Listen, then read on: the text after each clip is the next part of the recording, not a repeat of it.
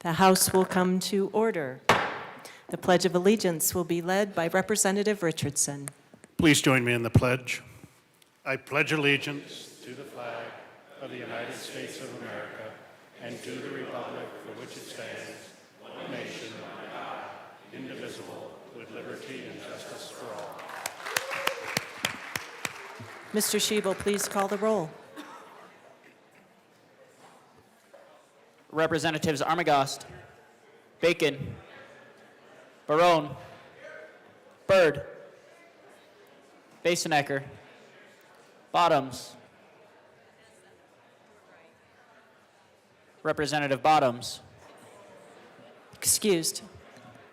Bradfield, Bradley, Brooks, Brown, Caldwell, Camacho, Carter, Clifford, DeGraff, Duran, English, Representative English, Excused. Espinoza, Foray, Froelich. She's here. Garcia. Garcia Sander. Gilchrist. Gonzalez. Hamrick. Hartsook. Jackson. Johnson. Joseph. Kelty. Leader. Lindsay. Linstead. Luck. Lukens. Mabry. Marshall is excused. Martinez. Morrow. McCormick. Pascal. Phillips. Puglisi. Minority Leader Puglisi is right there. Richardson. Ricks. Representative Ricks. Excused. Rutinel. Ryden. Representative Ryden. Excused. Sirota. Smith. Soper.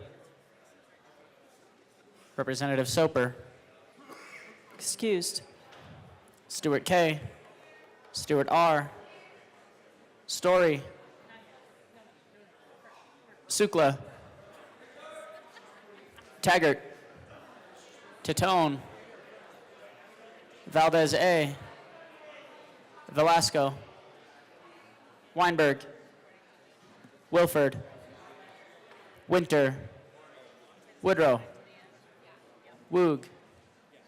Zokai. And Madam Speaker.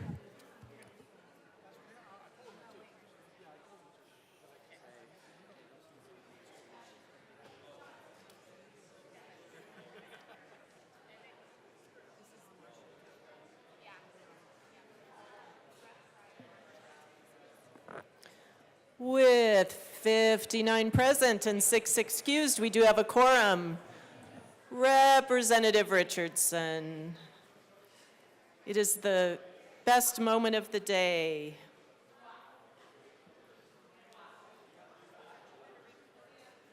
We love our journal. Representative Richardson. Thank you, Madam Speaker. This is the best moment of the day, and I have a startling admission to make. I have not read the journal, nor have I looked at the corrections that were made there too, but to vote no would be a vote of no confidence in the fine people that support us every single day. And I trust them implicitly, both their creation of the journal and their corrections there too. So, Madam Speaker, I move the journal of Monday, April 28th, 2025 be approved as corrected by the Chief Clerk. Representative Richardson, that was an honestly impressive plea. Thank you, and a recognition of our amazing staff. Members, you have heard the motion that the journal be approved as corrected by the chief clerk. All those in favor say aye. Aye. Aye. All those opposed, no. Ah, the ayes clearly have it. The motion is adopted. Mr. Schiebel, please read our reports of committees of reference. Committee on Appropriations, after consideration on the merits, the committee recommends the following: House Bills 1157, 1186 as amended, 1292, 1332 as amended, and Senate Bills 869, 122, 169, 181, 187, 192, 195, 291, 292, 293, 294, and 295 be referred to the Committee of the Whole with favorable recommendation. Committee on Health and Human Services, after consideration on the merits, the committee recommends the following: Senate Bill 278 be referred favorably to the Committee on Appropriations, and Senate Bill 121 be postponed indefinitely. Committee on Transportation, Housing, Local Government, after consideration on the merits, the committee recommends the following: Senate Bill 30 be referred to the Committee of the Whole, and Senate Bills 130 and 161 as amended be referred to the Committee on Appropriations with favorable recommendation. Signing of bills, resolutions, memorials. The Speaker has signed House Signing of bills, resolutions, memorials will be printed in the journal. Message from the Senate. Madam Speaker, the Message Senate from the has... Senate will be printed in the journal. Members, we are moving to business. Madam Majority Leader. Madam Speaker, I move the following bills be made special orders today, Tuesday, April 29, 2025, at 9:16 a.m. It's a long list, so please pay attention. House Bill 1292, House Bill 1332, House Bill 1157, House Bill 1186, House Bill 1223, House Bill 1121, House Bill 1288, Senate Bill 69, Senate Bill 169, Senate Bill 181, Senate Bill 192, Senate Bill 195, Senate Bill 8, Senate Bill 122, Senate Bill 176, Senate Bill 275, Senate Bill 271, Senate Bill 202, Senate Bill 190, Senate Bill 37, Senate Bill 291, Senate Bill 293, Senate Bill 294, Senate Bill 197, Senate Bill 49, Senate Bill 274, Senate Bill 200, Senate Bill 18, and House Bill 1065. Madam Majority Leader, I want to just clarify, you stated Senate Bill 187? Correct. Senate Bill 294, Senate Bill 187, correct? Correct. Thank you. Members, seeing no objection, the bills listed by the Majority Leader will be made special orders today, April 29th, 2025 at 9:16 a.m. Representative Valdez.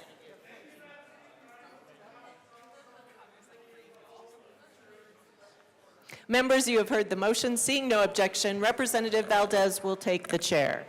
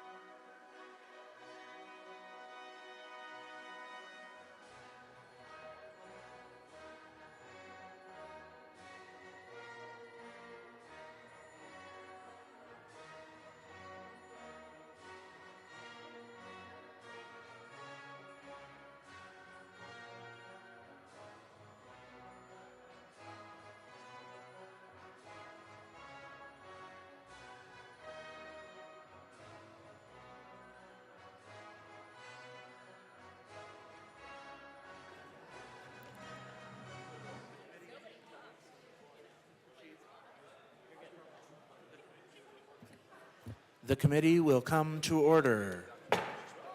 With your unanimous consent, the bills will be read by title unless there is a request for a reading of bill at length. Committee reports are printed in your bill folders. Floor amendments will be shown on the screen on iLegislate and in today's folder on your box account. Bills will be laid over upon motion of the Majority Leader, and since we're going to be moving very quickly today, the coat rule will be relaxed. Mr. Shebel, please read the title to House Bill 1292. House Bill 1292 by Representative Basenecker concerning the process to allow a transmission developer to locate high-voltage transmission lines within a state highway right-of-way. Representative, hey y'all, we can't even hear up here. We're just getting started. Don't make me the bad guy. Representative Joseph or Representative Basenecker? Thank you, Mr. Chair. It's an honor to serve with you. And you? We move House Bill 1292, the Finance Committee report, and the Transportation, Housing, and Local Government Committee report. All right, to the Finance report. Thank you, Mr. Chair. We adopted a number of amendments in the Finance Committee that brought our utility friends to a monitor position on the bill just by some clarification in terms of process, in terms of the fee structure, and also intersections where there would be a perpendicular versus a parallel running of those lines. We clarified that this bill applies to high voltage transmission lines only. And just to further our work a little more, we would move Amendment L14 to the Finance Committee report and ask for it to be properly displayed. All right, L14 has been properly moved. We'll wait for it to be displayed.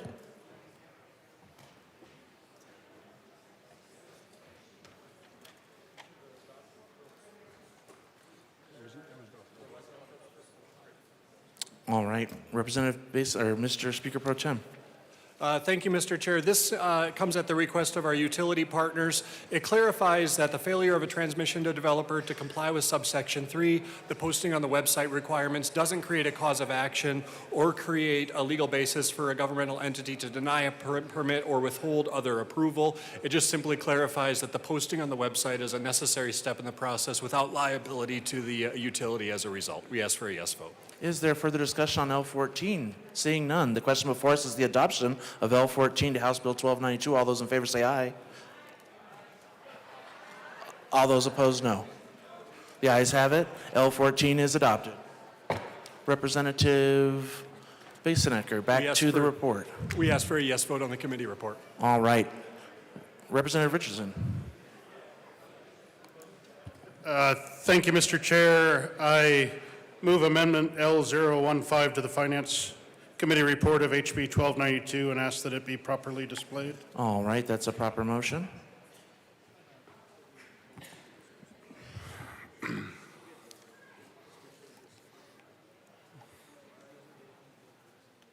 All right, Representative Richardson, please proceed.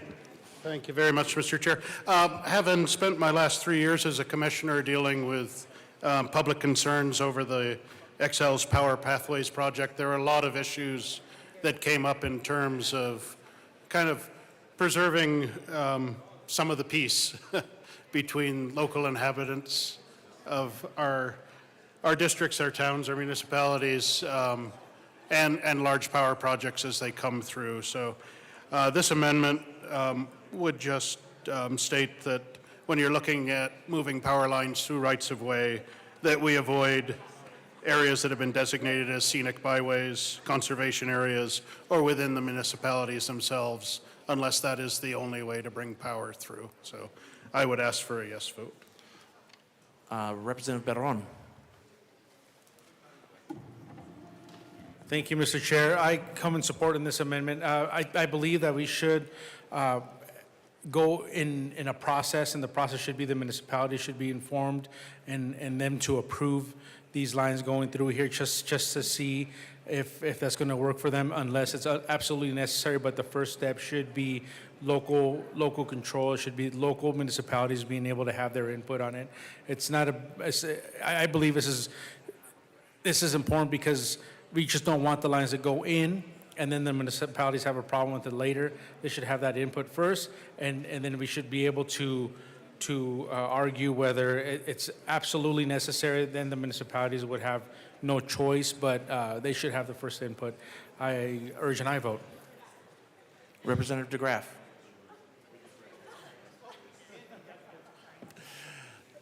Thank you, Mr. Chair. I support this also.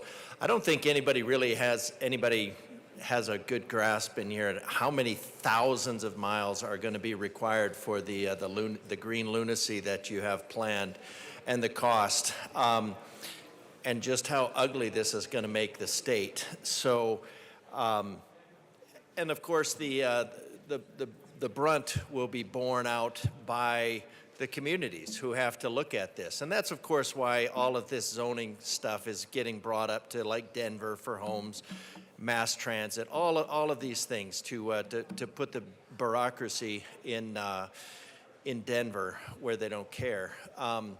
So I'm in favor of this because I think communities should still be at least somewhat consulted on this. Even though it's being imposed on them by, this environmental degradation of the green movement is being imposed on them. The lines are going to be very, very ugly, and I think the communities should be able to have a say. Representative Garcia Sander. Thank you, Mr. Chair. So I rise in support of this amendment because as Colorado has grown and our parks and natural areas are being used more, we've got just more cars on the road, and so a lot of us have been traveling more, looking at our beautiful scenery in Colorado. And what I've noticed is that we're starting to see these high power voltage lines pop up, and what used to be wide open vistas, wide open, beautiful clearing areas, there's now these power lines, and it really obstructs from the beauty of Colorado. And so I think it's really important to preserve the natural beauty of Colorado, the scenery, and so I think that we should support this amendment to do that. And also, we have a lot of municipalities in the mountains that also, this is really important to them. So preserving the natural beauty, making sure that they have the right to say this is where a high voltage power line should or shouldn't be along a state highway is really important. So I rise in support. I encourage a yes vote. Is there further discussion on L15? Representative Mr. Speaker Pro Tem. Thank you, Mr. Chair, and thank you to my colleague for bringing this amendment to our attention. I won't list out all the counties that you serve because it'll elongate the conversation, but I do appreciate you bringing this amendment to our attention. We are asking for a no vote today. I think there are some things in here that we could work with in the Senate, but in particular, what this amendment would do, it would make it more restrictive for our utilities than currently exists. The bill only says that a utility company must demonstrate that they've considered different spots to put these transmission lines. Ultimately, this might bind their hands and create a situation where private property rights are impacted as a result of a utility having to exercise eminent domain versus being able to demonstrate the ability to put this in any of the three locations or three areas that we've identified right now, the first being existing utility corridors that they have. So I think there's some possibilities here. I don't think we can get there today, but I do appreciate you flagging the issue and happy to talk more. Representative DeGraff. Like the respectful no for today. One thing that looking at my notes from the testimony is that most of the places just basically said there wasn't really a need for this bill because they can already accomplish this with the mechanisms they have. So I am a little curious. That wasn't really addressed as to why when the utilities themselves said they didn't really need that, or that's at least what I have in my notes. So, and again, this is going back to this need is created by an ideology that is unfounded on science. So we can avoid a lot of this problem if we would just go back and look at not propping up a bunch of green investments and investors. So we can not force ourselves into these problematic solutions, but that again is a matter of ideology and where you want to spend the money of Coloradans on making Colorado ugly again. Seeing no further discussion, the question before us is the passage of Amendment L15. All those in favor say aye. All opposed, no. The noes have it. L15 is lost. We are back to the finance report. Is there any further discussion? Seeing none, the question before us is the passage of the finance report. All those in favor say aye. All those opposed, no. The ayes have it. The finance report is adopted. To the Transportation, Housing, and Local Government report, Mr. Speaker Pro Tem. Thank you, Mr. Chair. I move Amendment L13 to the Transportation, Housing, and Local Government Committee report and ask that it be properly displayed. That's a proper motion.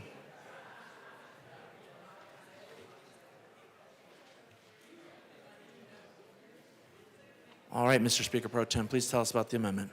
Thank you, Mr. Chair. This comes from stakeholder work with our tribal governments, making sure that we respect their authority and their governance structure and don't imply that the bill should somehow supersede that. We ask for a yes vote. Further discussion on L13. Seeing none, the question before us is the passage of L13. All those in favor say aye.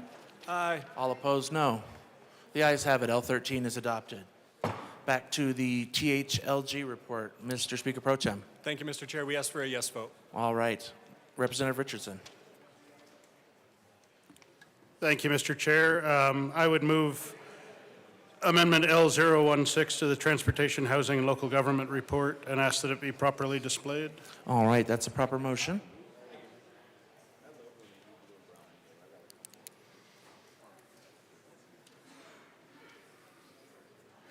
Please tell us about Amendment L16, Representative. Okay. Thank you, Mr. Chair. As I said, I've been kind of working with one large project that's going across multiple counties over the last several years. I do think using our right-of-ways, existing right-of-ways, is absolutely the right direction to go. Certainly better than condemning private properties to make things work. But unless your power line is transiting from A to B completely along a right-of-way, it's going to feed power into that right-of-way and take it out of the right-of-way at some point in some local jurisdiction. So this amendment just asks that before issuing a permit for construction within the right-of-way, that it be coordinated with those local jurisdictions where power may be connecting to. It does no good to have a permit to go for just a segment of the total way if you can't work out the rest of the route that moves off the right-of-way through local jurisdiction. So I would ask for a yes vote. Representative Woog. Thank you, Mr. Chair. Yeah, I urge a yes vote on L16. It's just a good way to do business, to contact the local government and talk to them and just see if they have issues and make sure that hopefully it's a win-win for everyone. So I urge a yes on this good amendment. Representative Baron. Thank you, Mr. Chair Valdez. I also agree with this amendment. It comes back to the local municipality aspect of it. It's really important for local municipality to be able to put their input on this, so I urge an aye vote. All right, seeing no Representative, Mr. Speaker Pro Tem. Thank you, Mr. Chair. Thank you again to my colleague for bringing the amendment. There might be something here. We just haven't had a chance to digest it with our stakeholders. So I'm going to ask for a no vote today. I would say the one piece that gives me pause is the requirement on our transmission developers to go through that work. We've heard pretty clearly from them that additional workload as it relates to this bill would be a cost that would be passed on to ratepayers. I know that is not your intent, but I want to be cognizant of that in terms of keeping costs low for ratepayers and jurisdictions. And so for today, I'll ask for a no vote. All right, seeing no further discussion, the question before us is the adoption of L16 to the Transportation, Housing, Local Government report. All those in favor say aye. Aye. All opposed, no? No. The noes have it. L16 is lost.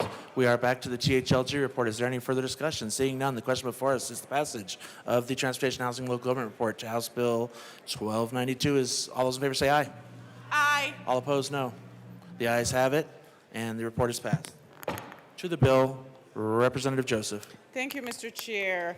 House Bill 251292 is pivotal for advancing the state's clean energy objectives by facilitating the integration of high-voltage transmission line within existing state highway right-of-ways.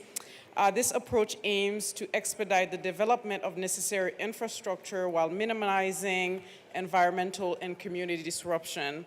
The bill also establishes a structured permitting process ensuring that developers consider safety, environmental, and operational factors, thereby promoting sustainability and efficient energy transmission solutions. And we ask for a yes vote. And also, I forgot to mention, I want to thank Speaker Pro Tem Basenecker for all the work that he has done on this particular bill and this very, very important bill for the state of Colorado. Thank you. All right. Is there any further discussion on House Bill 1292? Seeing none, the question before us is the passage of House Bill 1292. All those in favor say aye. All opposed, no. The ayes have it. 1292 is passed as amended. All right, Mr. Shebel, please read the title of the House Bill 1332. House Bill 1332 by Representative McCormick, also Senators Robertson Wallace, concerning the creation of a work group to study the uses of state trust lands. Representative McCormick. Thank you, Mr. Chair. I move House Bill 1332, the Appropriations Committee report, and the Agriculture, Water, and Natural Resources Committee report. To the Appropriations Committee report. Thank you, Mr. Chair. In appropriations this morning, we transferred funds from one cash fund to the Department of Natural Resources to implement the bill. And I ask for an aye vote on the Appropriations Committee report. Further discussion on the Appropriations report. Seeing none, the question before us is the adoption of the Appropriations report. All those in favor say aye. Aye. All opposed say no. Ayes have it. Appropriations report is adopted. To the Ag report.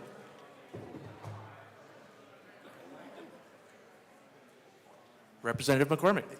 Thank you, Mr. Chair. In Agriculture, Water, and Natural Resources Committee, we presented the bill, but also brought a significant amendment that made several changes, significantly reducing the length of the legislative declaration, also changed the work group appointments to mostly legislative appointments with specific seats versus all Director of Natural Resources appointments, and also added language to ensure private property interests are kept in mind by the task force and made sure that those interests were not infringed. Also added language to clarify intent in particularly around agricultural leases and interests, and we removed the safety clause and adjust the deadlines accordingly. We also added a second amendment to add someone with experience in water resources management to the work group on request of folks from the Water Committee. And we asked for an aye vote on the House Agriculture, Water, and Natural Resources Committee report. All right. Further discussion, Mr. Assistant Minority Leader Winter. Thank you, Mr. Chair. I'd like to move Amendment L005 to the Agriculture, Water, and Natural Resources Committee report and ask that it be properly displayed. All right, that's a proper motion. Thank you. Members, I'd like to thank the bill sponsor for doing this. She's been in consultation with numerous agricultural groups. So what this amendment does is it adds language. It does not remove any members added in the committee amendment, but does reassign some appointments. CCI, cattlemen's, they're all behind this amendment. They appreciate agriculture having a seat at the table, so it adds additional seat for the ag community. It adds a seat for a member with affordable housing experience. It shifts appointments slightly to accommodate these new seats. The vast majority of seats will be appointed by members of the General Assembly, and I think that that's an important thing that the bill sponsor did, is to make sure there isn't just one central power putting all of these members in. It's going to be spread around, so there's different interests are able to have their voice at the table. It changes the normal culture of the non-voting state agency seats to technical support to better capture their role, and it adds reps from the State Forester and Tourism Office to draw on a variety of expertise. So that's everything that the amendment does. I wanted to explain that, but my big support is making sure that agriculture has a seat at the table. So with that, I'd like to thank the bill sponsor, and I would ask for an aye vote on this amendment. All right, members, just so you're aware, this is a multi-page amendment, falls under the rule of approval by the Majority Leader, Representative McCormick. Thank you, Mr. Chair, and thank you to AML Winter. I want to just point out that not only does it add a seat for agricultural interests, it makes the total number of seats on the working group 3, which is the largest block, which is so important because over the years, agricultural leases have been a big part of the income generating of these state trust lands. So those voices are incredibly important, and I also support this amendment and urge an aye vote on L005 to the committee report. All right, seeing no further discussion, the question before us is the adoption of L005. All those in favor say aye. All opposed, no. The ayes have it. L005 is adopted. We are back to the Ag report. Representative Garcia Sander. Thank you, Mr. Chair. I would like to move L004 to the Ag, Water, and Natural Resources Committee report and ask that it be properly displayed. That's a proper motion. Stand by.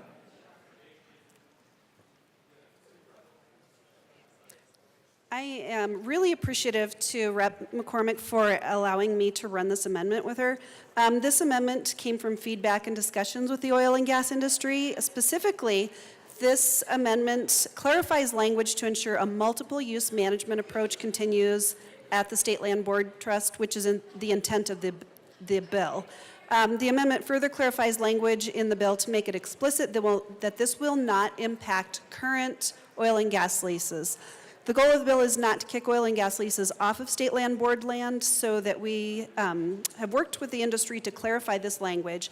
As a school principal, school teacher, oil and gas fuels and pays for education. In fact, 80% of the revenues generated from State Land Board leases comes from oil and gas and other mineral development. It's a huge source of funding for education, and so this is a really important amendment to me. And again, I appreciate Rep. McCormick working with oil and gas to run this amendment, and so I encourage an aye vote. Thank you. Representative McCormick. Thank you, Mr. Chair, and thank you to my colleague from Weld County.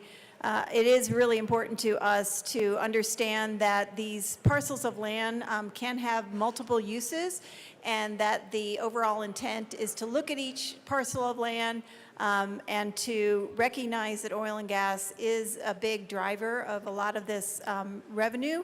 And there could be some particular parcels that can have stackable leases where one particular lease is not harmed by adding a second one. And so we appreciate this clarity in language to ensure that multiple use management approach, and also would urge an aye vote on L004 to the committee report. All right, seeing no further discussion, the question before us is the passage of amendment L004. All those in favor say aye. All opposed, no. The ayes have it. L4 is adopted. We are back to the Ag report. Is there any further discussion? Representative McCormick. We urge an aye vote on the committee report as amended. All right, seeing no further discussion, the question before us is the passage of the Agriculture, Water, and Natural Resources report. All those in favor say aye. All those opposed, no. Ayes have it. And the report is passed. To the bill, Representative McCormick. Thank you, Mr. Chair, and thank you to my colleagues for being part of the discussion as this bill moves forward. I want to give everyone a little background on the State Land Board. I learned a lot in carrying this bill. It was actually founded during our statehood in 1876, and it is required under the Colorado Constitution to manage the endowment of these lands and minerals with a dual mission to produce reasonable and consistent income over time and to provide sound stewardship of these state trust assets. The lands are held in 9 public land trusts, which primarily benefit public schools, but also other public institutions. Next year will mark the 150th anniversary of Colorado, as well as the State Land Board, which makes the conversation around this bill very timely. So there are over 2.8 million acres of surface land and 4 million acres beneath the surface. And in 1996, if any of you were here and were voting, Colorado voters passed Amendment 16, which changed the State Land Board's mandate from maximizing revenue to producing reasonable and consistent income over time, and added an emphasis on intergenerational stewardship and how the agency managed lands. So that was almost 30 years ago. That amendment, Amendment 16, directed Land Board to develop tools to promote sound stewardship and land management practices, long-term agricultural productivity, community stability, natural resource management practices, and conservation easements. And so it also established a separate stewardship trust, which includes up to 300,000 acres, and the voters at that time provided direction to the Land Board that will only permit those uses to protect and enhance beauty, natural values, open space, wildlife habitats of those lands. So these stewardship trust lands are leased for mineral resources, as we've discussed, agriculture and grazing, public access, and other uses. So this bill does not change any of the good work that the State Land Board has been doing for the last 150 years, 149. It seeks to build upon that work and look forward to the next 150 years, how we can benefit with those lands.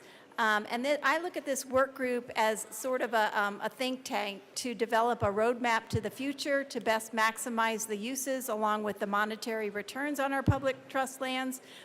And want to reassure everyone that happens to be listening that the work group will then submit a full report to the State Land Board, the legislature, that's us, the governor, and the Department of Natural Resources with any recommendations that they bring forward. The work group may not consider any recommendations that alter or impair the validity of leases on state trust lands or create new terms or regulations on these leases. The bill does not amend or end any of these leases. The bill does not impact or reduce funding for public schools or other beneficiaries. And the bill also adds some definitions that were not clearly defined in the Constitution. So for our sesquicentennial celebration, I urge everyone to support this bill. It is really a great work group that we're putting together. We made sure that we included all the voices in the room at the table, and I look forward to the report that they bring forward here in a year and a half to 2 years to see if there's any further recommendations we can look for taking care of these lands for the next 150 years. So I urge an aye vote on House Bill 1332. Representative Sukla.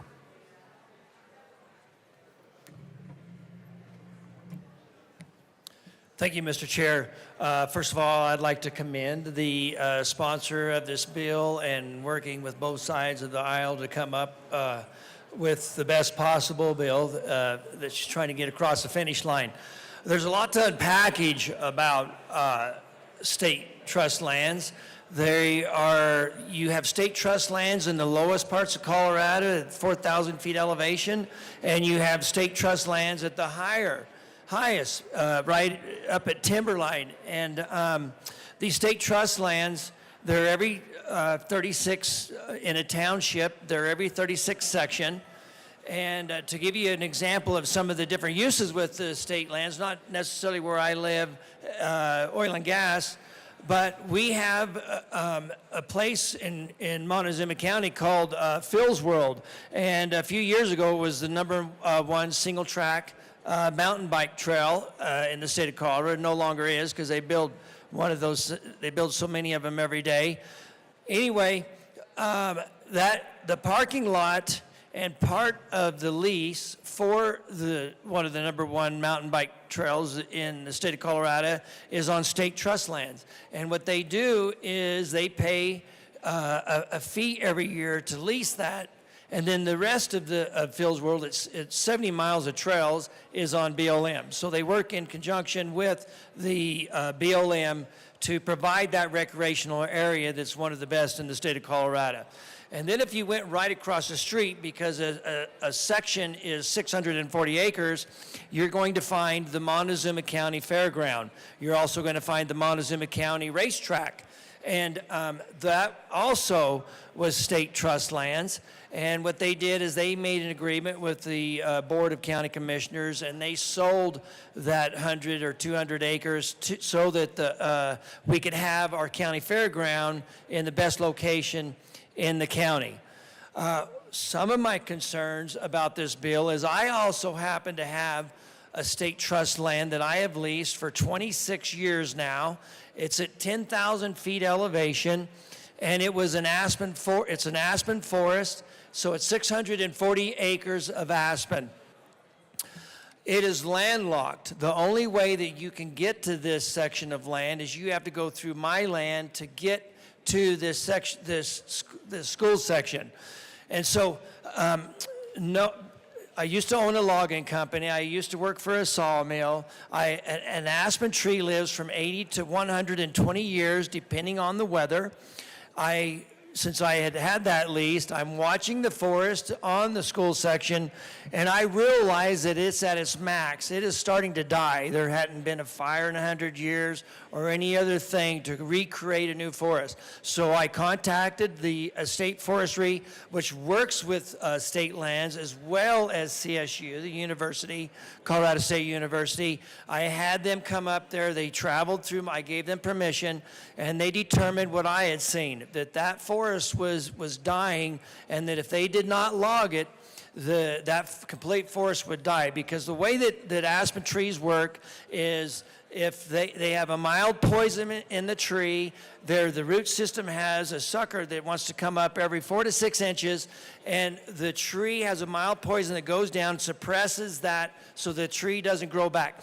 If the tree dies from the top down, if the tree is mature and dies from the top down, the poison stays and the whole forest dies. That is how simple. However, if that tree is cut down, or if the wind blows it down, or a fire, on average, when one tree is cut down, 100 trees grow back in an aspen forest. So, they agreed with me. We spent 4 years, and they logged 500 of that 640 acres about 15 years ago.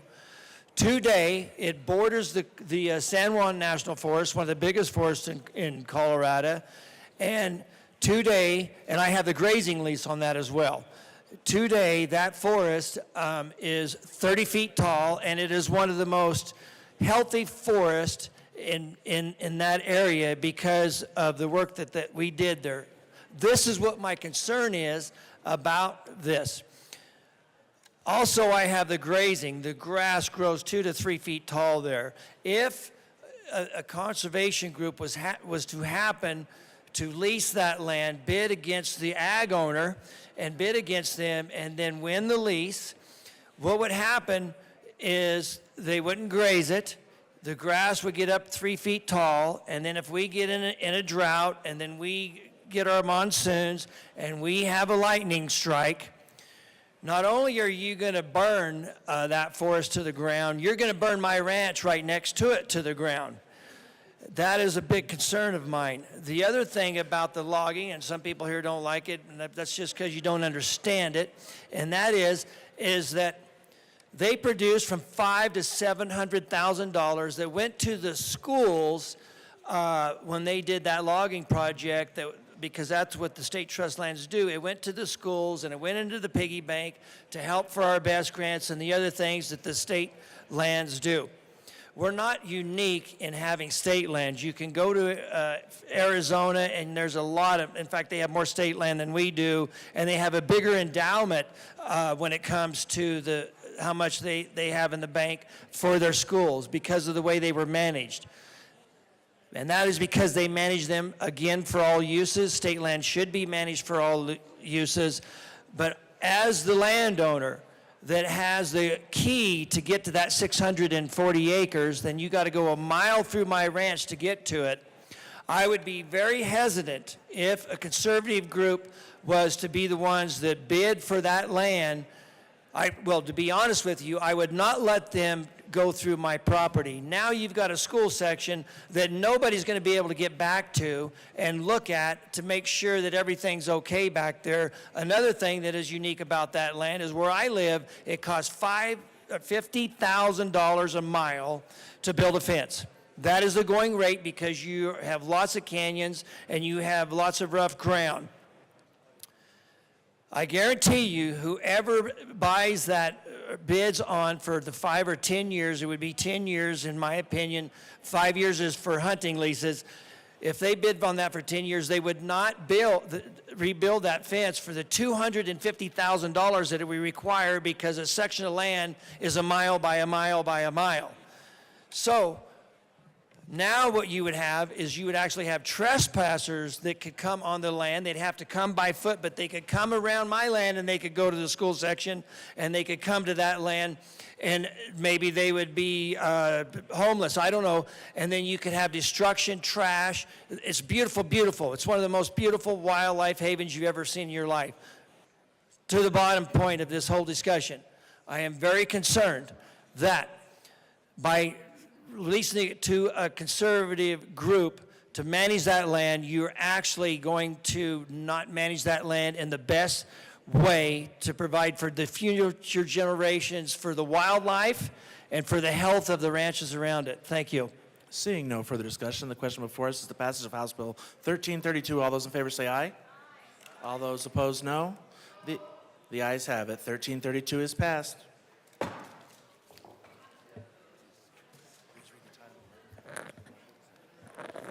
Mr. Shebo, please read the title for House Bill 251157.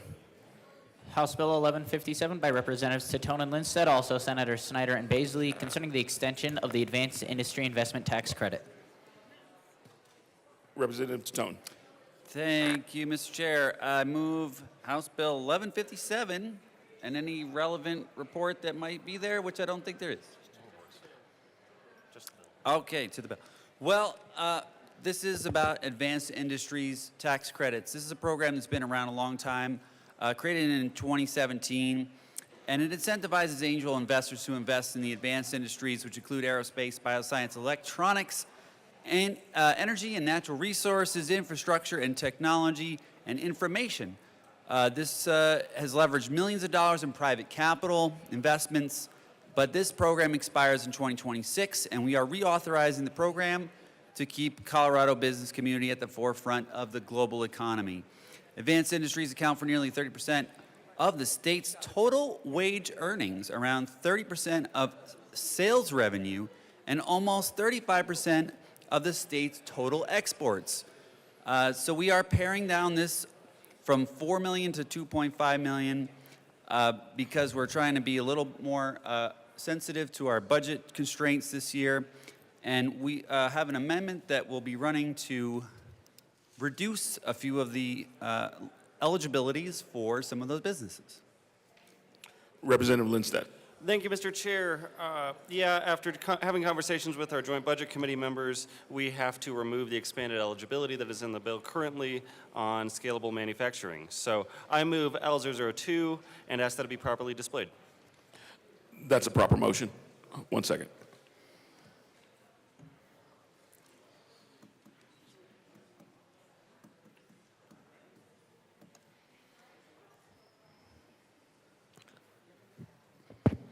Seeing that's a proper motion, seeing that it has been displayed, can you tell us about the amendment, Representative Lindstedt? Thank you, Mr. Chair. This removes the expanded eligibility option in the bill. Hopefully we can bring it back in a future year, but in this current budget climate, it is not possible. So the expanded eligibility was for scalable manufacturing.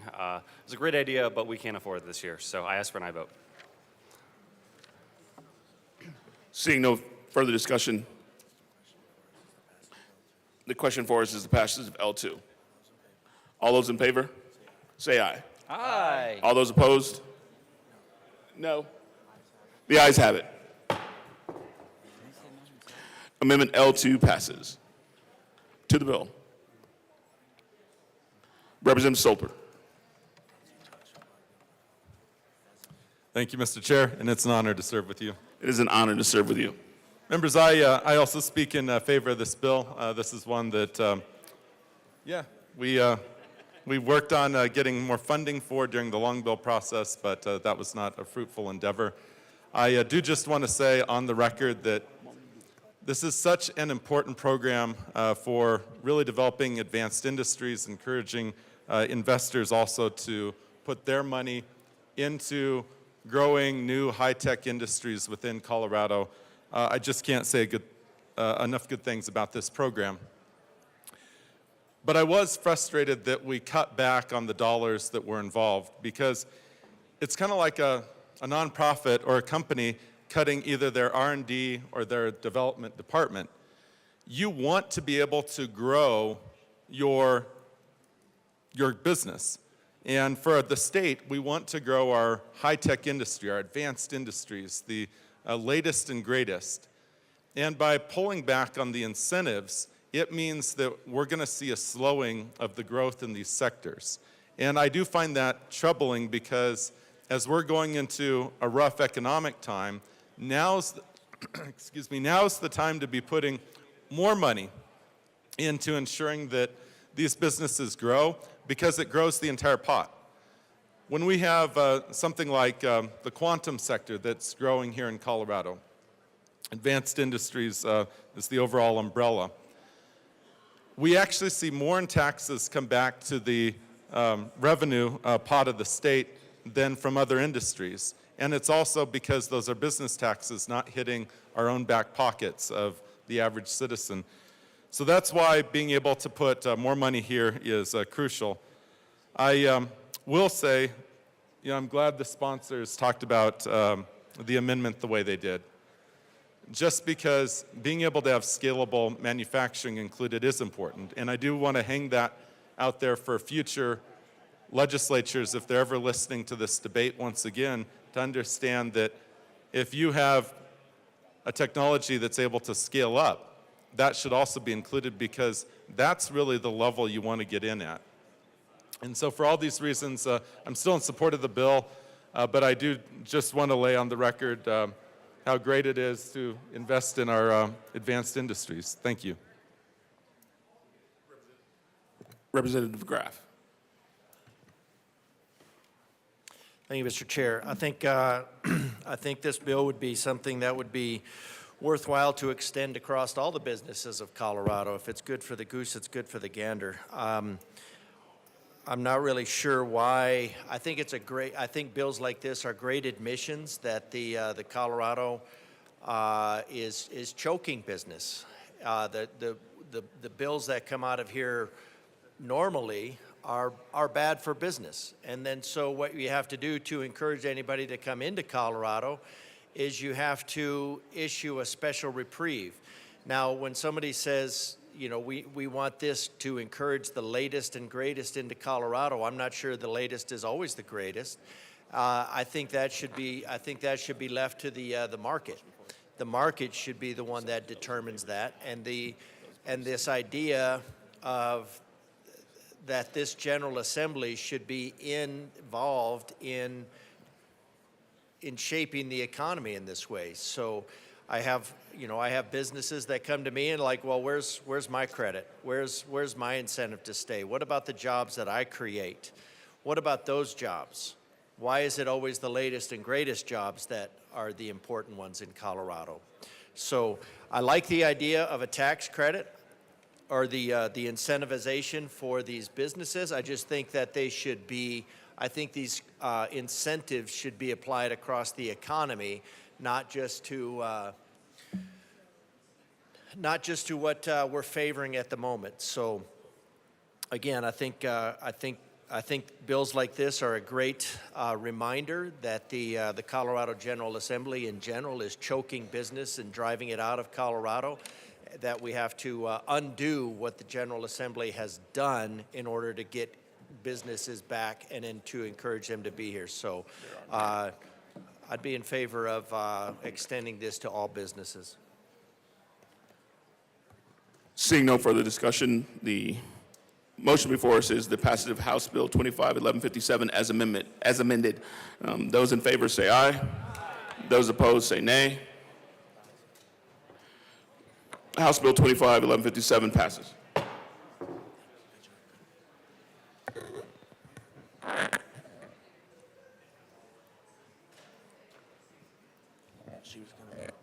Madam Majority Leader?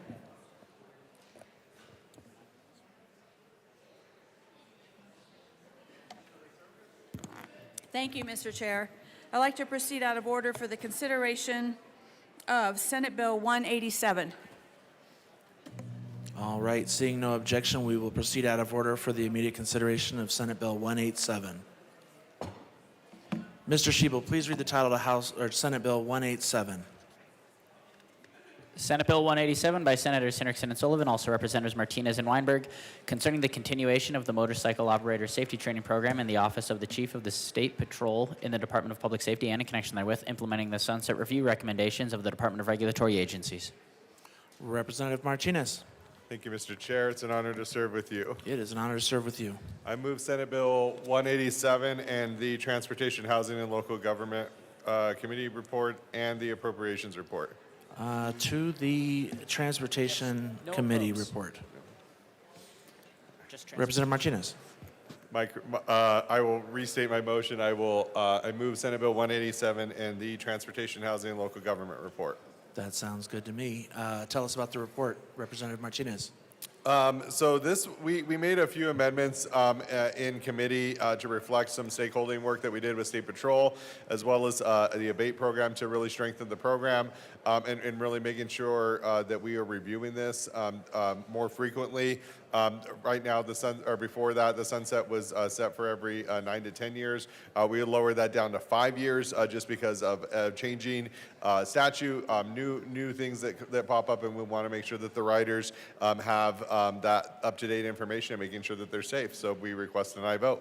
All right, seeing no further discussion on the committee report, the question before us is the passage of the THLG report. All those in favor say aye. Aye. All opposed, no. The ayes have it. The committee report is adopted. To the bill. Representative Weinberg. Thank you, Mr. Chair. Fellow colleagues, this is all about motorcycle safety. We have CSP behind us. I urge an aye vote on this bill. All right, Representative Martinez. Thank you, Mr. Chair. Again, this is really just regulates the programming around the training programs for new motorcycle riders. This has been heavily stakeholdered and also again, in conjunction with both State Patrol, who's in support of this, as well as the ABATE program.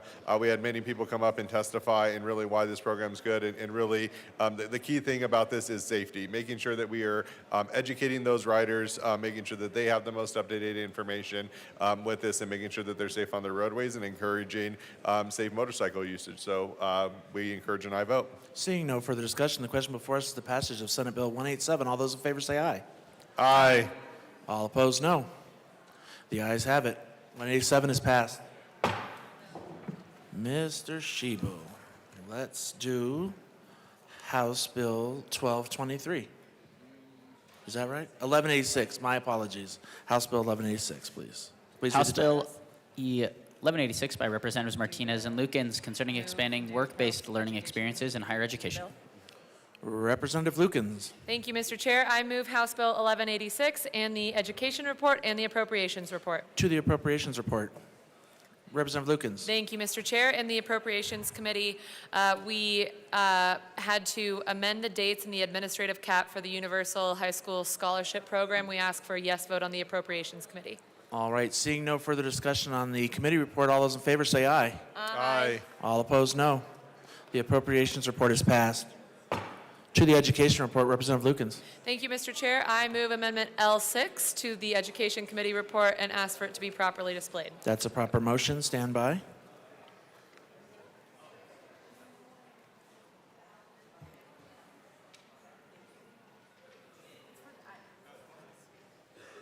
Tell us about your amendment.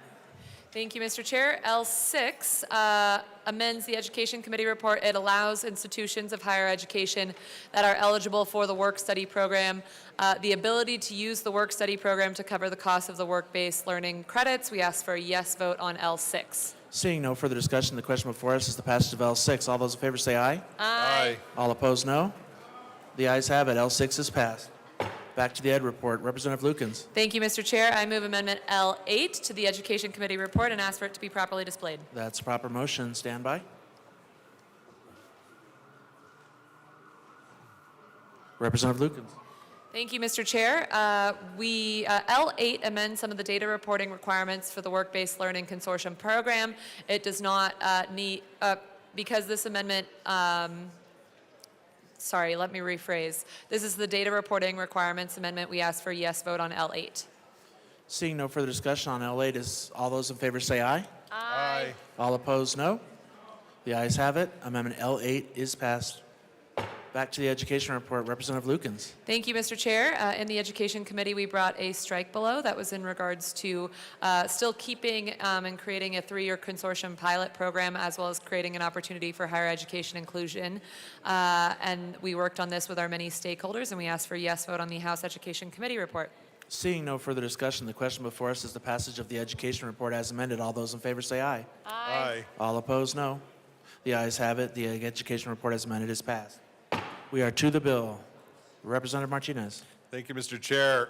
Colleagues, this program in this bill is designed to improve access to high-quality work-based learning for higher education by expanding our access and understanding of the collegiate work-based learning program. Colorado has already had a strong record of blurring the lines between K through 12 higher education and workforce development. These efforts have focused on ensuring that there are no wrong doors and no dead ends in Colorado's journey to success. We know that work-based learning is an essential tool to prepare students for the workforce and can blur the lines between what students learn in the classroom and how it's applied to the real world. This bill promotes work-based learning in collegiate setting by creating work-based learning consortium to the pilot embedding industry-sponsored projects into student coursework.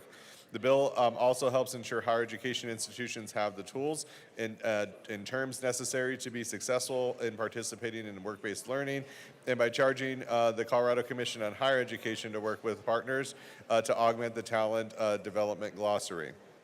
It's essential that our institutions equip students with the knowledge and the skills that they need to be successful. This bill is an important first step to ensure that higher education is connected to the workforce and that the students are getting exposure to the real world situations, career opportunities, and professional environment. Members, this bill is really designed to making sure that we are cutting down the time between when a student earns their degree or their certificate and when they get employed into the workforce. This is designed to give them that experience in there. That way, once they graduate, they have not only the degree, but they also have that work experience, and it helps get them in the job field faster. This is not my first bill around this area, but this is a significant step forward to making sure that we're getting qualified people into the workforce and really being able to help Colorado's economy. So we urge an aye vote. All right, seeing no further discussion, the question before us is the passage of House Bill 1186. All those in favor say aye. Aye. All those opposed, no. The ayes have it. 1186 is passed. Mr. Shebel, please read the title of House Bill 1223. House Bill 1223 by Representatives Johnson and Lukens, also Senators Pelton, R. and Roberts, concerning capital needs of rural and frontier hospitals, and in connection therewith, directing the Department of Public Health and Environment to conduct a study and create a task force to oversee the study. Representative Lukens. Thank you, Mr. Chair. I move House Bill 1223 and the HHS report and the Finance report. To the Finance report. Thank you, Mr. Chair. In the Finance Committee, we added a few clarifications about where the finances would be coming from, and we ask for a yes vote on the Finance Committee report. Are there any further discussions? Seeing none, the question before us is the passage of the Finance report. All those in favor say aye. Aye. All opposed, no. The ayes have it, and the Finance report is adopted. Representative Lukens. Thank you, Mr. Chair. In the Health and Human Services Committee, we changed a few components of the bill to ensure that this bill would only be enacted if there is the money available, as well as adding a petition clause. We ask for a yes vote on the Health and Human Services report. All right, seeing no further discussion, the question before us is the passage of the Health and Human Services report. All those in favor say aye. Aye. All those opposed, no. The ayes have it, and the Health and Human Services report is adopted. To the bill. Representative Lukens. Thank you, Mr. Chair. This bill is in relation to supporting our rural and frontier hospitals by creating a capital needs study task force. There are 43 rural hospitals in Colorado that confront enormous challenges, many of which are in our districts that myself and my good colleague from the Eastern Plains represent. This bill focuses on creating a capital needs study task force to assemble the brightest rural leaders to study local, regional, and national rural hospital funding, staffing, and related best practices, and make recommendations to the General Assembly for improving rural healthcare infrastructure. We ask for a yes vote on House Bill 1223. Representative Johnson. Thank you, Mr. Chair. And echoing what my good co-prime has stated, we have 43 rural hospitals. Since 2005, 190 rural hospitals have closed around our nation, and we have 23 rural hospitals in Colorado that are on the brink of shutting down as well. That is 23 looking at shutting down out of the 43 we have. That is half of the rural hospitals we have, and those are crucial for our communities across the state, which is why we need to look at this task force. We need to look at it as a whole too, because they are already so burdened by lack of staff, lack of funding, all the undue burdens that everything is happening at the state and federal level happening, that they need to have a coalition come together to see how do we keep them alive and functioning so our communities can be healthy. I do want to make a point, especially to my side of the aisle. It is a cash grants and donation, but we put 3 things in here to ensure that that is all it is going to take. The first one is we did reference section 2475-1305 to clarify in intent and in statute that this is only going to take from gifts, grants, and donations. We also then further said if the department does not get the funding needed, this shall not move forward. But we also have letters coming forth across the state that are excited to help fund this with gifts, grants, and donations to ensure the need of this. So we already have that promise and commitment coming forward. And the third is it does not have an appropriation. We ensured that in the amendments that we offered, so that way you can guarantee that we will not come and ask for cash and general funds, that this is purely for that intent to keep our rural hospitals and frontier hospitals alive, and strongly urge a yes vote. Seeing no further discussion, the question before us is the passage of House Bill 1223. All those in favor say aye. Aye. All those opposed, no. The ayes have it. 1223 is passed. Mr. Shebel, please read the title to House Bill 1121. House Bill 1121 by Representative Sukla concerning an option to register a trailer until it is transferred to another person. Representative Lukens. Thank you, Mr. Chair. I move House Bill 1121 and the Finance Report. To the Finance Report. No, I don't. Okay. Representative Lukens. Thank you, Mr. Chair. In the Finance Committee, there were a few clarifications in regards to Class C and Class D, as well as clarifying the money that would be utilized. And we also moved this, we moved the bill to a petition clause. We asked for a yes vote on the Finance Committee report. Seeing no further discussion on the Finance Report, the question before us is the passage of the Finance Report. All those in favor say aye. Aye. All those opposed, no. The ayes have it. The Finance Report is passed. To the bill, Representative Sukla. Thank you, Mr. Chair. There is no amendments because this is the perfect bill right here. All right. Seeing no further discussion. To the bill. So what this bill does is what several states that have got a jump in front of us, and that is Oklahoma, Montana, Idaho, New Mexico, and Arizona, and there's some more further. I've never been across the Mississippi, so I don't know what they do on that side. But anyway, we don't need to go over there. We're in the prettiest part of the United States anyway. So what this bill does is it lets somebody get a one-time license fee, and they can get the registration for their trailers, and that is good until they sell that trailer or they buy a new trailer. Some of the back and forth on this bill was, well, this is going to reduce revenue in the state of Colorado to our clerk and recorders. And I believe that that is a false narrative, and I'm going to explain why. So just for the cattle pots alone, 90% of those trailers in the state of Colorado is registered in Idaho. So, and then where I live, border up to Representative Lukens there, in the southwestern part of the state, you cannot drive down Main Street, you cannot drive in the town of Mancos, you cannot drive in the town of Pleasant View without seeing somebody from Colorado that has a New Mexico or an Arizona license plate on their trailer. So if this bill passes, when this bill passes, we will get all of that lost revenue. It'll come from them other states back to the state of Colorado, and in the end, I believe that it will be a net increase of revenue for the state of Colorado. It will also be a freedom. I have 7 or 8 trailers myself. You get the stickers depending on the time you buy the trailer. If you buy the trailer in January and you got 2 foot of snow on there, you got to go dig the snow away from the license plate. It's very hard to put one of those stickers on when it's 10 degrees outside. This is a good bill for our citizens, our constituents of the state of Colorado, and I would suggest an aye vote on the bill.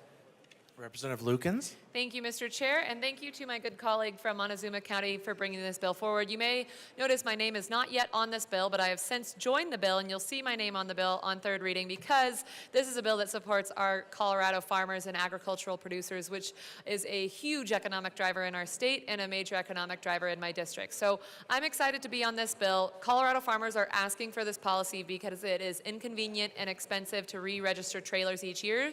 Our trailers are an essential component to our agricultural producers on their day-to-day basis. And so many Colorado farmers are actually registering their trailers in a different state, but we would certainly rather them register their trailers in Colorado instead, and that's exactly what this bill does. So we ask for a yes vote on House Bill 1121. Seeing no, Representative Garcia Sander. Why, thank you, Mr. Chair.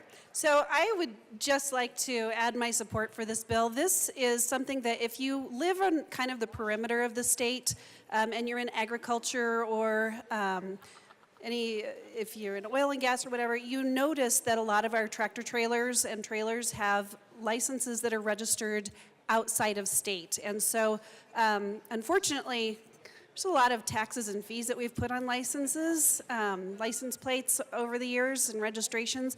And so a lot of people have registered their trailers outside of the state. This brings it back to our state. So this is really beneficial for our farmers, ag producers, oil and gas industry, to actually get those revenues for our licensing back to the state. So I urge an aye vote on this bill.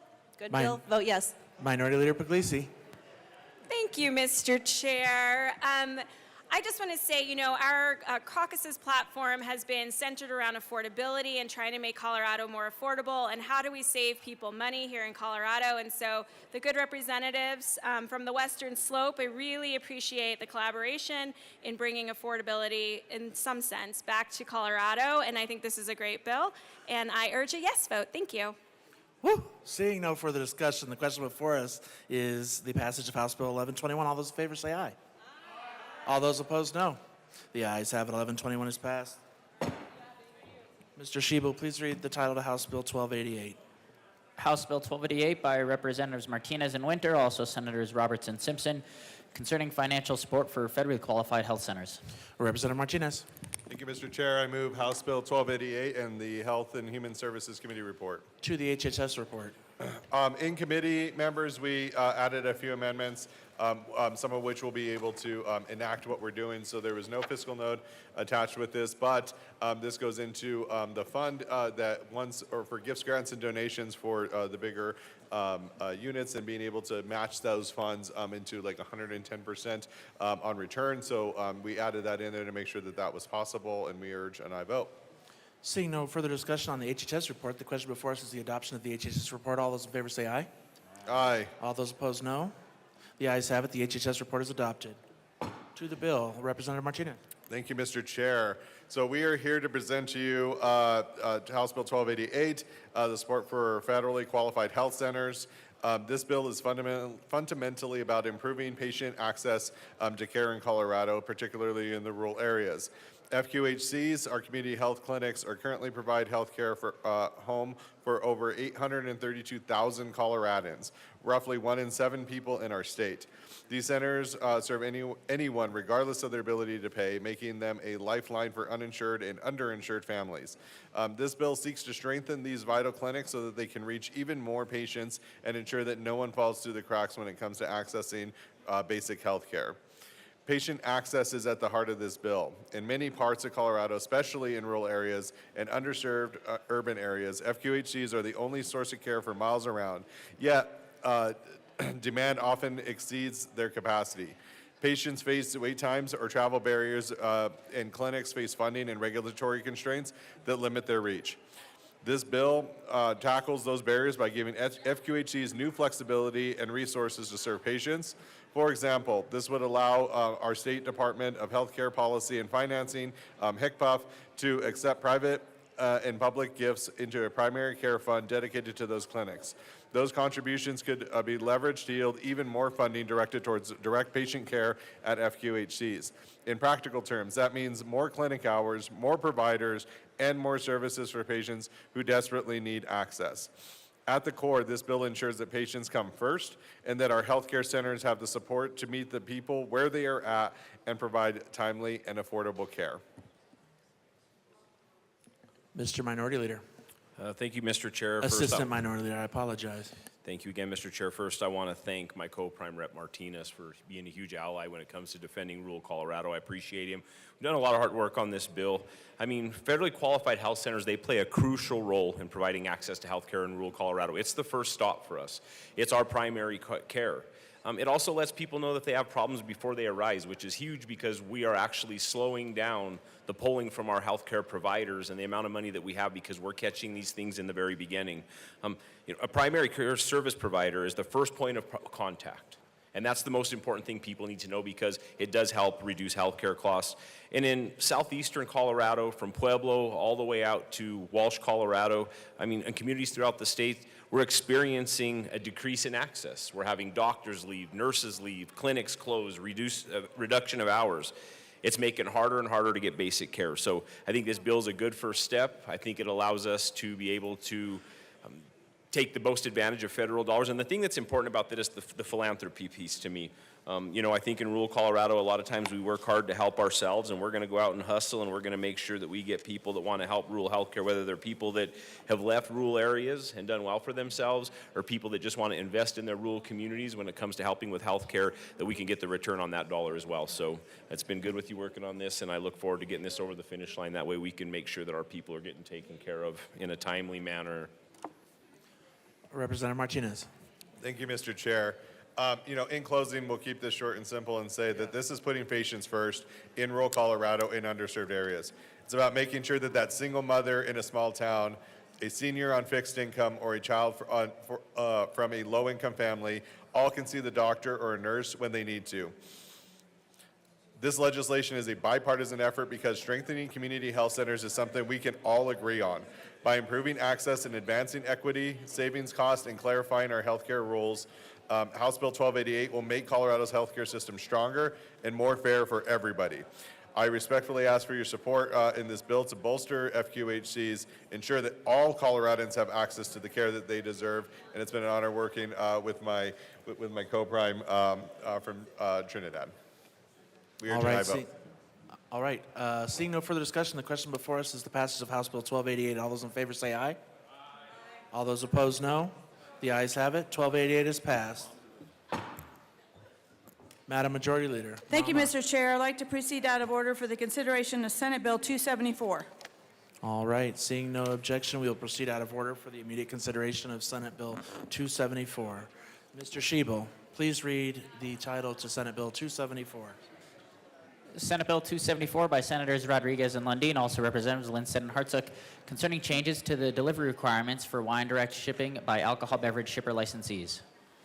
Representative Lindstedt. Thank you, Mr. Chair. I move Senate Bill 274. All right, to the bill. This is a really simple bill. It is a cleanup from the Liquor Advisory Committee bill last year. Essentially, we made it illegal for another adult in a property to accept a shipment of wine if their name does not match the person who made the orders. So if someone in a couple orders wine, their partner cannot accept the delivery at their house. So all this does is clean up the language from the LAG bill to say that any adult over the age of 21 can accept the delivery of wine. I ask for an aye vote. Representative Hartsook. Thank you, Mr. Chair. This is great, especially at Christmas time. We have all kinds of gifts coming in.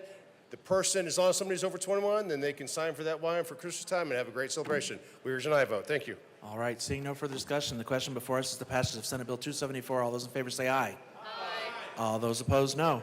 The ayes have it. Senate Bill 274 is passed. Mr. Schiebel, please read the title of Senate Bill 69. Senate Bill 69 by Senators Catlin and Roberts, also Representatives Lukens and Velasco, concerning the use of traction devices on motor vehicles on highways for winter conditions. Representative Lukens. Thank you, Mr. Chair. I move Senate Bill 69. To the bill. Thank you, Mr. Chair. Up here you have two legislators that often drive I-70, and this bill came from a conversation that we had with the I-70 Coalition as well as our many transportation partners in relation to chain assist vendor authorization. This bill would allow CDOT to issue authorization to third-party vendors and companies to station on our roads and highways to help install or remove tire chains or other traction devices for commercial drivers and on passenger vehicles. This bill will help get those tire traction devices and chains on our trucks, and that will thus save lives, especially in the midst of a blizzard. We ask for a yes vote on Senate Bill 69. Representative Velasco. Thank you so much, Mr. Chair. In the Western Slope and across our state, public safety and being able to travel on the roads is a priority, especially in the Western Slope.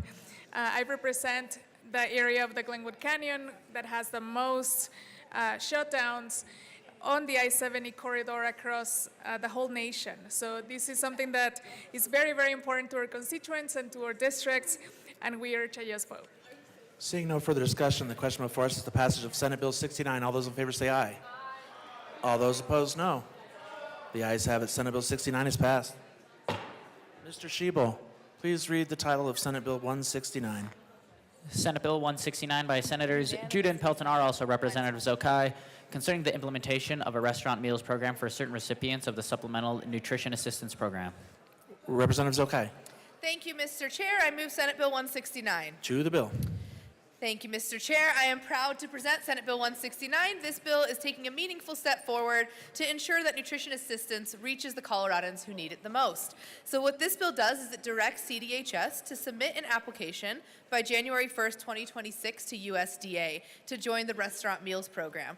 This is an ongoing program that allows SNAP recipients that are older adults, individuals with disabilities, and people going through homelessness to use their benefits at participating restaurants. For these households, preparing a meal at home often is not possible. They may not have access to a kitchen, they may struggle with mobility or health challenges, and while SNAP does help them buy groceries, it does not allow the purchase of hot prepared food unless the state specifically opts into this program, and that is what this bill sets us up to do. I do want to point out that this legislation does not require program implementation, and rather implementation is subject to available appropriations. This is an important bill to support our most vulnerable neighbors and allow our local restaurants to give back to our communities, and I urge a yes vote.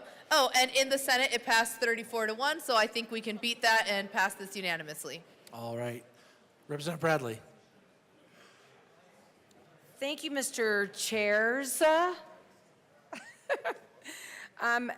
We heard this in Health and Human Services, and I have a lot of questions for this. So this does have 3 different communities that it affects who gets these SNAP benefits to use at restaurants: seniors, disabled that can't cook because of their disability, and the homeless. And my question is, if the seniors can't prepare their meals in the disabled community, how are they getting in their cars to drive and find these restaurants? I do like that it does not implement and make the restaurants be a part of this program.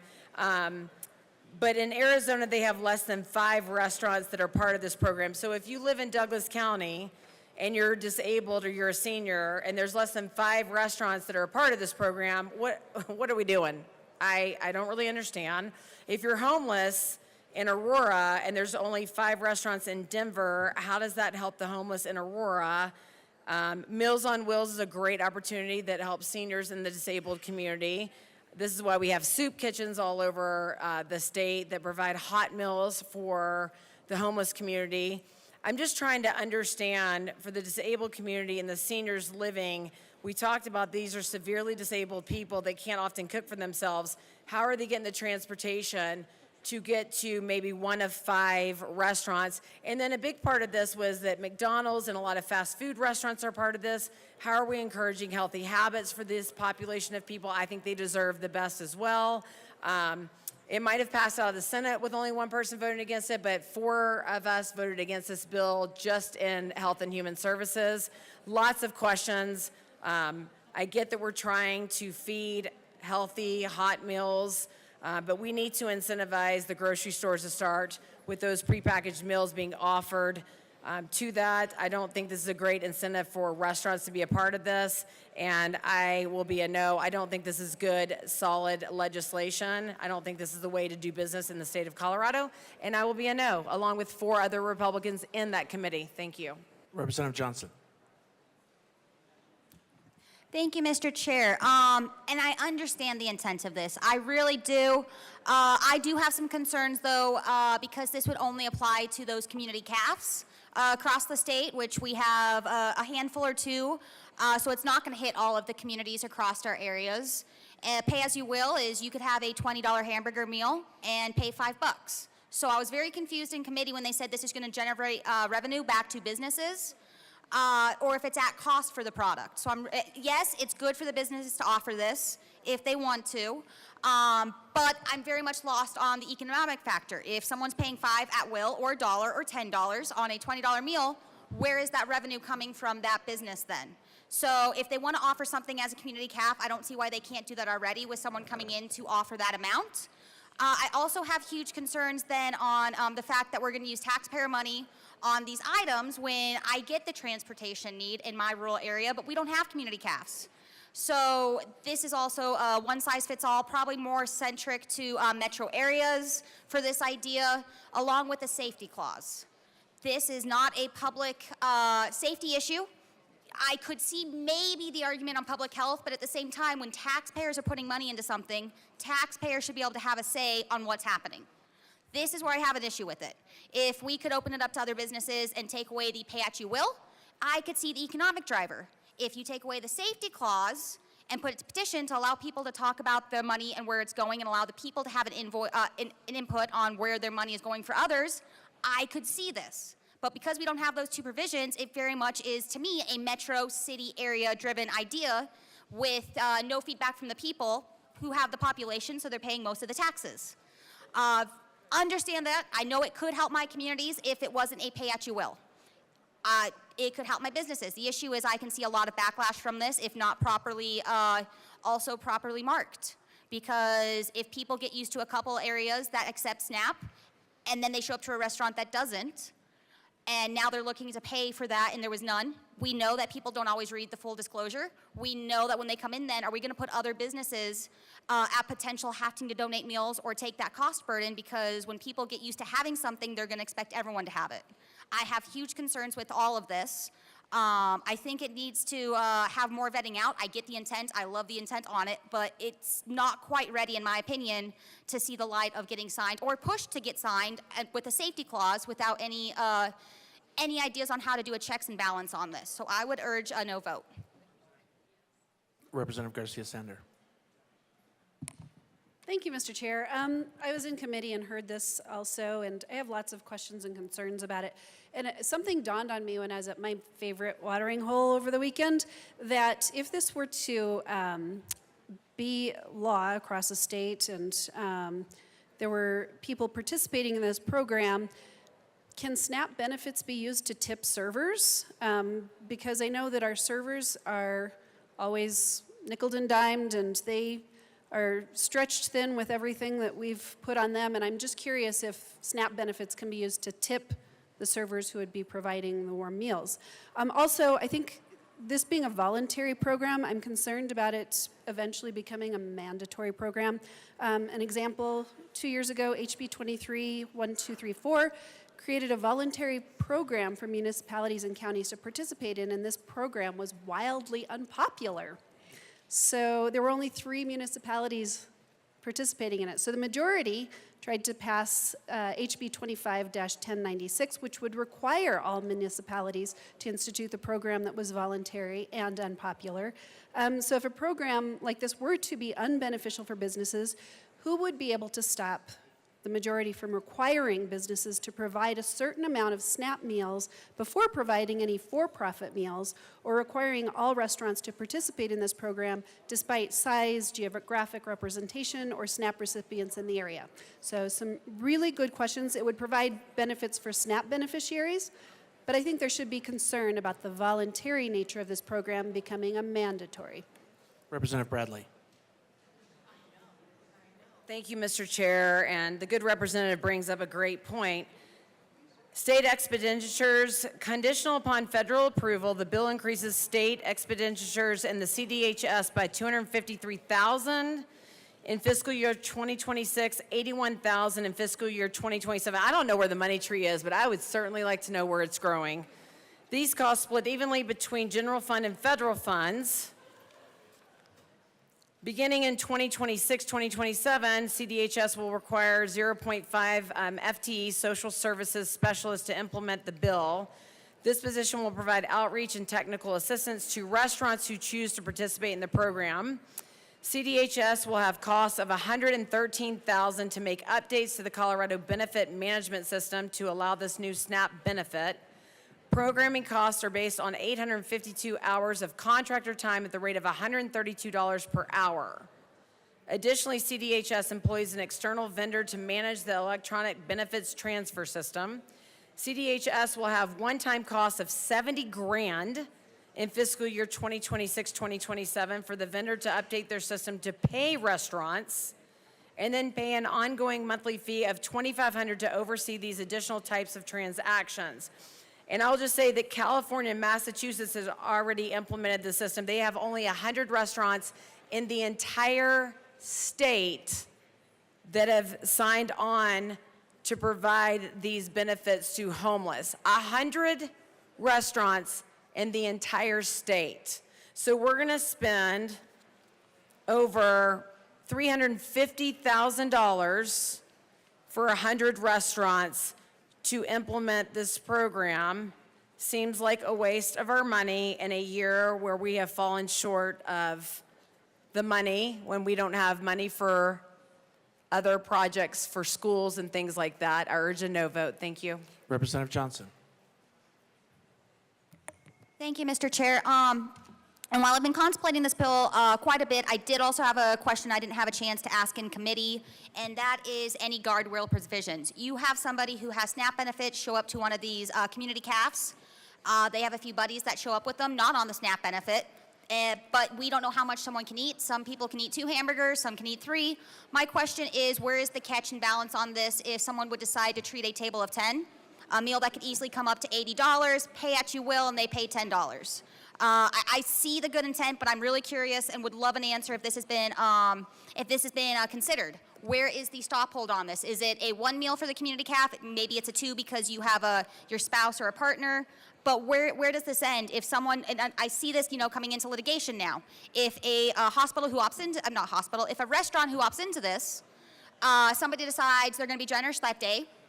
You don't know, or they want to pay for their whole group. You have 10 meals right there that you can easily total over $100. We're not talking about tips of the wait time of the staff now, and they do a pay at the will. Maybe they're feeling generous-ish, and they pay $30 on all of that. So I'm really wondering, is there any checks and balance on this? Has this been considered? Would love to know on that one, just because I did not get to ask that question in committee, but it's something that I think we need to be wary of when we look at anything. Representative Kelty. Thank you, Mr. Chair. I, too, no surprise, am against this bill. And the reason why, going through the bill, it sounds like it has good intentions right now. Watching and going through the bill, knowing how things are going on in this House, I've been here long enough now that I have seen the direction that things have been going. And I see this bill as this is an option right now, today, for restaurants to participate in. But I can see once this is implemented, I can completely see how this can become a mandatory for tomorrow, for all restaurants to do this. This is just a litmus test for us to see how this is going to work. And then I can see absolutely how this will end up being a full-step program that is going to be a mandatory program for all restaurants in Colorado. Mark my words, this will not stop here. This will not be just a little program, a feel-good program for some restaurants. This will end up being state law for everybody. In my opinion, that is the direction I see it going. This will also be, as my colleague had mentioned from Weld County, this is actually also going to burden wait staff, people who are on SNAP. Unfortunately, if they are on a program like that, they may not have the ability to tip, to be able to pay the servers their due diligence for the service that they get. And so now, once it goes from a small little pilot program and goes to a full state mandatory program, now you're not just putting businesses out, but you're putting the people who are working hard in Colorado to earn their wage as a wait staff. So I urge a no vote. I see the consequences of this bill not stopping here. Like I said, I believe this to be a litmus test, and I believe that the rights of Colorado restaurants may possibly be violated, in my opinion, if this were to go further on. So I'm asking for a no vote because this doesn't stop here. Mark my words, this will not stop here. I ask for a no vote. Representative DeGraff. Thank you, Mr. Chair. And I agree. I mean, I don't know what, I know there are restaurants, you know, when I lived in New York, restaurants would serve homeless. They would, there was a big special one time about how people could pay it forward. There's a lot of options. And for the government to get involved in in charity, especially things that trouble me when after developing and publishing the implementation plan pursuant to this section, the State Department shall adopt rules for the administration and implementation, and at a minimum, the rules must then verify about SNAP, and then deal with participating restaurants, making sure they're licensed. I mean, I don't know how a restaurant can be not licensed, but there it is, are authorized to accept SNAP benefits. And then the rules pursuant to this section may encourage participants to utilize practices procuring locally. So now these rules that they're going to put in place, this is not just something where, hey, at this restaurant, can somebody walk in and use their card for a meal? Which is what it sounds like, but then it's that the rules adopted pursuant to this section may encourage, I mean, it's still optional, may encourage participating restaurants to utilize practices procuring locally produced foods for hot or prepared meals. May encourage participating restaurants to serve foods that represent culturally diverse traditions. I'm not sure why you would need to encourage a restaurant to serve foods other than the food that they're serving. Except for some of the other bills that become mandates pretty quickly. Serve geographically diverse regions of the state. I'm not sure why the rules adopted pursuant to this section may encourage participating restaurants to serve geographically diverse regions of the state. The rules pursuant to this section may encourage participating restaurants to offer the option for a patron to choose how much to pay for their meal in underinvested communities. So my recommendation to a restaurant, any restaurant, and I understand that there's a lot of incentive. I mean, this would be I'm surprised that this didn't say something about being the restaurant saving bill, but I too see a lot of potential mandates that are in here, offering so going down this road of participating, thinking that a restaurant is participating in just taking SNAP benefits, and then all of a sudden having the mandate, finding a mandate later. So we know from previous bills that, well, really, the kind of the mindset of these incentive programs are behavior modification, and I don't think that's a realm that we want to get into. So I'll be a no on this bill, not because if restaurants want to participate in serving homeless communities voluntarily, and I know a lot do, I'm all for it, getting the government involved. I would definitely caution any restaurant in voluntarily getting into a program like this and allowing those tentacles of the government to get into their programs, because we know from everything that's going on here that those tentacles will just get stronger and stronger, and then what starts off as optional quickly becomes mandates. So, yeah, I would, that's just from seeing what goes on in here, my recommendation to any restaurant would be to not participate in this. Do your own program voluntarily and don't get involved with the government. Representative Luck. Thank you, Mr. Chair. I have a couple of questions for the bill sponsors. The first question, will this apply for prepared food in grocery stores? Because my understanding is that that's not covered now. It's kind of a similar type of service, and so just wondering if that would now be covered. Also, what happens vis-a-vis tips for those restaurants that do base on a model wherein tips are calculated into a server's overall salary or remuneration? How does this apply? Does SNAP benefits allow for the tipping? Those would be my two questions. All right, seeing no further discussion, the question before us is the passage of Senate Bill 169. All those in favor say aye. All those opposed, no. The ayes have it. Senate Bill 169 is passed. Mr. Schiebel, please read the title to Senate Bill 181. Wilford. Senate Bill 181 by Senators Robertson, Winter, also Representatives Leader and Lukens, concerning the continuation of the Just Transition Advisory Committee and in connection therewith implementing the recommendation contained in the 2024 Sunset Report by the Department of Regulatory Agencies. Representative Lukens. Thank you, Mr. Chair. I move Senate Bill 181. All right, to the bill. There you go. Representative Leader. Thank you, Mr. Chair.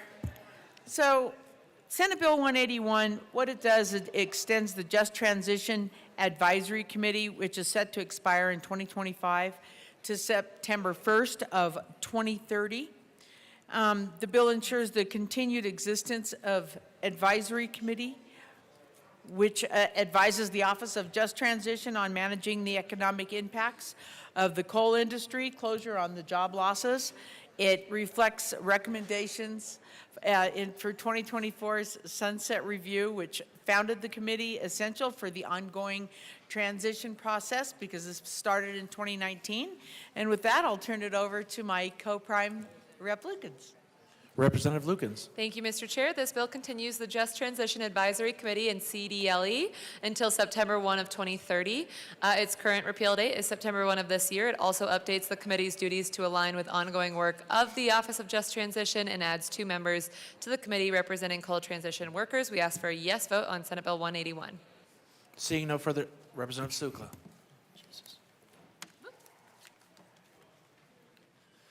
Thank you, Mr. Chair. I'd like to move Senate Bill 181 L003 amendment and ask it to be put up there. All right, that's a proper motion. Hold on 1 second while we get that displayed.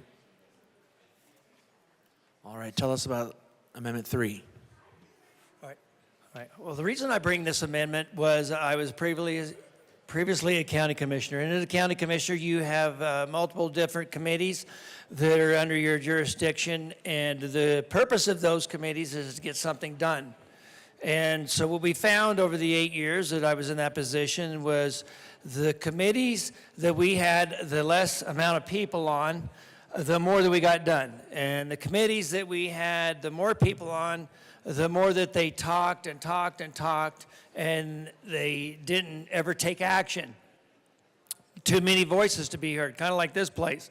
So this is a very simple amendment. We are wanting to get something done just like the sponsors, and it just takes it from the 5 and it takes it to 3 people. So because the purpose of this bill is to get something done, and I believe this would help in that endeavor. Representative Lukens. Thank you, Mr. Chair. Thank you to my colleague from Montezuma County for bringing this amendment. We do respectfully ask for a no vote on this amendment. We feel that it is imperative that we add 2 more coal transition workers to this bill, to this committee. So we ask for a no vote on L3. Seeing no further discussion on L3, Representative DeGraff.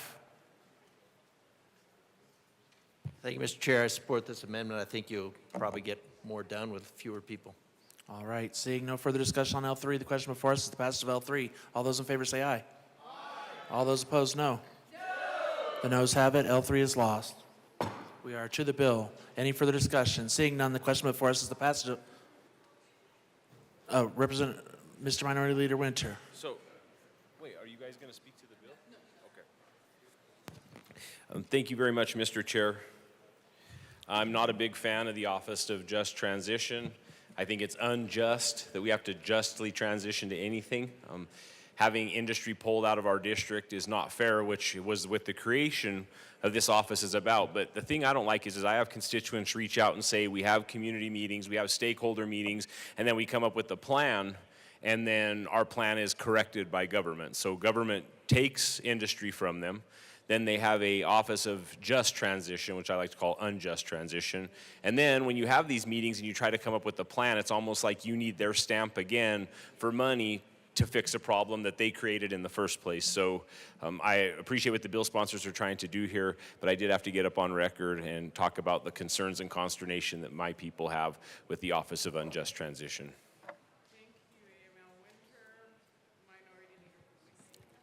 Thank you, Madam Chair. I do appreciate the bill sponsors, and I know that one of the bill sponsors from Routt County has worked really hard on coal-impacted communities. I run a coal-impacted community group in Northwest Colorado to address some of these issues. And I will say, we recently had a meeting where, and there's a former county commissioner from Moffat County on there, and we were talking about the Office of Just Transition, and I just want to say that there is a lot of frustration around the lack of progress that that office is making, and there's definitely people who don't feel like that office is supporting the work that they're trying to do.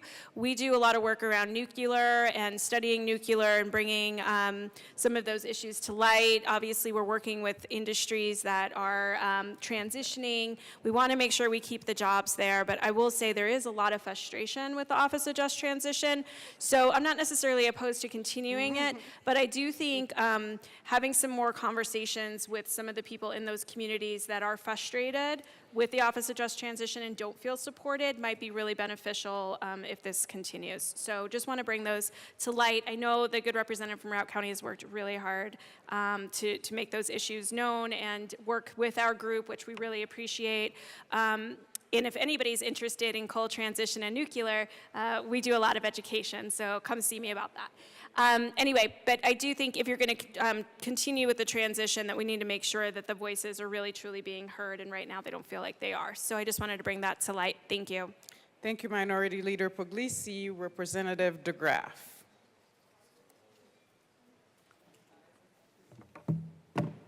Thank you, Madam Chair. And I think it's kind of interesting that we have an office that is just telling these industries to just transition to something new. Why don't you become something that you weren't, that you have no interest in? I mean, you were a coal miner, so why don't you go just transition into something like, I don't know, computer programming? Because and that we're doing this indefinitely. I'm not sure how long a transition takes, but if your transition is indefinite, there's probably something wrong with your plan. And if your plan is indefinite, it sounds like the Office of Just Transition is more about the Office of Just Transition just telling people to just transition than it is to actually helping people transition. So this is another area where the ideology of the General Assembly has gotten ahead of has hurt people. The ideology of the General Assembly, with zero scientific basis, other than saying that we have scientific basis, nothing that they can show, certainly nothing from the Colorado Energy Office as to why we're transitioning away from coal, other than to make ourselves more vulnerable and raise costs for everybody and cost jobs so that somebody's dances with wolves fetish can continue. But I'm really concerned overall that we have this Office of Just Transition, and it's just kind of a way to just justify and feel good about the damage that this body is doing to the people of Colorado. So, and to create something that is clearly that does not seem to actually be helping people, while acting like it is, and then to continue it indefinitely, I think is so we should just put all these people in the Office of Just Transition, and then they would have just continuous funding, as opposed to pretending. So why are we getting away from this? Well, we're getting away from this because of climate superstitions around carbon dioxide and sulfur. Now we know that those were wildly blown out of proportion. Carbon dioxide, certainly, and also sulfur. And the funny thing is, talking to farmers when they have to import sulfur to help their crops grow. And then we're taking it out of coal, and then we're shutting down our coal plants. So the entire premise behind the Office of Just Transition is flawed. It would be helpful if we could go back and look at some of this stuff, and instead of continuing to pile on to the people of Colorado with ideology, that there would be some level of basis for that. I do understand that there is no interest in having scientific basis for this ideology, but it would be helpful, and to pretend that you're trying to help the people of Colorado while just stepping on their neck is really kind of is very disappointing. Thank you, Representative DeGraff. Is there any further discussions to Senate Bill 181? Representative Leader. Yeah, this is the advisory committee, and it's funding it to 2030. No further questions. I ask for an aye vote. All righty, thank you all. Are there any further discussion on Senate Bill 181? Seeing none, the question before us is the passage of Senate Bill 181. All those in favor, please say aye. All those opposed, no? The ayes have it. Senate Bill 181 passes. Mr. Shebo, please read the title to Senate Bill 192. Senate Bill 192 by Senators Doherty and Judah, also Representatives Espinoza and Ferre, concerning the continuation of functions related to the regulation of community integrated healthcare service agencies and in connection therewith, implementing the recommendations in the 2024 Sunset Report by the Department of Regulatory Agencies. Representative Espinoza. Thank you, Madam Chair. I move Senate Bill 25-192. To the bill. Representative Ferre. Thank you, Madam Chair. This is a sunset bill that I'm happy to partner with my colleague on, and it's basically allowing the continuation of functions of regulation of community integrated health services. Think about your emergency medical transportation. This is allowing some of the recommendations that were made in the 2024 Sunset Report to be implemented. Minor changes, nothing news and noteworthy, but we ask for an aye vote. Awesome. Are there any further discussion to Senate Bill 192? Seeing none, the question before us is the passage of Senate Bill 192. All those in favor, please say aye. Aye. All those opposed, no. Senate Bill 192 is passed. Mr. Shebo, please read the title to Senate Bill 8. Oh, give me 1 second. Thank you, Mr. Shebo. Please read the title to Senate Bill 195. Senate Bill 195 by Senators Marchman and Michelson Janay, also Representative Stuart Kay, concerning the continuation of the Rural Alcohol and Substance Abuse Prevention and Treatment Program and in connection therewith, implementing the recommendations contained in the 2024 Sunset Report by the Department of Regulatory Agencies. Representative Stewart. Thank you, Madam Chair. I move Senate Bill 195. To the bill. So this is a sunset bill for rural alcohol and substance abuse prevention, and it extends the treatment program through September 1st, 2030. Very important program. I ask for an aye vote. All right. Is there any further discussion to Senate Bill 195? Seeing none, the question before us is the adoption of Senate Bill 195. All those in favor, please say aye. Aye. All those opposed, no. Senate Bill 195 passes. Mr. Shebo, please read the title to Senate Bill 8. Senate Bill 8 by Senators Hendrickson and Kipp, also Representative Froelich, concerning adjustments to the necessary document program administered by the Office of Health Equity in the Department of Public Health and Environment. Representative Froelich. Thank you, Madam Chair. I move Senate Bill 8. To the bill. This is a bill that just streamlines an already existing program that has existed Representative for 20... Froelich? Yes. Did you move the Transportation and Housing and Local Government sorry. report? And the Representative Transportation, Froelich. Housing, and Local Government Committee report. Can you do the whole thing over, please? She wants the whole thing. Okay, thank you. Thank you, Madam Chair. I move Senate Bill 8 and the Transportation, Housing, and Local Government Committee report. To the Transportation, Housing, and Local Government report. We made some minor changes in the Transportation, Housing, and Local Government Committee report, and I ask for a yes vote. Is there any further discussion to the Housing and Local Government report? Seeing none, the question before us is the adoption of the Transportation, Housing, and Local Government report. All those in favor, please say aye. Aye. All those opposed, no. The Housing and Transportation Local Government report is adopted. To the bill, Representative Froelich. Thank you, Madam Chair. This bill helps folks who are in a really bad circumstance. Either they're fleeing domestic violence or they've experienced a disaster and they no longer have their identity documents, which are, of course, critical to obtaining housing and other security programs. And it's been in place for 20 years, and the legislator made it permanent in 2021. This streamlines the process by using electronic documents and removing the middleman, and we ask for a yes vote. All right, is there any further discussion to Senate Bill 8? Representative Richardson. Thank you, Madam Chair. No, I don't disagree that it's an important program and folks do need documentation and they do wind up in difficult circumstances, but the state itself finds itself in difficult circumstances as well. So when we are providing services at reduced or no cost, as this case, I do think that we need to be a little bit more careful with the taxpayer dollars. So with that, I would move Amendment L005 to Senate Bill 8 and ask that it be properly displayed.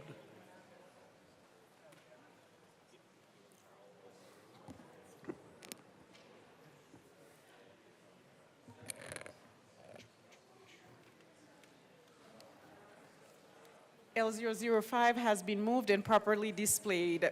All right, Representative to the amendment. All right, thank you very much, Madam Chair. The amendment that is up here just places guardrails on the self-attestation process. It ensures that if somebody asks for a second set of identification documents within a 12-month period, that at that point their eligibility be verified, just that there's no abuse at the program. And then that, secondly, that there be a periodic audit conducted just to make sure there is no abuse of the free service, and I would ask for a yes vote. Is there any further discussion on L005? Representative Froelich. Thank you so much, Madam Chair. Thank you for bringing this. Representative, we're supposed to not say your name. From El Paso. Elbert Adams, Arapahoe, Cheyenne, El Paso, Kit Carson. Thank you. You know, we haven't had any problems with self-attestation. It's been in place. The only difference in this bill is that you used to do the self-attestation to a middleman nonprofit, and in this bill you don't. So for 20 years, that has not been a problem, so I ask for a no vote. Is there any further discussion to L005? Seeing none, the question before us is the adoption of L005 to Senate Bill 8. All those in favor, please say aye. Those opposed, no. The amendment fails. To the bill, Senate Bill 8, Representative Kelty. Thank you, Madam Chair. And actually, this bill was listed as something different in my document, so, but I am up here to talk against this bill. I'm actually quite offended by this bill. To me, it's offensive because I have many friends who are in these demographics, and they don't have an issue getting ID or state documentation or anything like that. They left out in the bill, they left out other ethnic groups. I mean, if you want to make it fair for everybody, then you include everyone, which it was not. It says certain demographic groups such as residents of rural Colorado, unaccompanied youth, individuals who are lesbian, gay, bisexual, transgender, black people, indigenous people, and other people of color have been overrepresented in their participation in the necessary document program and may face additional barriers to accessing the identification documents necessary to meet basic life needs. That is what the bill says.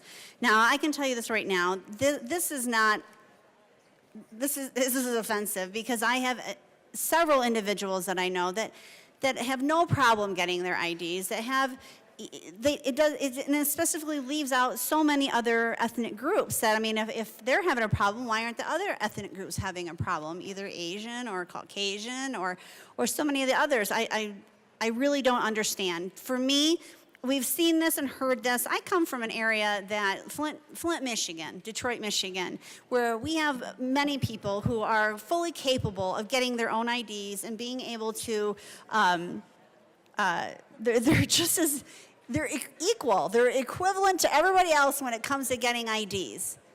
And I find it offensive that we're suggesting that people of certain ethnic groups do not have the ability or capability of doing such a thing.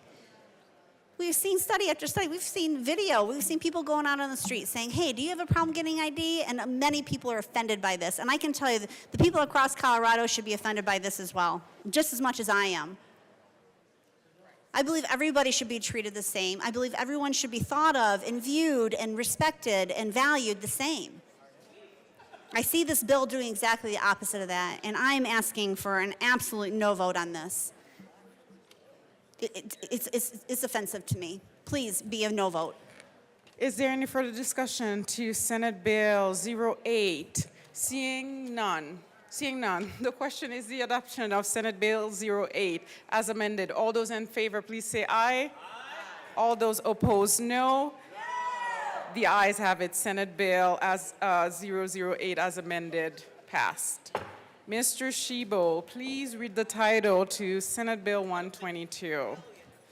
Senate Bill 122 by Senators Coleman and Simpson, also Representatives Bacon and English, concerning extending the Emily Keyes John W. Buckner Organ and Tissue Donation Awareness Fund indefinitely. Representative English. Thank you, Madam Speaker. It's an honor to serve with you. I'll take the title. It is truly an honor to serve with you. I move Senate Bill 25-122. To the bill. Did I say Madam Speaker or Madam Chair? She's about to be the Speaker. Speaking into fruition. Thank you, Madam Chair. Representative English. Okay, Senate Bill 25-122, extending organ and tissue donation fund. A Colorado-based fund dedicated to, this is a Colorado-based fund dedicated to raising awareness and educating the public about the importance of organ and tissue donation. Those obtaining a driver's license or ID card can support the cause by donating to the Emily Keyes John W. Buckner Organ and Tissue Donation Awareness Fund. And I just want to pause right there and say that it's an honor for me to be able to run this bill in the honor of the late John W. Buckner, who served in both chambers of this General Assembly. And he is the husband of the Honorable Senator Janet Buckner, who just recently retired. So shout out to the two of them. These funds are used solely to educate the public about what organ and tissue donation is and how it works so that they can make an informed decision. The fund was created in 2017 that extended and renamed the fund. This bill will renew the program and remove the sunset clause. This is an established and successful program that should not need further ongoing review. The bill clarifies that an applicant's self-designation as an organ and tissue donor on a driver's license, identification card, or instruction permit remains in effect until revoked by the applicant. Codifying that organ donation is an advance directive and a lifetime designation. Under the bill, computer reprogramming costs for the Division of Motor Vehicles may be paid from the fund. Finally, the bill requires the Donor Alliance, Inc. to submit an annual report to the Department of Revenue detailing the amounts and specific uses of all funds it receives by October the 1st of each year, which the DOR must include as a part of its Smart Government Act hearing, which is, this is what we hear every session when we come back and go into our SMART Act hearings, this will be a part of that conversation, which is why a sunset is no longer needed, because we'll be getting updates every year. And I just want to say, before I pass it on to my co-prime, AML Bacon, that this is a life-saving bill. Thank you. Representative Bacon. Thank you, members, and thank you to my co-prime. Again, we just wanted to acknowledge who this fund is named after. It is named after two people, Keyes and Buckner, and these were folks who were able to donate their organs to be able to save lives. And so at the end of the day, after 5 years from 2017, actually more than that, we were able to demonstrate that the fund operates well, that people do donate, that the money does go out to educate people, and that it works well. And so with that, after the amount of time that it's had the opportunity to be tested, we are asking that the sunset of it is repealed. However, the bill and the statute provides oversight in that it is checked on by us in the legislature every year.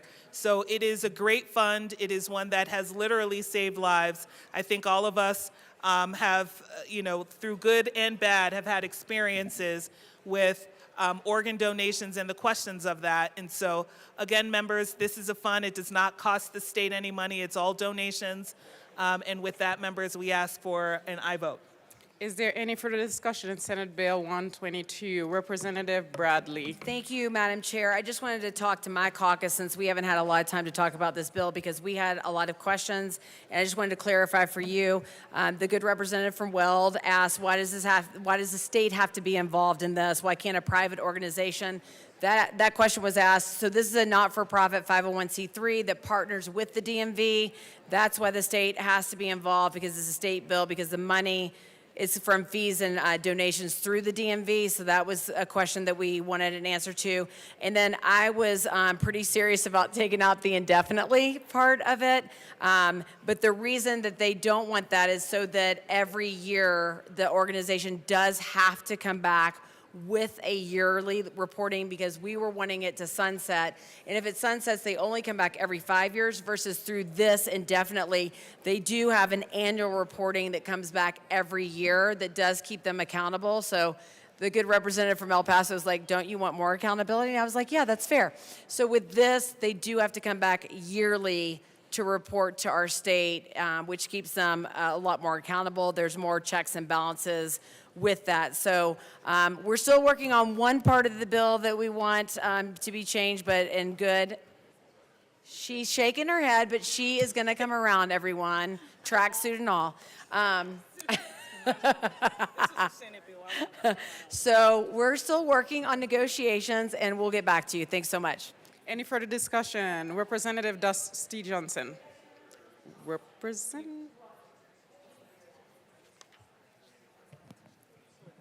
Thank you, Madam Chair. So I would like to offer I move L001 to Senate Bill 122 and ask that it be properly displayed.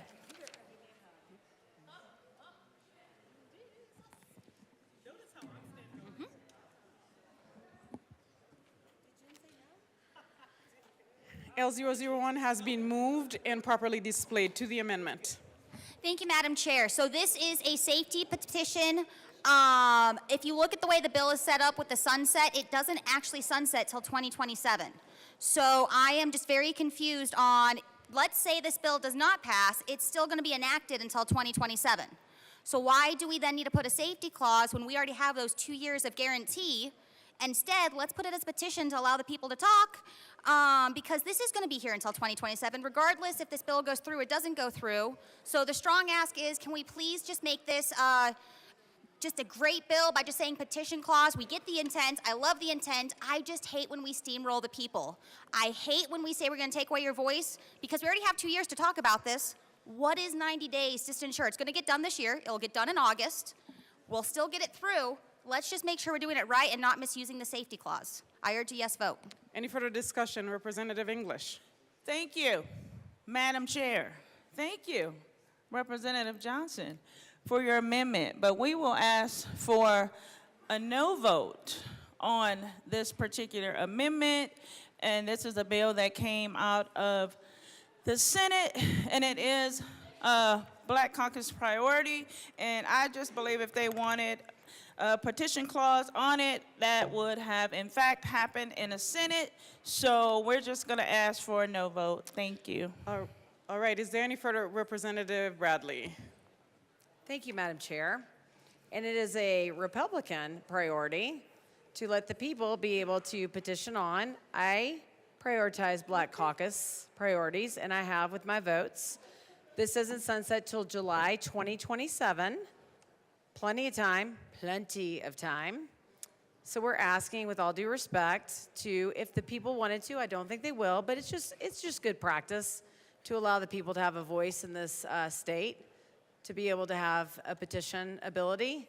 I think the senator, the great president of the Senate over there, wouldn't mind. Let's maybe give it back to him. I urge an aye vote on this great amendment. Is there any further discussion on L001?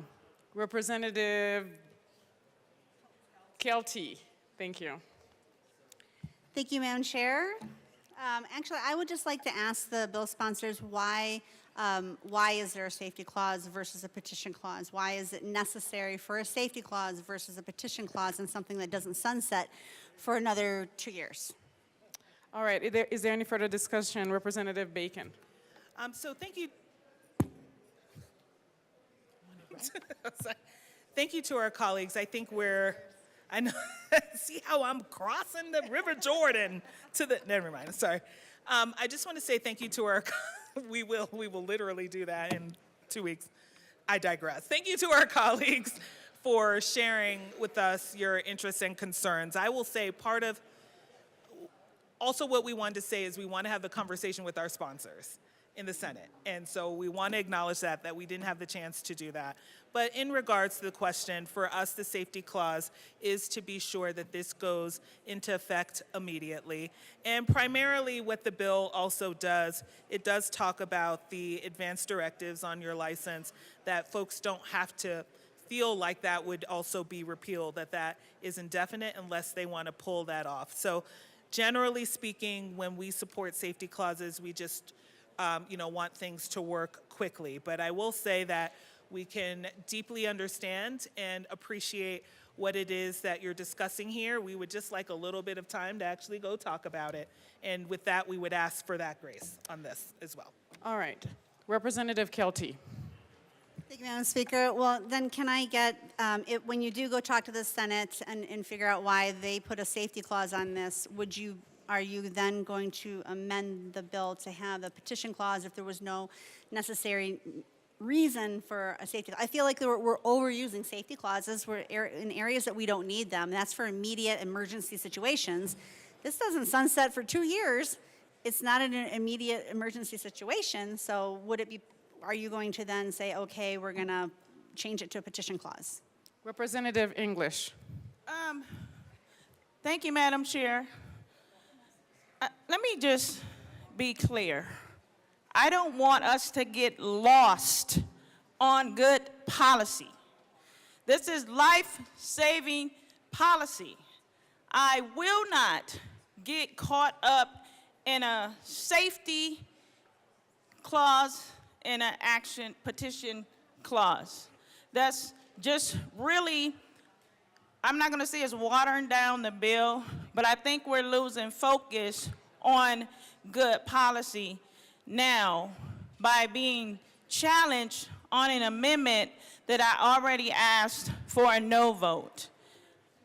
And so, colleagues, I ask that you would follow us and vote no on this amendment, and respectfully saying I understand what they're saying and I understand what they're doing, but again, I don't want to get caught up in this particular amendment and take away from what is good policy. Thank you. Representative Johnson.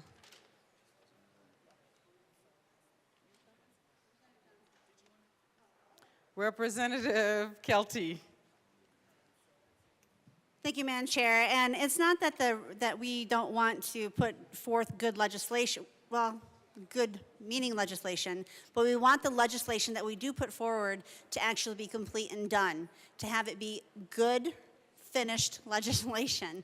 So by putting a safety clause saying, that, oh, well, it should have been a petition clause, it just shows that we're not actually putting, the values that we need to on and paying attention to what needs to be in good legislation. If we're going to put things forward, make it right. That's all we're asking. As Republicans, we are highly, against the misuse of the safety clause. And we see it in here time and time again. It's unnecessary. So it's not that we don't want life-saving bills to go through. Again, it's not for 2 years is this supposed to even sunset. So it's not impacting life-saving anything. We want good, solid legislation put through. And when you put things through that are not good, we stand against that. We really would like good legislation to be done. And again, petition clause is what it should have had on there. And it's not watering down anything. It's just making sure that things are done right and done right the first time. Representative DeGraff. Thank you, Madam Speaker. I think the issue here is not whether we're watering down the policy or whether there's something that we are trying to do. This is a matter of that the Senate watered down the policy. The Senate chose to put a safety clause on something that didn't expire for 2 years. So it's, I don't know, it just raises the question of why is the Senate being so sloppy about this? There is a purpose for the safety clause, immediate health, safety, or welfare, or there's even an allowance in there for funding if there's some sort of accounting issue that needs to happen. But immediate health, safety, or welfare. Those are the challenges. Now, would this then be required to go back to the Senate? Yeah, it would be required to go back to the Senate by presenting this, and then the Senate would have to say yes, that the House appropriately accepted a petition clause when they sloppily added a safety clause. So is it a big deal? I don't know. Is it the immediate health, safety, or welfare? But it's not this side that's watering down the legislation. It's not this side that's making an issue of it. It's the Senate who inappropriately put on a safety clause. And the safety clause is specifically for the immediate health, safety, and welfare, not something that's 2 years down the road. So they can take this. They can. It's easy enough. They just have to accept it when it comes back, and just maybe then we will stop. We'll do some things towards. There's negotiations going on right now, but maybe then people would stop just slapping safety clauses on everything when they're not for the immediate health, safety, and welfare, because it just makes the process it erodes. It's just one further thing that erodes trust in this largely untrustable General Assembly. So I ask for a yes vote on this amendment. It's easy. I'm trying.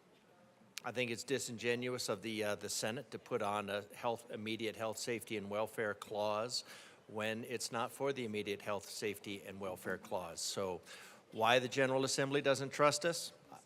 This would just be another example. I'd say yes. Representative Johnson.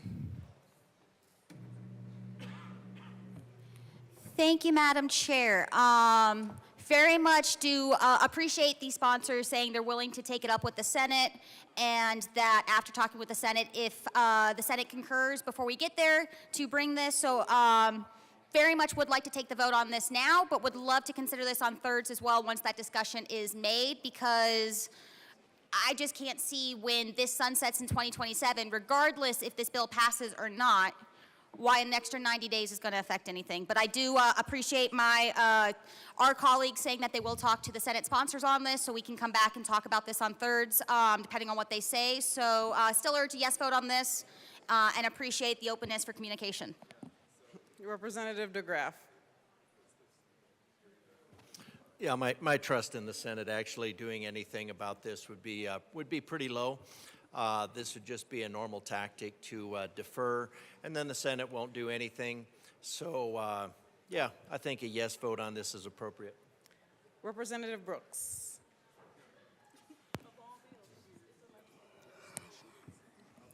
Thank you, Madam Chair.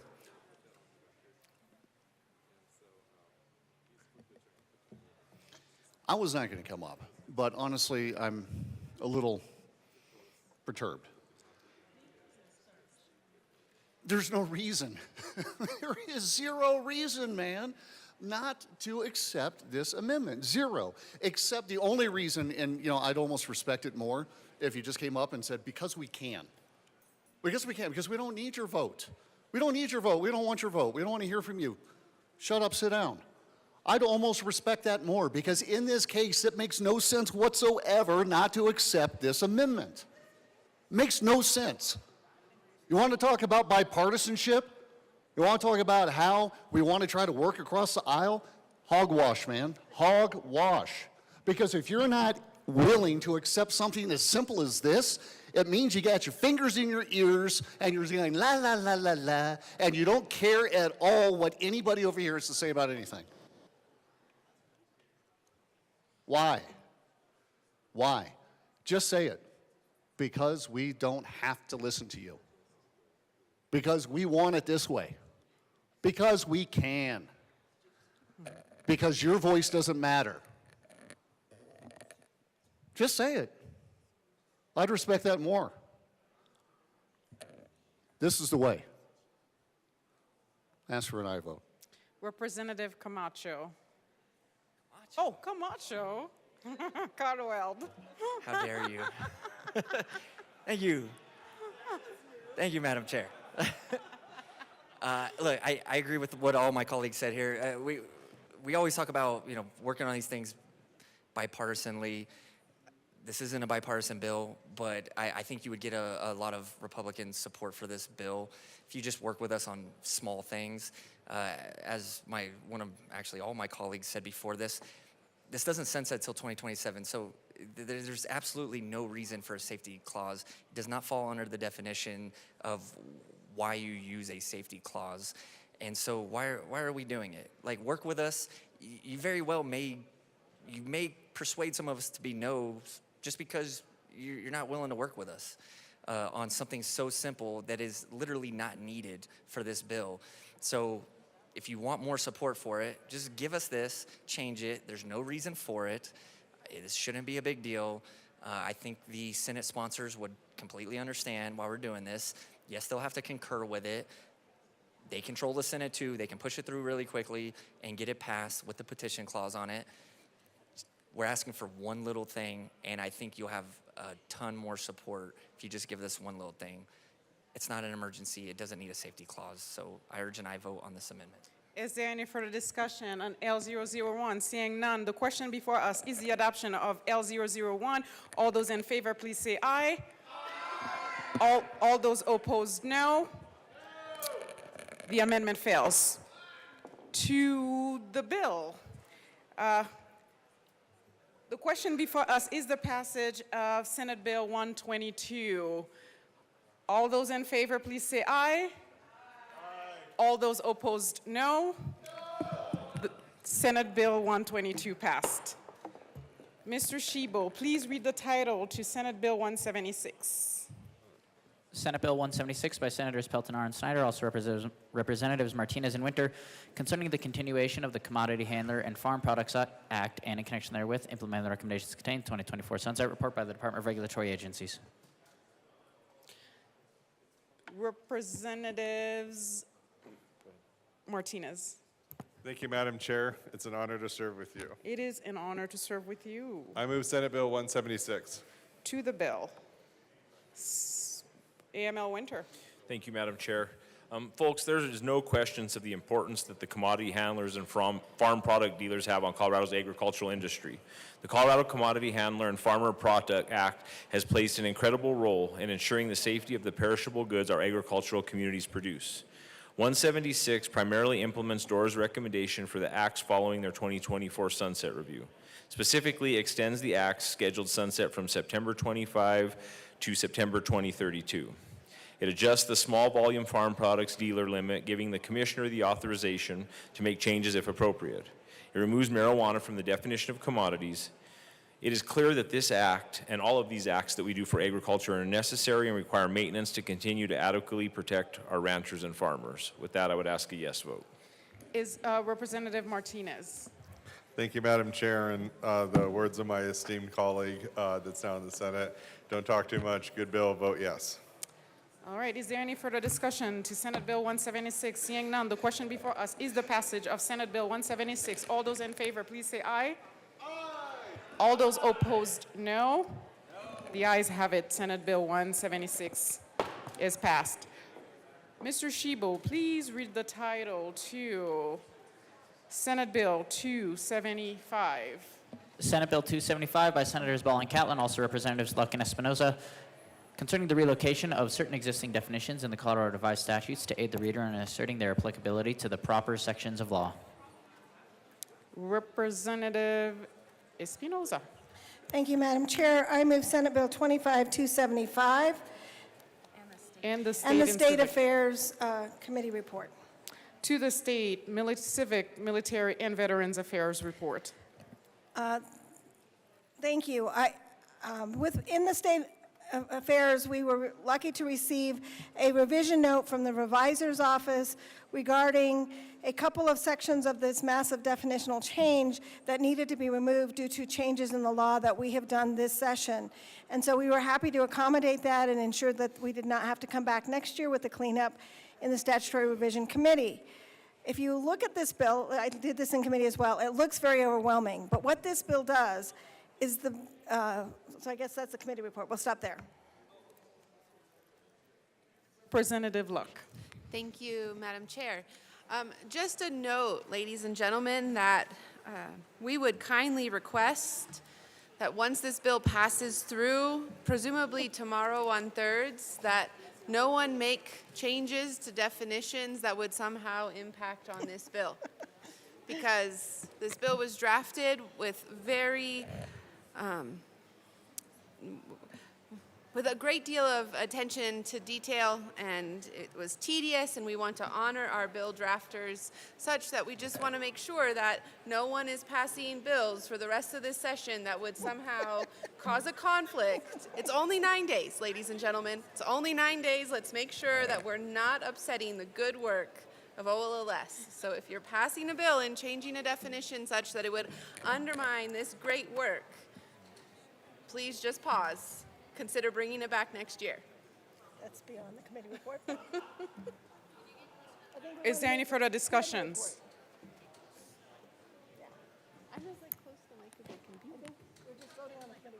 Yes. Is there any further discussions? Representative Espinoza.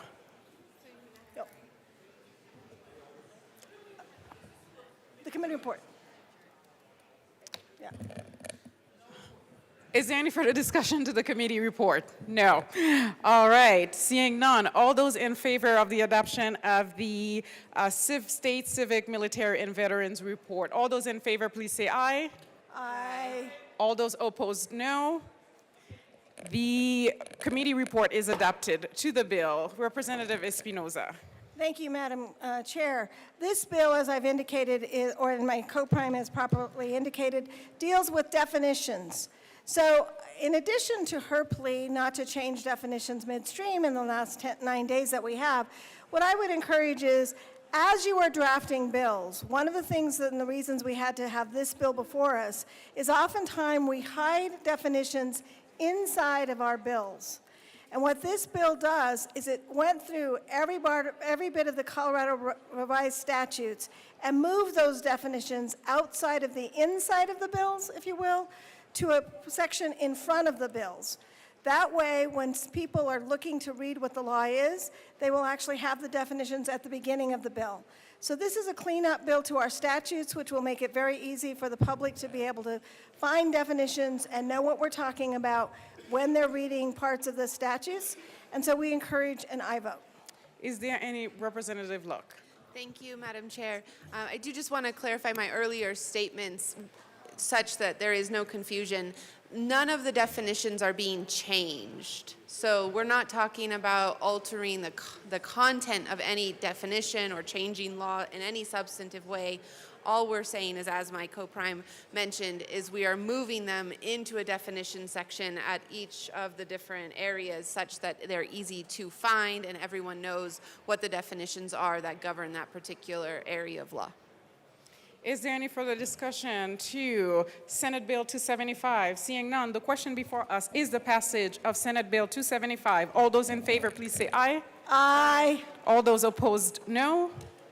The ayes have it. 275 passes. Senate Bill 275 passes. Mr. Shebo, please read the title to Senate Bill 271.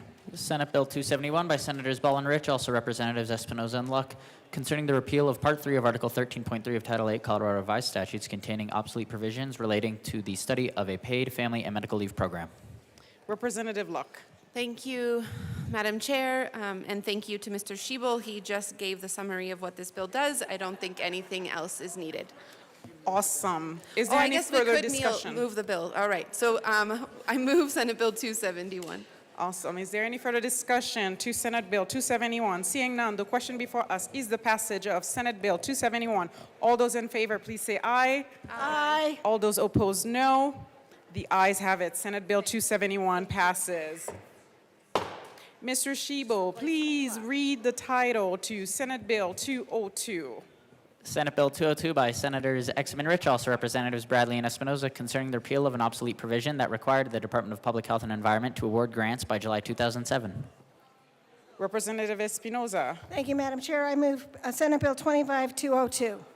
To the bill. Representative Bradley. Thank you, Madam Chair. This work was authorized under the Act, was completed by 2007, and the Act is now obsolete. OLLS reached out to CDPHE in January 2025, which they indicated they were comfortable with the repeal of this Act. Statutory Revision Committee is doing their job. We ask for an aye vote. Is there any further discussion to Senate Bill 202? Seeing none, the question before us is the passage of Senate Bill 202. All those in favor, please say aye. Aye. All those opposed, no. The ayes have it. Senate Bill 202 passes. Madam Majority Leader. Thank you, Madam Chair. I'd like to move Senate Bill 190 till after Senate Bill 294. You've heard Senate Bill 190 has been moved after Senate Bill 294. Mr. Shebo, please read the title to Senate Bill 37. Senate Bill 37 by Representatives Robertson Kirkmeyer, also Representatives Taggart and Morrow, concerning assistance for communities experiencing energy transition. Representative Morrow. Thank you, Madam Chair. I move Senate Bill 37 and the Business Committee report. To the Business Affairs and Labors Committee report.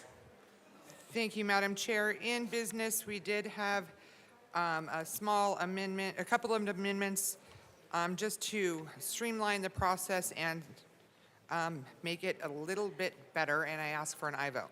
Is there any further discussion on the Business and Labor Committee report? Seeing none, the question before us is the adoption of the Business Affairs and Labors Committee report. All those in favor, please say aye.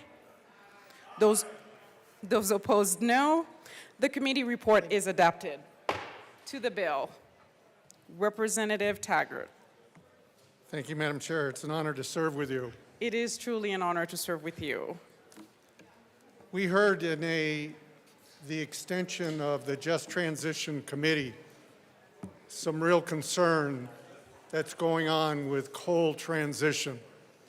And the purpose of this bill is to, in fact, expedite this process. And I stress, it is to expedite the process, and it is to give to our local communities that are suffering from either a coal mine or a coal power plant. And in Northwest Colorado, we have a situation where we have both right next to one another, that we address as quickly as possible the job losses that are occurring, the decline in tax revenue that is critical to these communities, and the harm that this has, because every time you have a closure, you have a multiplying effect. And so the impact on small and medium-sized businesses. Transitions are critical to uplift. This particular bill makes the funding more accessible, more responsive, and the key one to me is aligned with the community needs as the community addresses them as compared to the Office of Just Transition. I ran into a situation this summer in Northwest Colorado that literally the department had been holding up approval for 6 months because they thought they knew better than the local people. This bill addresses that. So the process gets changed, that when there's an application for a grant fund or for a loan, the department has to respond within 15 days. And within that 15-day window, they also need to tell the applicant what may be wrong with their application that they could, in fact, correct.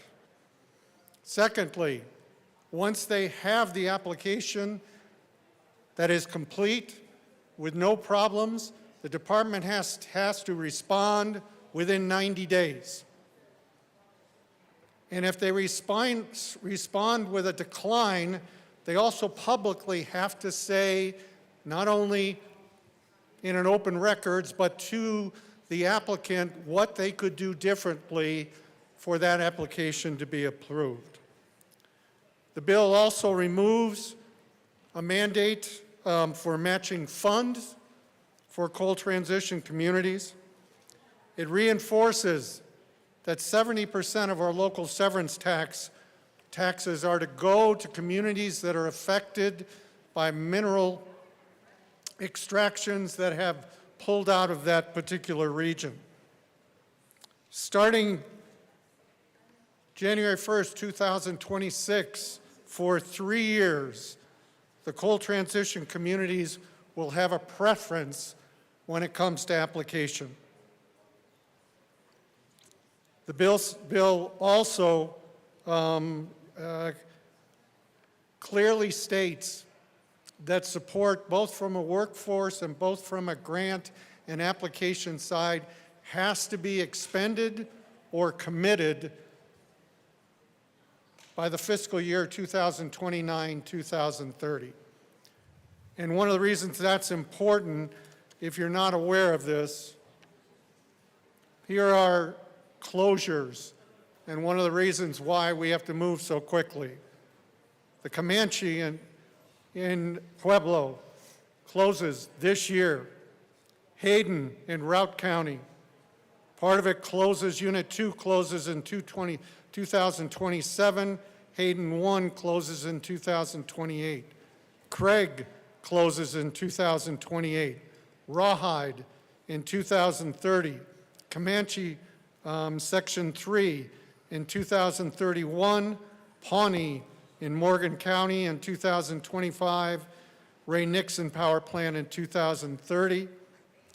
And Trapper Mine in 2026 and 2030. So the purpose, again, of this bill, and we would love your support, is to get these dollars into these communities as quickly as possible and get rid of the red tape that's holding it up. Again, we would thank you with an aye vote. All right, is there any further discussion to Senate Bill 37? Seeing none, the question before us is the passage of Senate Bill 37. All those in favor, please say aye. All those opposed, no. The ayes have it. Senate Bill 37 passes. Representative Taggart.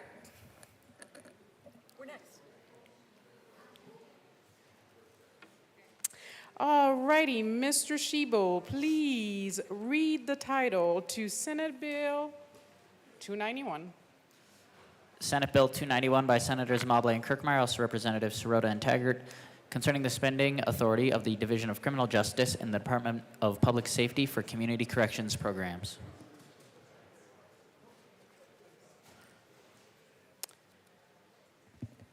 Representative Sirota. Thank you, Madam Chair. I move Senate Bill 291. To the bill. Representative Sirota. Thank you, Madam Chair. This is a simple bill that does two things. It repeals the authority of the Division of Criminal Justice in the Department of Public Safety to transfer up to 10% of annual appropriations for community corrections program services between line items. But it does authorize over expenditures of up to $2 million for felony placements in community corrections programs. This is to ensure that we are not disincentivizing the placement of folks into community corrections toward the end of fiscal years, to make sure that we are doing that when as often as possible. I ask for an aye vote. Is there any further discussion to Senate Bill 291? Seeing none, the question before us is the passage of Senate Bill 291. All those in favor, please say aye. Aye. Aye. All those opposed, no. The ayes have it. Senate Bill 291 passes. Mr. Shebo, please read the title to Senate Bill 293. Senate Bill 293 by Senators Bridges and Kirkmeyer, also Representatives Byrd and Sirota, concerning transfers of money from the License Plate Cash Fund. Representative Byrd. Thank you, Madam Chair. I move Senate Bill 293. To the bill.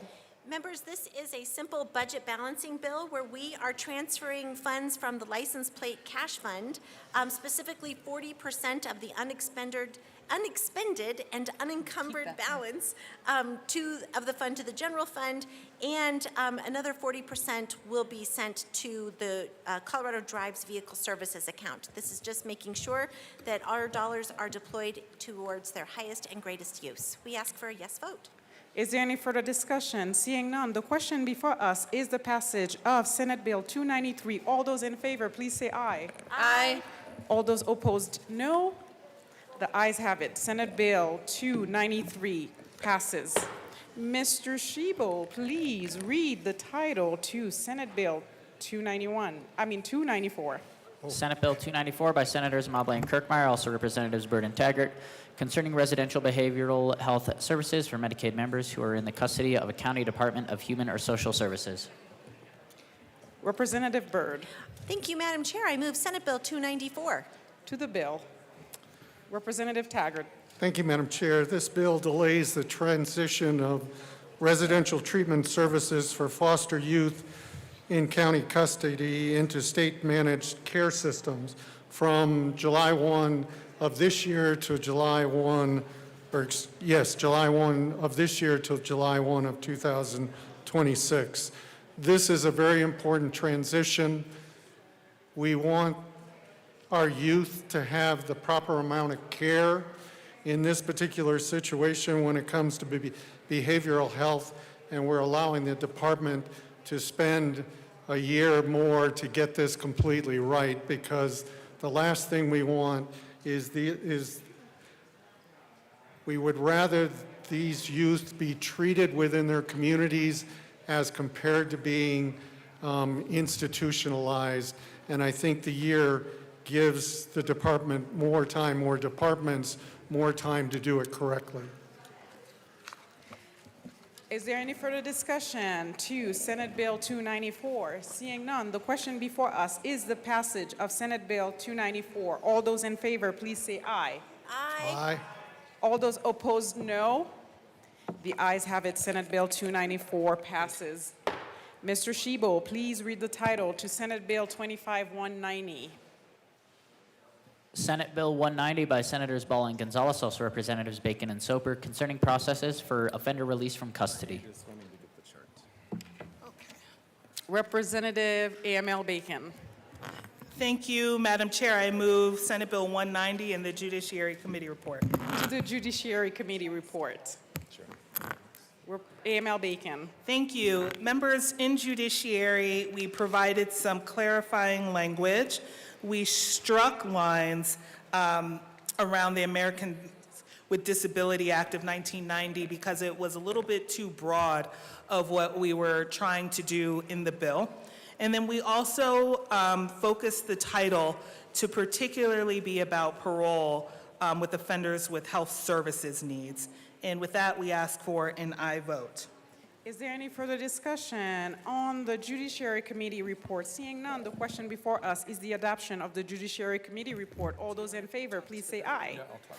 All those opposed, no. The Judiciary Committee report is adopted. To the bill. Representative Soper. Thank you, Madam Chair, and thank you to my co-prime sponsor. Members, we're presenting to you House Bill 190 today. And this is not a new change in law, but it does concern compassionate release of inmates from Department of Corrections. We've had this in our law books for a number of years, as does every single other state within the United States. And most every other country around the world has some form of this as well. What we're doing in this bill is actually putting the framework further in place. So right now, under current law, someone could apply to special needs parole with a doctor who had not seen the patient. You have the parole board involved, and then an assessment plan is put together, and a decision is made whether or not to release that particular inmate or not. There's no consideration on age, multiple comorbidities of the inmate, the actual ailment, because someone could have a significant disease, but it may not impact them. So we want to make sure that we're talking about inmates that have certain conditions. And the bill, as you see, is divided up into several categories. So the bill goes through and talks about the framework for if you're over 55 and it's a cognitive issue or a physical issue. And then it talks about under 55 and over 64. And then for each of these three age categories, we have exclusions that are already current law for certain crimes that would not be eligible for compassionate release. Within the physical of all the categories across the board, you must have at least two of the items listed on the list. So the list is found on page 3, and it talks about activities of daily living. That's actually a term of art, so I should be putting the quotes around it, which means eating, bathing, dressing, grooming, transferring from bed to chair, toileting, taking medications, cleaning, or using prison communication systems. If you need help on a daily basis to do any two of those activities, then that's the first hurdle that you would clear for being able to even make an application. The second, thank you. The second element that you would have to look at is found on page 4 for the physical side. And, yeah, perfect. And someone would need to also have a terminal illness that's listed within the physical, and then this is replicated for the cognitive. So for example, the physician would need to certify that the patient inmate would have end-of-stage, like renal disease, end-of-stage cancer, chronic obstruction pulmonary disorder, heart disease, liver disease, Huntington's disease, Parkinson's, ALS. And it's important that we're talking about a disease that's at end of life, because these are very serious decisions that are being made, and we want to make sure that the framework is in place. That right now, there's no framework, there's no guardrail, there is no structure. All DOC needs is a doctor who may or may not have ever seen the inmate patient, who writes a report. It goes to the DOC board, and they make a determination. What we're doing in Senate Bill 190 is for the first time putting real medical terms into statute, making sure that it's end of life, making sure that of your daily living activities, that the inmate has to have help with at least two of those activities, and then this is replicated also for the cognitive side. And then there's the carve-outs for certain inmates that this absolutely does not apply to, and we'll be talking about that in just one second. The last part of the bill that I do want to highlight, which should relieve a lot of concerns, is the report. So if you look at the end of the bill on page 13, it instructs Legislative Council staff to actually look at this entire concept of compassionate release and the framework and impediments and things that people would comment on. And that's incredibly important because we definitely do not want to move forward without making sure that we have fully studied and vetted an issue. With that, we would like to at least list on the record for everyone listening who would not be included within this bill. And you know what? Our bill doesn't change current law, so that's really important to understand. That you're excluded until you have served at least 20 years, and these are actual calendar years, not DOC made-up years. F1, so felony level 1, which is life without parole, is excluded under current law, and it is excluded under this bill. Felony level 2, a crime of violence, under current law, they're excluded until they have served at least 10 calendar years, and note that these are calendar years and not DOC made-up years, and that is exactly the same under our bill. So current law has not changed once again. I do want to note that generally, anyone over 55 years of age, but there could be under 55, there's the requirement that the person has no violations within 12 months for any Class 1 code penalty for discipline within DOC, and that certain portions of their sentence have to be satisfied. So you would only be eligible for regular parole if you have hit 50% or at least 25% of total sentence. If your regular parole was after 75% pursuant to 17-22.5-403-2 or 2.5, must have served at least 35% of total. And then if the parole is for 75% pursuant to the same section of statute, only parenthetical 3 or 3.5, you must have done at least 40% of the total sentence. Then what's excluded fully across the board is felony level 1, felony level 2, any unlawful sexual behavior, any stalking, and any domestic violence is excluded under current law, and it's excluded under this bill. So there is no compassionate release possibility for any of those people I just mentioned. And then if a person has terminal illness that is irreversible, unlikely to be cured, and likely to cause imminent death, there's also no exclusion across the board. So certainly if someone is dying, they stay there and die, they would still have to make an application, meet the criteria within the bill. The treating physician would have to have a report that would go to the parole board, along with the parole board making a determination that the inmate patient fit under the bill. And then there would need to be a release plan put together that would also include an actual location as well. So of the inmates under current law, most of them die waiting because there is no place right now for terminally ill, old DOC inmates to go. So of the 6 that I think were released last year, they just died at home because there was no institution. But we're talking very few, very limited, and certainly our bill adds the framework that was not in place from the 2021 bill, or 2021 bill. Is there any further discussion? AML Bacon. Thank you, and thank you deeply to my co-prime for sharing what the bill does.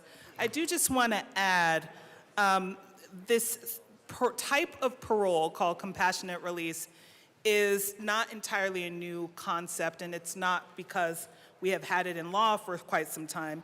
It is because DOC and corrections have to be able to plan for the care of an inmate who has been remanded to them.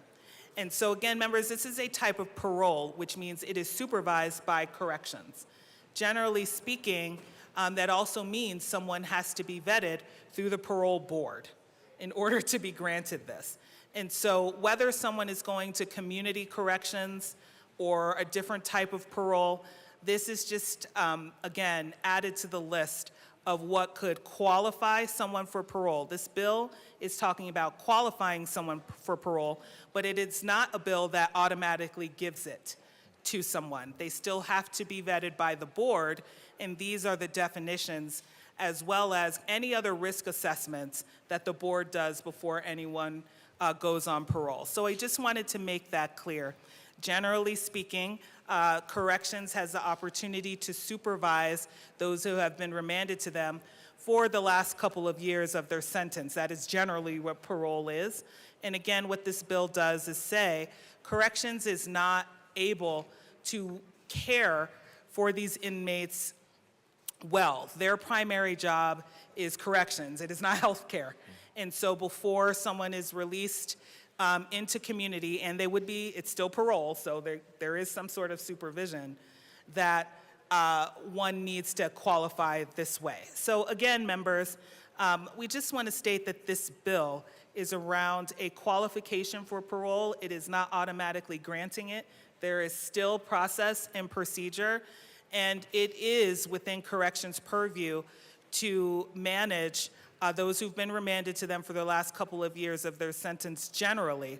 And so we just want to share that, again, we're not, this is a cleanup bill in the sense that some of the terms that we had were not actual medical terms, and so we needed to rewrite the bill to match what physicians need to assess. So for example, the term serious impairment is not a medical term, and physicians asked us to name what that was. And so where we define severe cognitive impairment, we actually name the disorders in the definition to be clear for physicians. It means a substantial disorder of cognitive ability, but it names, such conditions include but are not limited to severe dementia and Alzheimer's. It also talks about an illness that most of us don't know how to pronounce, and so it's otherwise called ALS. So with that, members, thank you. We urge an aye vote. We look forward to the discussion. Representative Soper. Thank you, Madam Chair. And I'd be remiss if I didn't mention the last and third part of the bill. It often gets overlooked. And it's the one that allows a county sheriff to hold someone longer in the county jail to release them to a service provider, or in the case of a snowstorm or a bitter cold snap like we've seen throughout Colorado, to hold that person until 10 a.m. For their release.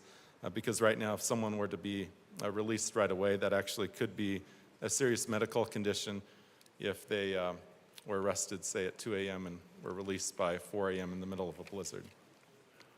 Is there any further discussion? Representative Kelty.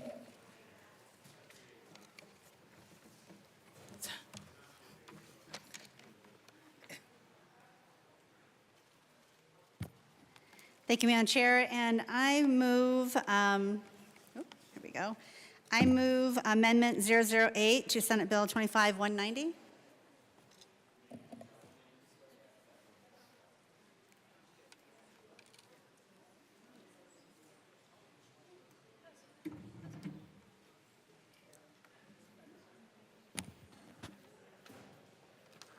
And ask for it to be properly displayed. L008 has been moved and properly displayed to the amendment. Representative Kelty. Thank you, Madam Chair.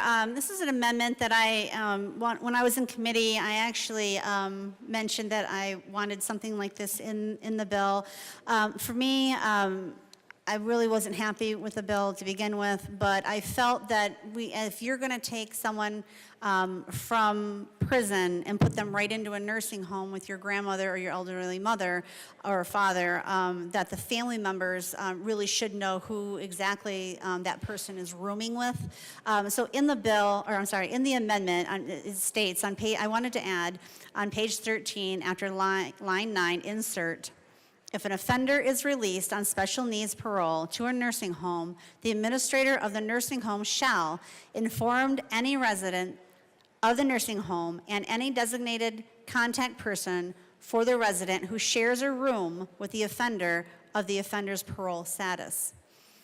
For me, if I had a parent, and unfortunately my parents are gone, but I have had, they have been in and out of nursing homes before, and I've had other family members who actually had to reside in nursing homes. And I, for one, would definitely want to know who my family member is nursing with or is rooming with in the nursing home. And also, I know that my family member would want to know as well. And for me, it's very important to show the families respect that they deserve. They've led their lives in a respectful way, and I think it's important to know who and who is not in the room, especially if they came directly from prison to a nursing home, whether they have ALS or Alzheimer's or any of the things, they mentioned the end-of-life services, but that end-of-life could be 2 days, 2 months, it could be 2 years. So for me, it's very important that the family members are given the respect that they deserve to know who is being put into the room of their beloved family member. And I ask for a yes vote. Is there any further discussion to L008? Representative Armagost. Thank you, Madam Chair. I definitely agree with my colleague on this amendment. This is something that, in my opinion, especially when you're talking about altered mental state, as somebody that has already been convicted of a violent crime, and now they're in an altered mental state, whether it be Alzheimer's, ALS, anything where they could potentially be even a higher risk to the people that they're around, I would definitely want to know that for my family member that was living in that same facility, let alone the same room. I think it's important that we're at least providing that. I mean, you can imagine how the victim feels of whatever crime that the person was convicted and incarcerated for. Now we're expanding that to the people that they're going to be housed with without having any knowledge of what they were convicted of, or that they're on a parole release status, fresh out of prison, anything like that. I think it's an amount of dignity and respect and just common courtesy to at least let the people that they're being housed with and their family members know what that situation is. That would also reduce liability on a nursing home facility if something were to happen, which I think is highly likely. So I would encourage a yes vote on this amendment. Is there any further discussion on L008? Representative Soper. Thank you, Madam Chair. And I certainly appreciate this amendment. As many of you know, I had 5 great aunts. 4 of them spent significant time in nursing homes. And so I can appreciate wanting to know who the roommate is of your loved one. That being said, it's important to look at what the current state of the law is to the bill that we're debating right here. So under current law, there is no restriction like this in place. So if someone met the current criteria in law, which, by the way, is less restrictive than what we're proposing in the bill, they could actually be commingled in a nursing home. So current law has not changed, and current law is not changing in this regards.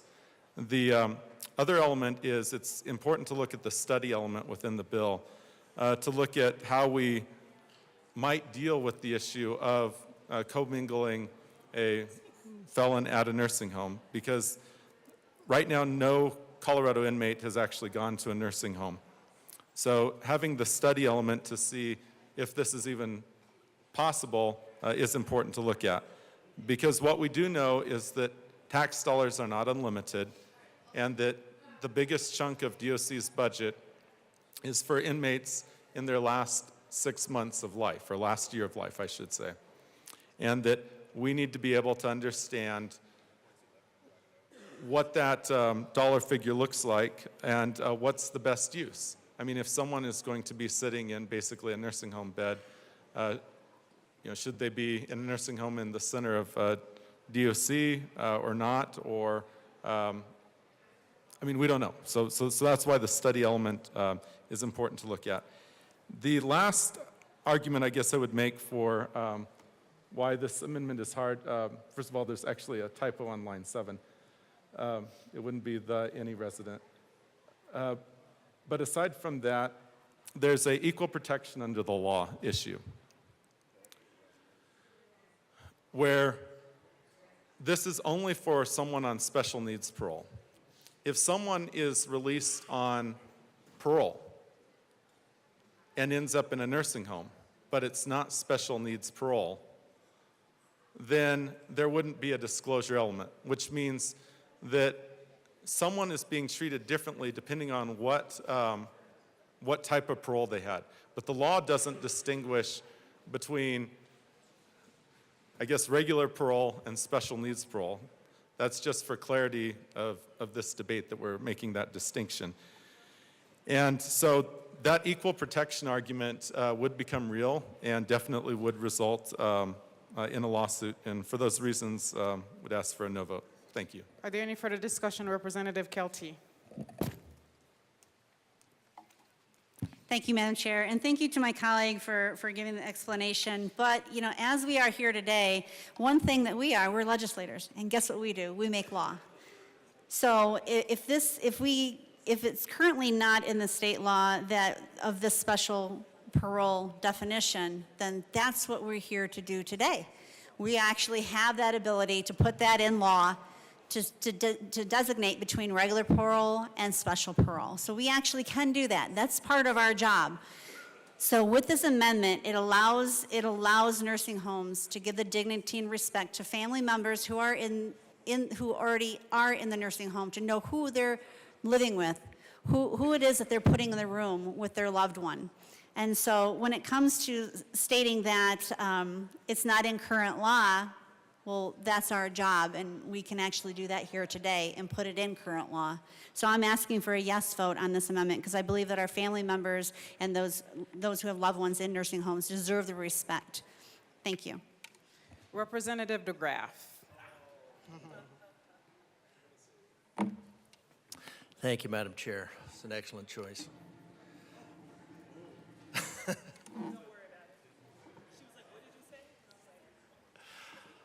I think sometimes when we look at this being treated equally under the law, we need to look at that the other residents that have not broken the law, that have not violated the law, that are not in these facilities due to a special release, need to have, I think their needs, their status needs to be treated first and foremost. So if this bill requires something where the parole is contingent and has some other indications to it, so that for the safety of those involved, because there's a lot of things that can go into this. For instance, when my father-in-law was brought home, and he was brought home on hospice, and they gave him like 3 days to live, well, he rallied, which was awesome, and he lived for another month. So or 2 months, and somebody that's going into these situations, they could end up being around longer, which is good, but it's also, it does create a risk. It does create a risk for the others involved. And if we're only going to be concerned about the status of the people that are on conditional release or a humanitarian release, I think we're losing track of that there are other people involved here, and those other people involved need to have their rights represented. After all, they did not violate the law. So the people that did not violate the law, that are there for just health reasons, are a challenge enough for the workers, and then if you bring somebody in that may have had a violent past, then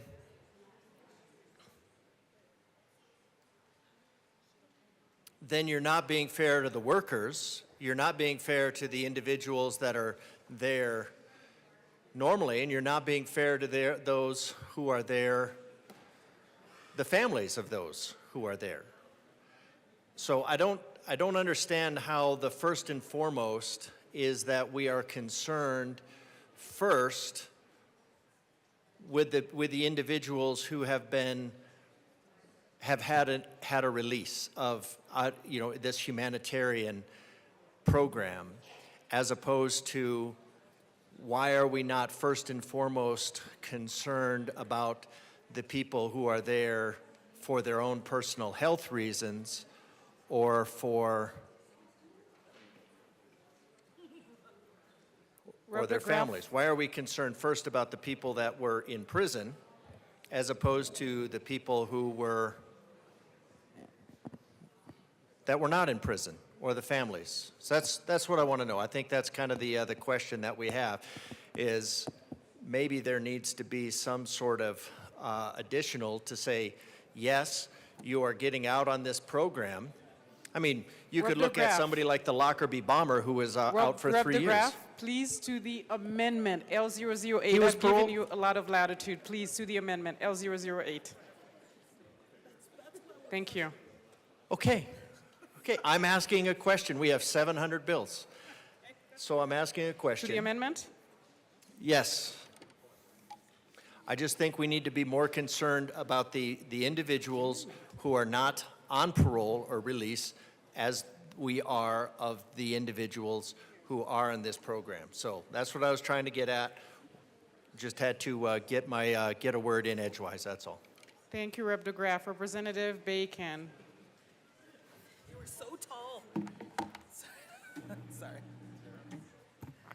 Thank you, Madam Chair, and thank you to my colleague. I apologize, and I'll read to you what the bill does for your example. So first of all, AML Bacon. Yes. We are to the amendment, L008, not to the bill yet. I understand. Thank you. It's relevant. So what has been brought to us about the amendment is that there are dangerous people who would be put on parole, and that's what I'm speaking to. So first of all, it is nobody's intent. We are not trying to put people in harm's way. We do care about everyone. This is, that statement, I think, digs a little bit, because that's not what this bill is doing. Like I said, this statute has been on the books for quite some time, and departments of correction across the country have always tried to figure out what is their plan for end-of-life care. And for the people who could be cared for because they have not committed certain crimes or are not risks, they say can go out into community just like with other crimes and serve the rest of their term, or go in peace, if you will. And so the crimes that are excluded from even receiving this type of parole are F1s, life without parole. So that is first-degree murder. You are not eligible. If you are not eligible for parole, you are not eligible for compassionate release, which is parole. So there are also people in DOC for white-collar crimes. Not everyone who's remanded to DOC is violent. However, if they are, that is still something that might exclude them from this program, and especially certain levels of crimes. Unfortunately, there are people in jail who've been sentenced there for 20 years for embezzlement. So I just want to let people know who's in corrections. And the reason why we were talking about equal protection is for two reasons. Nobody is required in America to accept, a sexual offender to walk around saying on their forehead or anywhere they have committed a crime. We have only carved that out for sex, which, by the way, is carved out of this bill. But even if, for some reason, they got parole, they would be on a sex offender list, and that is public, right? But when you are generally on parole in community corrections, no one is required to notify everybody that you are on parole. And so to say that that would apply only to one type of parole is the equal protection issue. Now, people are paroled to community corrections. And the truth of the matter is, most people know where that house is, right? And then the people who operate it also have fiduciary duties to the business and duties to community. And the same goes for nursing homes. Nursing homes are also businesses. They have fiduciaries to their business, which also includes the other patients in the nursing home. They are not going to take risks. There is nothing in law that says nursing homes must take these people, and there's nothing in law that says a customer or a patient can't ask if someone has a criminal record, because that is public information. So we just want to say that there are ways to discovering this, but there are also boundaries that we want to respect that exist already in law, and that this type of parole is not different from any other community-based corrections. That is the point of parole. It is saying you can serve the rest of your sentence in community. And so everybody who is a part of that, including the parole board, vets risk. And the nursing homes, as businesses, have other patients and customers that they will make decisions on as well. And so with that, members, I hope we were able to clarify and answer some of your questions. Be happy to share this with you that breaks down the criminal categories and the requirements. So for example, if you were not in F1 or F2, what is also excluded is down here, crime exclusion for 65 or older, F1, F2, and any unlawful sexual behavior is excluded. Any domestic violence or stalking is excluded. So if it is an F3, it could be a white-collar crime. It could be those things. But we just want to be clear on what the categories are. Thank you. Thank you, ML Bacon. Representative Bottom. 2L008. Thank you, Madam Chair, and thank you for the explanation. I do hear the explanation and embrace it. I don't agree totally with it. One of the reasons is the statement that said, okay, if this is a violent offender, then maybe. That maybe is a big one for me. But one of the big things I think in the explanation from one of the sponsors is the Equal Protection Amendment 14. I don't think equal protection would apply at all here because you are carving out a special thing. So if these were all parolees under the same circumstance, then equal protection would most likely work. But now you're saying, but we're going to have another category of special parolee that is not, it doesn't fit the original parolee mentality. This is special parolee that has with the exceptions understood, doesn't have anything to do with they're getting paroled because of time or good behavior, any of those kind of things. They're getting paroled for a complete special designation, which has to do with health issues. While I do understand some of that, my dad has advanced dementia and Alzheimer's at the same time. Didn't know you could do both of those. But he has it, and so I understand. I totally get this. This kind of category, but equal protection doesn't apply to that because they're not the same thing. And so when these people are saying, okay, they're released, and then potentially they're going to some type of care facility, nursing home, or something like that, I think it's just decency for that facility to be able to say to a roommate, this is what has happened.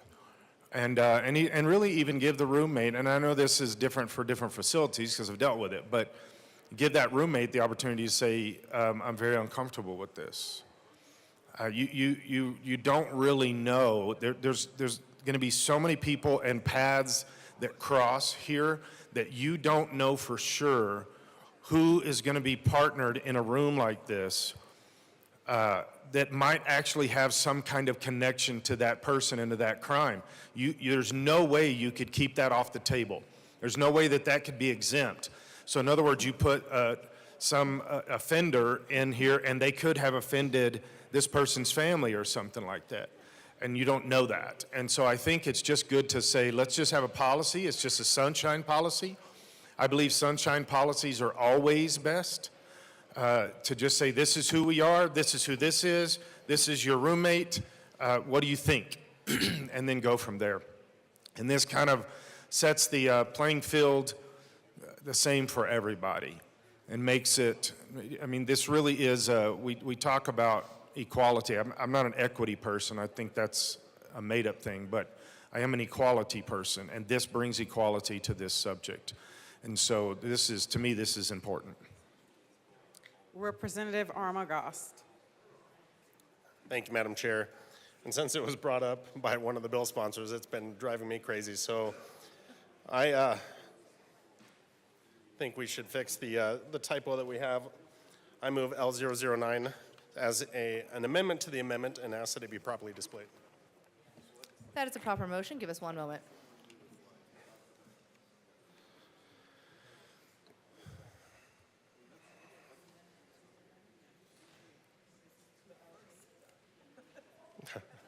There's two. That is displayed. Please proceed. Thank you, Madam Chair. So this just fixes the typo that was, the grammatical error that was in line 7, and it strikes the first of these. So it would make it grammatically correct so we can actually be arguing about something that can at least be grammatically correct. So I encourage an aye vote. Representative Soper. Thank you, Madam Chair. So we had a debate, members, the other day where we talked about Golderer, and we talked about the expanding lexicon and how we could actually change grammar and spelling in this building if we wanted to. So, I mean, I think that it's fine the way it is, but I do appreciate making this a better amendment and would support the amendment to the amendment.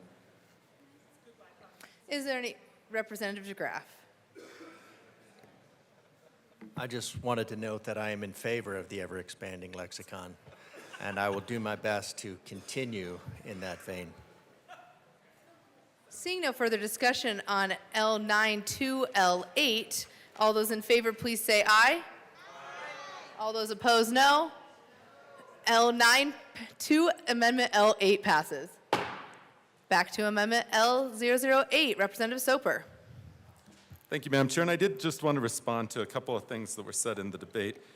First of all, nothing is being changed under current law or with this bill concerning whether or not a nursing home could say no, and nursing homes have said no.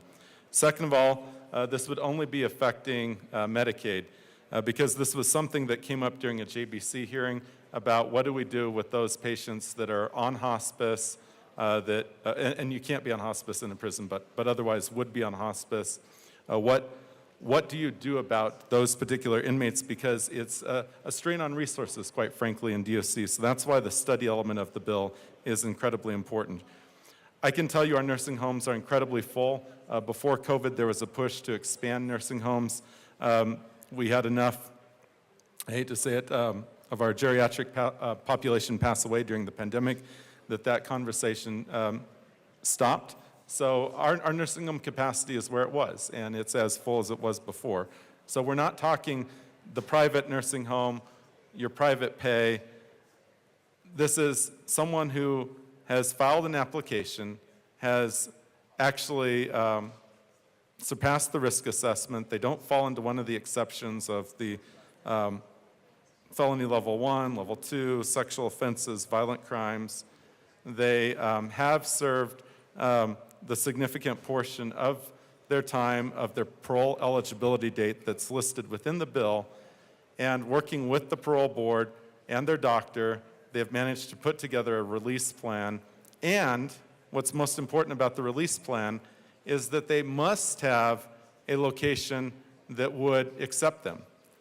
And what we've seen is only 6 inmates left last year, and those were to die on hospice at home with their family. There were several others who were waiting who died in prison, several others who had applied and had gotten past the application stage, but there was, I mean, they had no family, so they had no place to go, so they actually stayed in prison because that's a critical element of the release plan is you also have to have a place that would take care of that individual. And then several other individuals applied, but they didn't meet the minimum qualifications. So I think it's important to look at what the bill does and what it doesn't do in light of the amendment, and certainly I would still ask for a no vote on the amendment. Representative Kelty.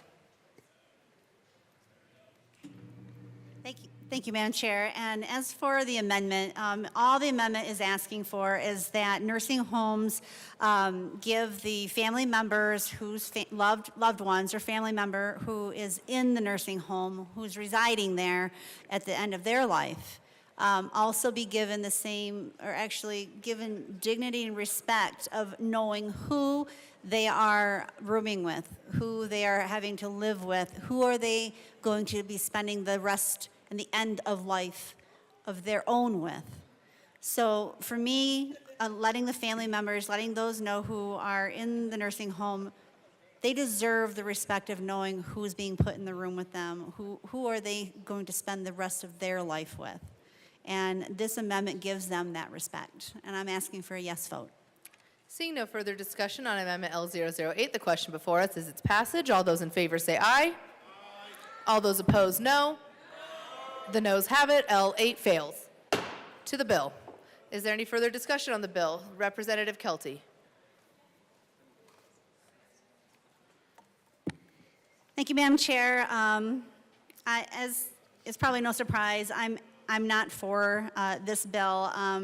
For me, it poses a lot of problems for family members, you know, with the amendment not passing, them not knowing who is actually being put in the nursing home and in a room with them. You know, the special parole means someone who has come directly from prison, being let out early from prison into a nursing home where we have our family members who are in this point in their life the most vulnerable they could possibly be. And I believe that they deserve the respect of knowing who's in there. The people who are on normal parole, you know, they're on parole because they've gone through the steps of being rehabilitated. They've had to meet a number of requirements. And that's not happening with the special parole. They're going straight from prison, straight to the nursing home, straight into a room with your grandma or grandpa or mother or elderly loved one or someone who is incapacitated themselves. And really the special parole doesn't have to be physically incapacitated. They could have, as you looked at the list, they could have all kinds of different ailments, meaning that their end of life, which honestly could be 2 days to 2 weeks to 2 years. So it doesn't mean that they're in a vegetative state. They could be in many states. And for me, I feel that is a safety problem for anyone who is in the nursing home, especially when they haven't been rehabbed, they haven't gone through all the steps that a regular parolee has had to go through. I do believe that our elderly deserve the respect for the end of their life. And yes, and I think that they deserve it more than someone who's being brought right from prison into the nursing home. They should get the respect and the dignity of knowing that they can live out the rest of their days without having to be put into a situation where they might not want. And for the ability for the nursing home to tell the family member that would have given them the ability to then take their family member out of that nursing home and place them somewhere else if that's what they so wanted.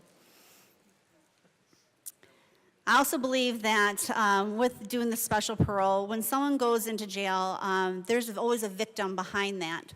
And this bill, in my opinion, prevents the victims from having their due justice.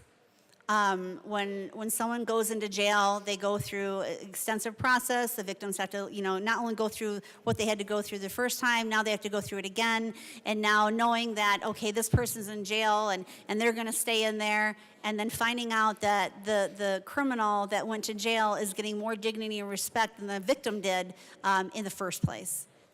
So for me, it takes away the justice that the victims know and understand to have had, and it puts them kind of in that state again of being victimized all over again. And I think that's a shame. You know, earlier it was mentioned that some of the things that are listed in the bill might exclude them. Doesn't say that it does exclude them. It says it might. They said that it might exclude them. Well, might's not good enough for me. Might means that maybe not. And if I'm going to have someone, a criminal that's in jail with in a nursing home straight from jail with my loved one, and it might not have excluded them, that means they could have had these dangerous predisposed actions or things that they have done. I have a problem with that as well. We're talking about taking prisoners directly from prison and putting them in a nursing home with our elderly loved ones. I have a problem with that. For me, it's a safety problem, but it's more of a respect problem. The respect for our elders who are in there because they have no other choice. They didn't do anything wrong. They deserve dignity and respect. And by putting prisoners straight from jail who've never been rehabbed in with our elderly, of our grandparents, I think not. I would never want that for my parents. And I know that they would not want that either. You know, and they mentioned that the nursing homes were full. I agree. They are full. So by putting prisoners or criminals straight from prison into a nursing home, having them there for 2 weeks, 2 months, 2 years, how does that now prevent other people who actually who have never been to jail, who are not coming right out of jail or prison, how does that now preclude them from being able to be put into a nursing home? So now you're filling up the space that a normal individual who needs nursing home care can't get now, because now we're filling up more the little space that's left with criminals straight from prison. I have a problem with that. There's a lot of problems I have with this bill. And the last problem I had is it doesn't mention in the bill, what if? What if the nursing home says, you know what, we took in this individual, we can't control the individual, we can't handle this individual, he actually did turn out to be much more violent than we expected. Now what? There's no out for them. There's no way for them to remove this individual. At least I didn't find in the bill that there was. There's so many issues right now, and when it comes down to is the safety and respect of our elderly who are already in nursing homes, who deserve and nursing care. We're taking up the space. We're putting prisoners who have not been rehabbed into the nursing home with our loved ones, and then there is no out for them. So I'm asking for our senior citizens, for our loved ones who have to spend the rest of their days of their lives, let them have the respect that they deserve. They're not the ones that went to prison. Give the victims the respect that they deserve, knowing that that individual, regardless of medical or whatever is going on with them, they deserve to stay in jail like they were told they were going to do if they did whatever said crime. And the victims need to know and have the safety and understanding that they matter, that justice was served, and it's going to be served until the end of the days, if that's what it needs to be. There's a lot of problems, and for me in Colorado, we are far too soft on crime. We're far too soft on criminals. And to me, this is just a poke in the eye to people who follow the law, victims who by no fault of their own, were victimized by these prisoners. They deserve respect, and I believe that this bill, in my opinion, takes it away from them, and I'm asking for a no vote. Thank you. Assistant Majority Leader Bacon. Thank you, Madam Chair. And I apologize to my colleagues. I asked to speak right after. Members, I want to be clear on this term about respect. I do not want to be indicted, nor anybody who works on the parole board or anybody who works in this space to be named as disrespectful. All of us have family members who have a propensity, who might end up in a nursing home. Many of us have family members who may have also been committed of a crime and who have served their time. I heard a lot of language of these criminals. And so outside of all of the policy about if things should be crimes or not, we believe if people have served their time, they should either be rehabilitated, but they do not deserve the respect. They should not be disrespected in calling them just because you have served your time, you are always violent, and that you cannot safely be around people, and that your presence is disrespectful. We all, again, I have grandparents, aunts, uncles who are in nursing homes. But by proposing this bill, it does not make me or anyone who would want to issue parole disrespectful. We have had to figure out as a society how to deal with those who have committed crimes and how to plan for them when they are remanded. Department of Corrections has always made plans for people who are eligible towards the end of their sentence to be released into community. And what we don't do is say to anyone who has either been charged or served time for a crime that their presence in any community disrespects their neighbors. And to the extent that we deeply believe that, we have created a protocol and a process and, quite frankly, a registry list. But all of that does not, again, qualify for this type of parole. In fact, not everyone will go to a nursing home. The words of the bill are this: they can be remanded into their own home, a family member's home, and a nursing home. And as a matter of fact, no one has actually been sent to a nursing home. There is nothing in this bill that says they are a priority. If they do not have a placement, they do not get paroled. There is nothing in this law or this bill that says someone cannot ask about a criminal record. And again, there's nothing in this bill that says a nursing home must take someone. But please do not hinge at least your lack of support for this bill when it comes to either the sponsors or who do this work with an indictment of being disrespectful. I am asking for the respect of that.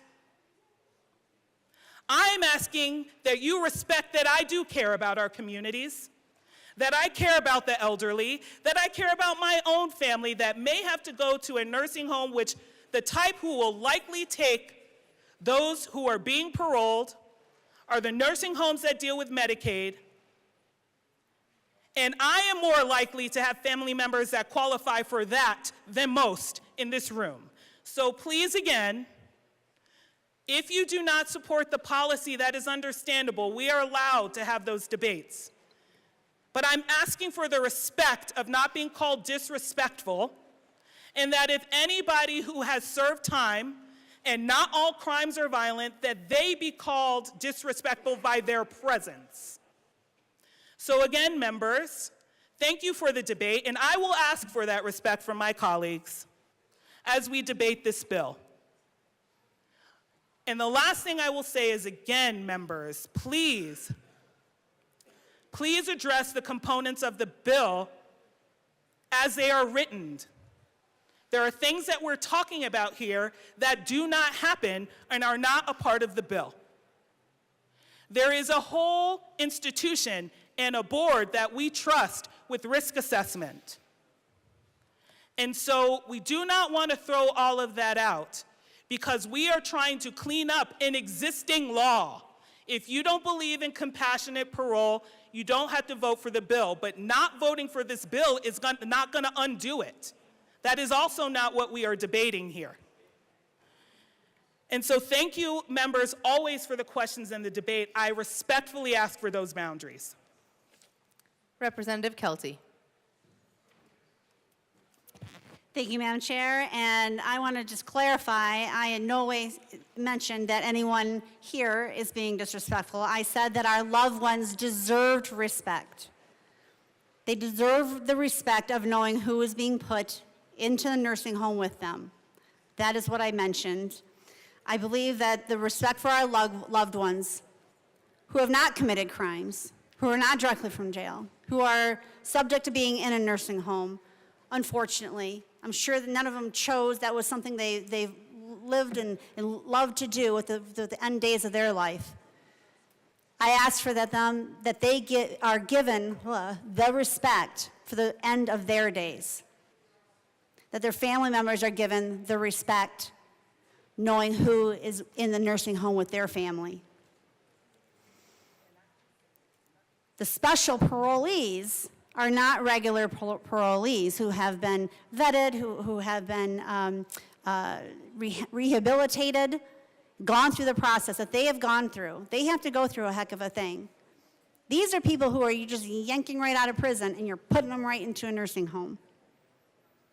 They have not served their time. And asking your family member to serve time with someone who's directly from prison, in my opinion, is wrong. I believe this bill, there's a way to not deal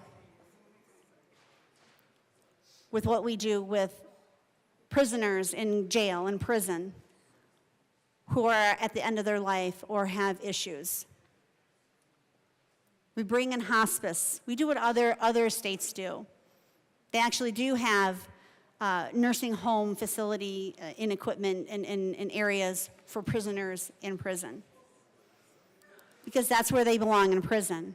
They were tried, they did the crime, they were tried, they were prosecuted, and now they're doing their time. Their victims deserve the respect.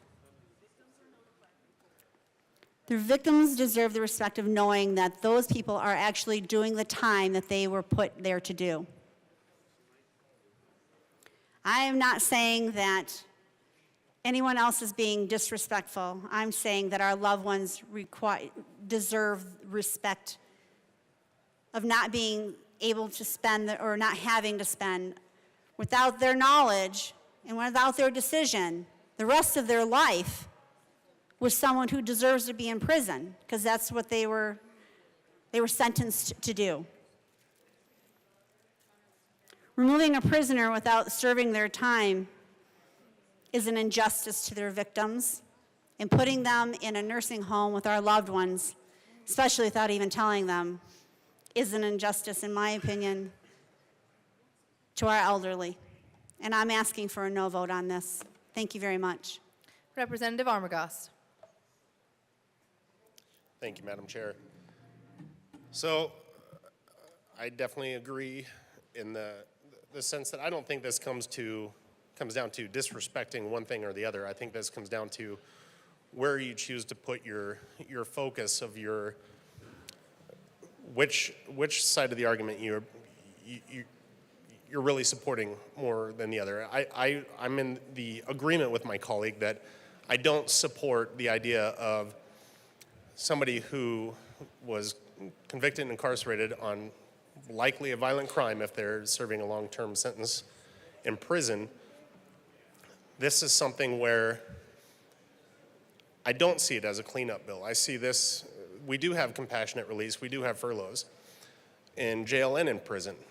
With those, it can be somebody being temporarily released to attend a funeral of a family member, parent, whatever the case may be, and go right back. It can be something where somebody is terminally ill going into hospice with a day or a matter of days to live where they can die, pass away in a hospital where it's better than in a prison bed or in a infirmary in a prison. So I think it's something where we already have something in place for that. When we're extending that to a matter of what we're considering terminal illnesses, sure, medically, a doctor can say this is a terminal illness, but as we've heard from other people, I even have cases in my family that aren't listed in this bill, but my dad with prostate cancer was diagnosed 16 years ago with a 5-year life expectancy. He's far outlived that life expectancy. With any of these terminal illnesses, somebody can easily outlive a life expectancy, and especially with something where, like I said, an altered mental state, when they are potentially more violent, more of a risk to people around them, and we're putting them in a community of people that are already there because they are gravely ill or at risk, or they have altered mental state,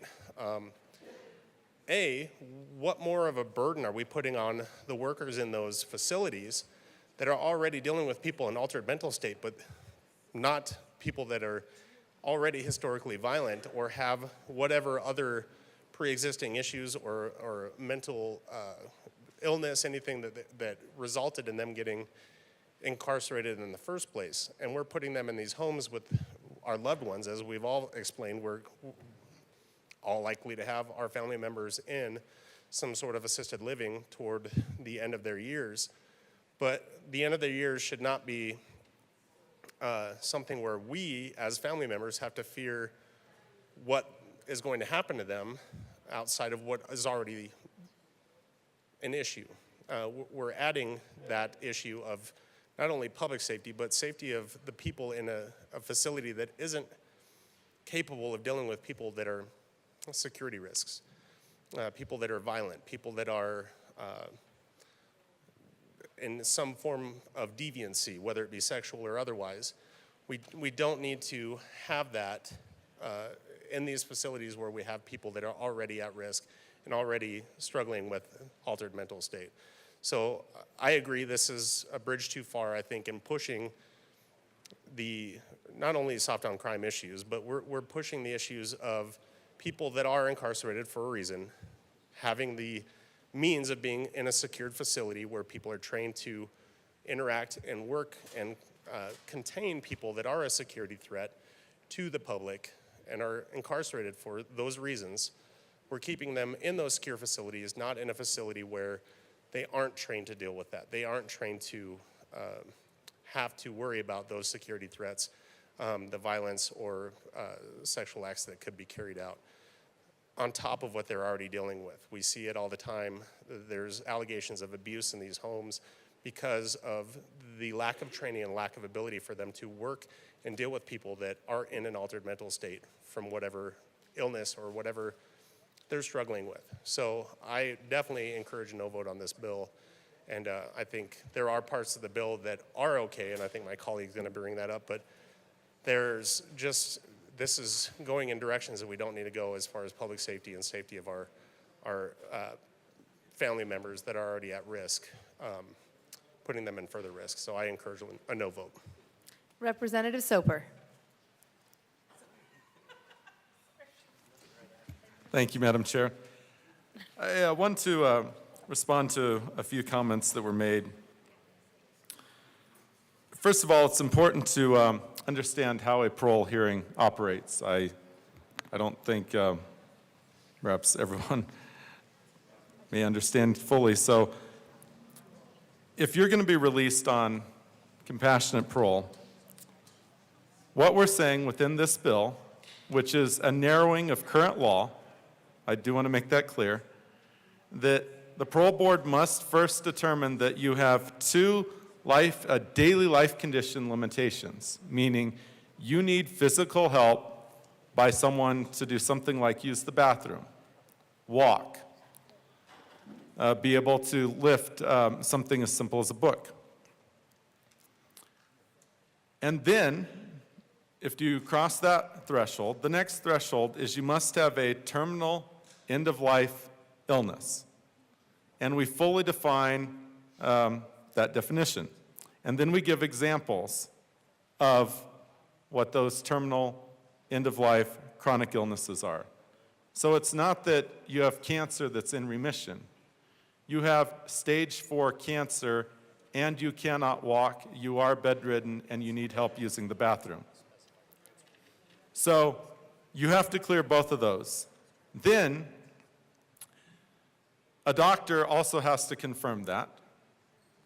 Then the parole board has to agree with those findings. Then they schedule a hearing. And at the parole board hearing, they are going to look at a risk assessment for the individual. And as part of that, they're going to see if that individual has been violent or has been sanctioned during their DOC time. They're also going to make sure that the individual has served the percentage of time that we're asking for in the bill, which is also a limitation from current law. Current law is a little more open-ended. We're saying at least 10 years or 25% for the lower threshold and 75% or 20 years for the upper threshold.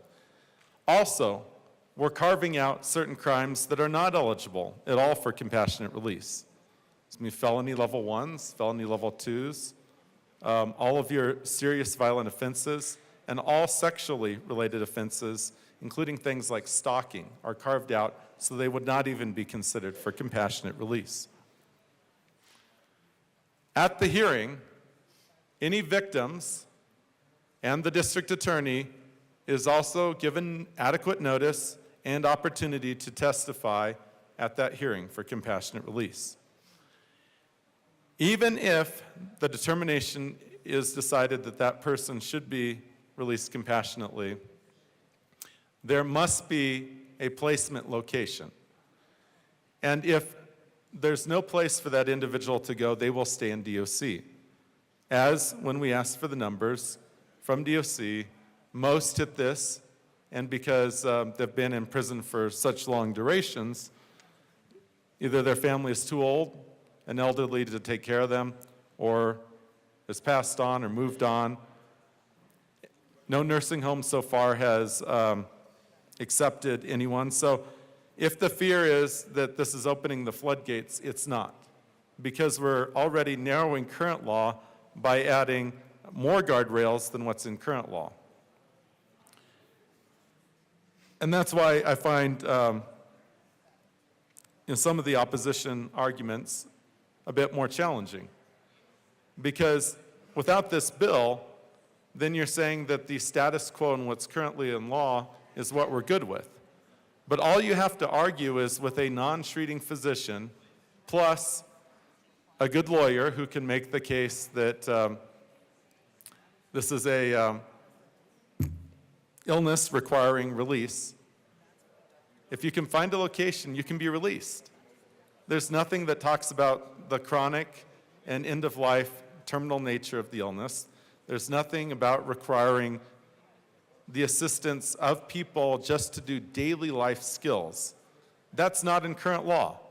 And so if this idea that the, curtailing in of current law is somehow worse than current law, which is more open-ended and left to clever lawyers to make arguments, I don't know what to tell you.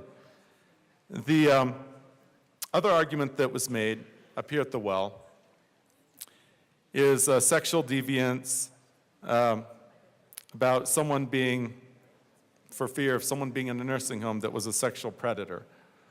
Right now, they would not be allowed, and under our bill, they would not be allowed. So if you're convicted of a sexual offense, you could not be released on compassionate release. And guess what? Under this bill, you still can't be released on compassionate release. I hope that definitely clarifies some of the issues that were made here. I would also like to talk briefly about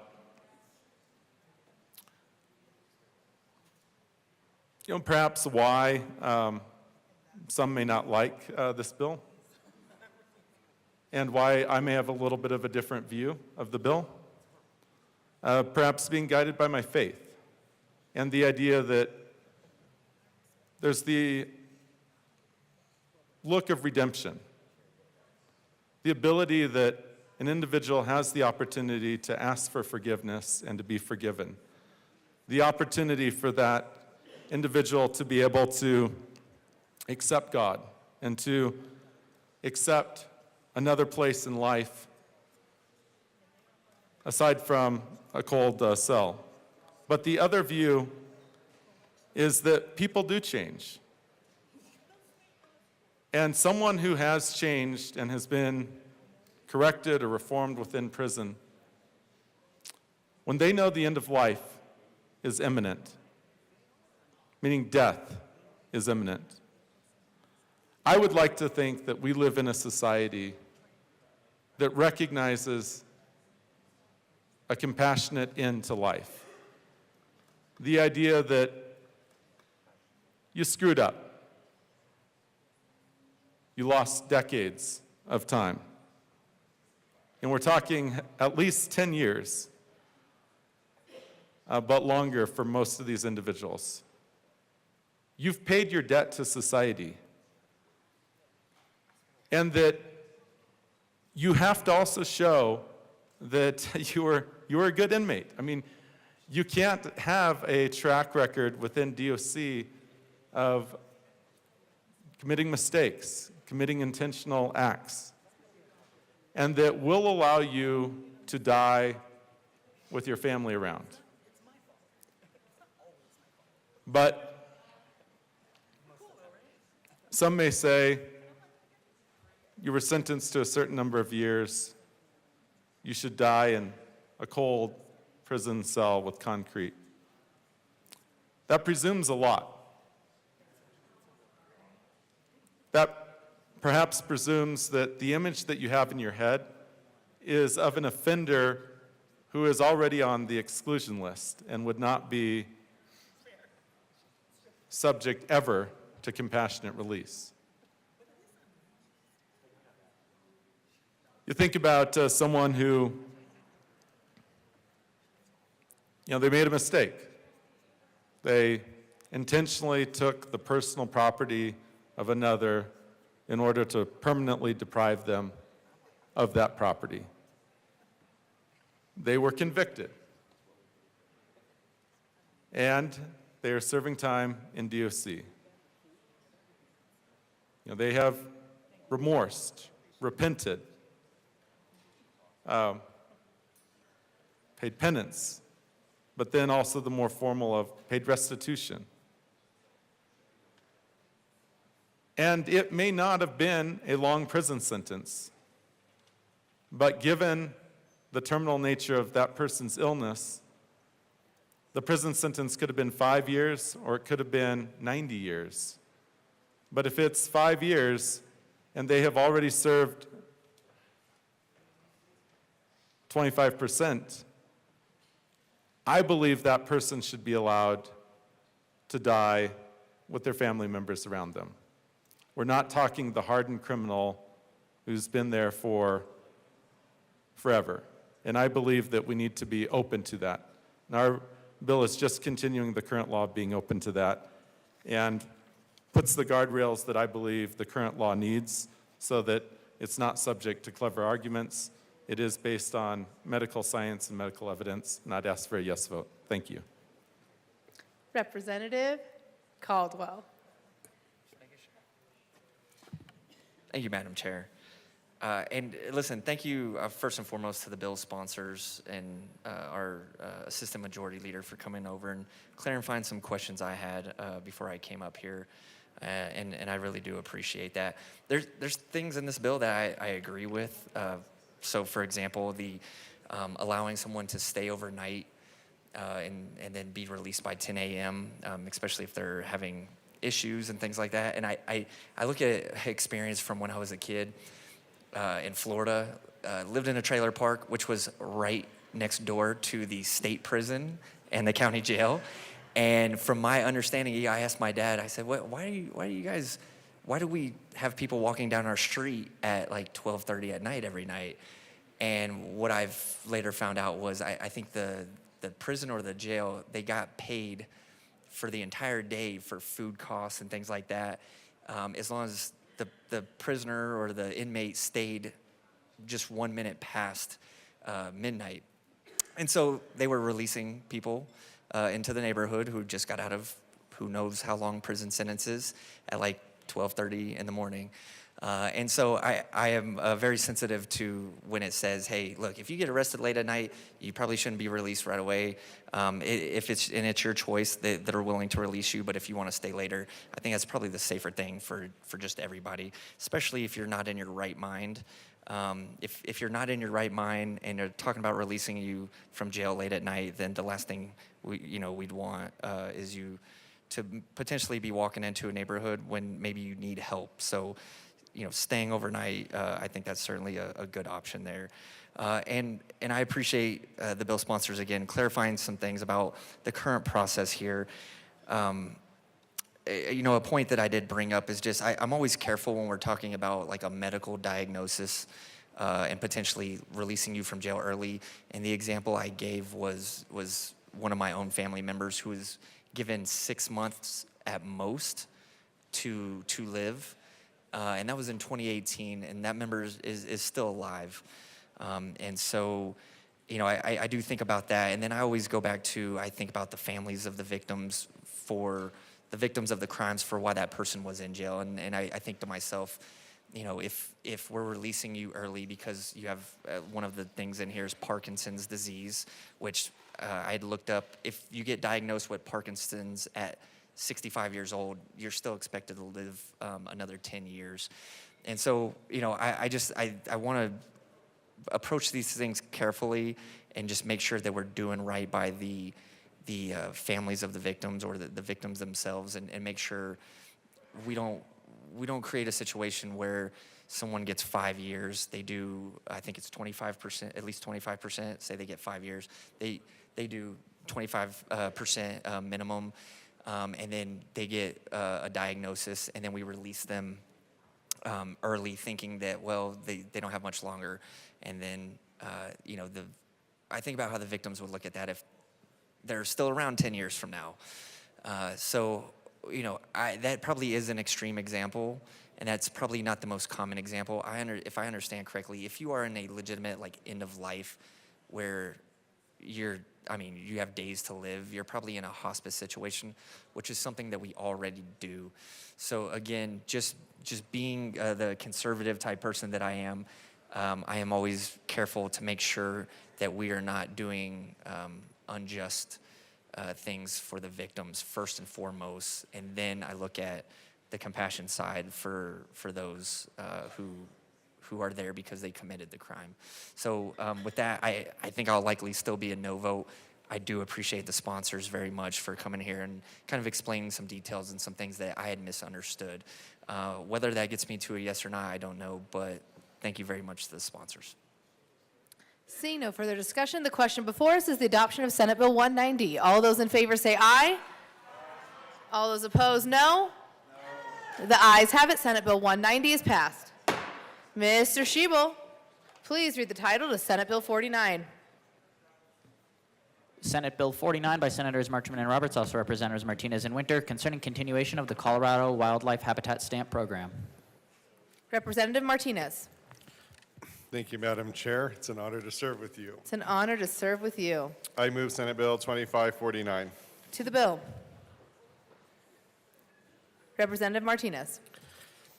Colleagues, today we bring you a bill that reauthorizes the Colorado Wildlife Habitat Program, one of the Colorado Parks and Wildlife's flagship programs. Since the program's inception in 2008, CPW has invested nearly $200 million in voluntary conservation easements, public access agreements, and fee title acquisitions from across the state. These investments protect habitat, provide public access, and conserve the landscapes that make Colorado unique.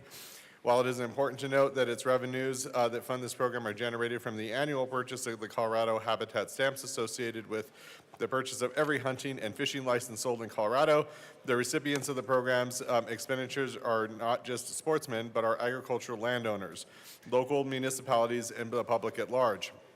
As Colorado's population grows, so does the demand for residential and industrial and recreational development. We must continue to support programs like the Habitat Stamp Program to ensure that we are equally investing in Colorado's wildlife and places that they inhabit. Our state hunters, anglers, and ag producers, counties, and recreationalists support this program. In budget years like this one, it's all important that we take stock of this support, the user base that is helping our state finance for our wildlife and the conservation values that we hold dear. Lastly, this program has stood the test of time, and given the requests of the constituencies that both brought this bill forward and are the recipients of said funding, which receive not a single dollar from the general fund, it seems appropriate that we allow this program to exist in perpetuity. I'll repeat that. The recipients and the people that brought this forward are asking for this program to go on in perpetuity with this, and not a single dollar is used from general fund. We urge an aye vote. Amo Winter. Thank you, Madam Chair, and thank you, colleagues. A little bit about the program. It's run by a committee that annually reviews the proposed projects for the expenditure of Colorado Wildlife Habitat stamp funds and federal dollars given to the program. In turn, making recommendations to CPW's director and the Parks and Wildlife Commissioner. This is a volunteer-based committee representing each quadrant of the state, so I truly believe that there's little incentive for any type of mismanage of funds. The program allows for individuals to propose projects that are encompassed under the program's goals, supporting wildlife conservation, protecting habitats, and providing access. My colleague is right. My good friend and colleague from El Paso County is always saying up here in the well that not to do government to people, but for people. Every stakeholder within this group, whether it was the Rocky Mountain Elk Foundation, I think the Wild Turkey Federation, Ducks Unlimited, all of these hunting groups, which are made up of membership all across the state, talked to their members and thought that this was a good thing to do. They don't mind putting this money in, they don't mind paying that stamp because they see a return on their dollar when they go fish a stream and it's beautiful and it's clean. Or they do go onto state land to go hunting and there's the proper fencing and the parking lots are nice. So I 100% urge a yes vote on this. I'm usually not for running sunsets forever, but like I said, when the community that's actually being represented in this comes and asks for it, it's my duty then, I believe, to represent the sportsman's community in that way. And I would just like to say to everybody out there and listening right now, if you enjoy being out in the wild, if you enjoy going to a state park, going fishing, or even just going hiking, thank a hunter, because it's these habitat stamps that get that done for you.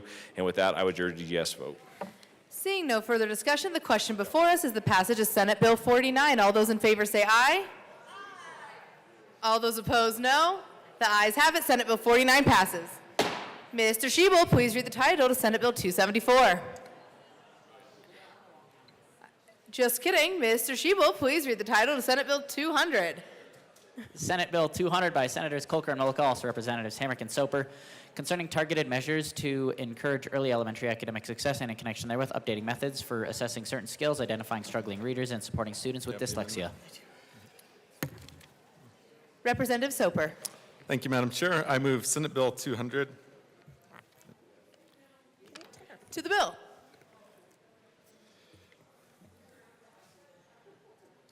Representative Soper. Merci, Mr. Chair. And it's an honor to serve with you. It's an honor to serve with you. Members, today we're presenting a great bill, a historic bill, actually. It's one that would create universal dyslexia screenings for children between kindergarten and third grade here in Colorado, but does so in the least intrusive ways to ensure that all our kids are reading at grade level. And it's really important if you think about the young kids and making sure that if a teacher sees that they're not reading at grade level, that they're falling behind, that they're having troubles, that if we're able to intervene and solve those problems early on, whether it's through accommodations, like testing accommodations, or through additional support, or maybe even getting them more hands-on support, that kid will be able to have the tools to be successful throughout their educational career and then in life after they've graduated. I wanted to tell a personal story. As many of you know, well, or don't know, I don't know how well you know me actually, but I'm quite dyslexic and struggled throughout my education time. I was very fortunate. I had a mother who taught for 40 years in the local elementary school. And both of my parents did things like read books onto cassette tapes. And for the younger members, you're not allowed to joke about cassette tapes. Yeah, exactly. But they were incredibly supportive and found, whether it was other family members who were teachers in specific areas, to help give extra support and to find different strategies on how to study or take examinations. And really through all that, it was, I call it learning how to learn. And that's a phrase that came from the Yale Center on Dyslexia. But it's a real challenge. And I was incredibly fortunate because I had really good parents. And they worked tirelessly to give so much more support than any parent should ever have to give for their kid. But at the same time, not every person is like me and has such a tremendous family. And you may have a supportive family, but they may not have time or resources. And the ability to have a universal dyslexia screening ensures that students aren't being left behind, since up to 20% of our population could have some form of dyslexia. The other element that I do want to say for why I absolutely love this bill, we were down here debating a few minutes ago about parole and Department of Corrections. And what we do know about Department of Corrections is that at least 50% of Colorado inmates are dyslexic. However, only a maximum of 20% of the general population is dyslexic, probably more like 15%. Which means we have a complete mismatch that if you fall behind early on and you are not able to read, you're not able to perform at grade level, you're more susceptible to falling down the wrong path, down the criminal path. And that's why we have such a higher number of dyslexic students who are in Department of Corrections and prison than in the general population. And so we owe it not just to keeping kids out of prison, we also owe it to ensuring that every child has the opportunity to be successful. And that ensuring that if they do have dyslexia, that then the tools can be given to them. And in conclusion here, I will say it was brought up in committee, just an incredible point that I do want to make here. There's the 504 plans, and then there's the IED plans, thank you, IEP plans. And the difference really is between whether it's special education support or accommodations that are given, like a testing accommodation or additional like reading material help. And that's important to understand because Boulder Valley Schools testified in House Education that since the pandemic in 2020, they've been doing a form of universal screening. And unlike the hypothesis that this would cost school districts millions of dollars because they would then have to pay for additional support, that was not proven to be true. What they found was they were catching up students who were maybe not the most severe, but ones that definitely needed help. And that help was in the form of an accommodation that was at the lowest level of cost. So for all these reasons, I'd like to ask the entire chamber for a yes vote. Thank you. Representative Hamrick. Thank you, Mr. Chair, and thank you to my wonderful co-prime and the opportunity to present Senate Bill 25200, a vital step in strengthening early literacy and ensuring no child's struggle with reading goes unseen or unsupported. 1 in 5 students, about 20%, show characteristics of dyslexia. Yet too often these students fall through the cracks because their specific struggles with reading aren't being identified early enough. In states that have adopted universal screening of dyslexia, we've seen significantly early identification, intervention, and successes. And Colorado is one of only 7 states in the nation that does not do universal dyslexia screening, and Senate Bill 25200 changes that. Every year, up to 40% of 4th graders in Colorado do not meet grade level expectations in reading. Many of these students have the potential to succeed in literacy by 4th grade if only we had seen the signs. Without early intervention, these students face increasing academic challenges, diminished confidence, and reduced lifelong outcomes. Senate Bill 25200 changes that. At the committee hearing, we heard from students and parents regarding their experiences with dyslexia, and here are a few quotes from the students.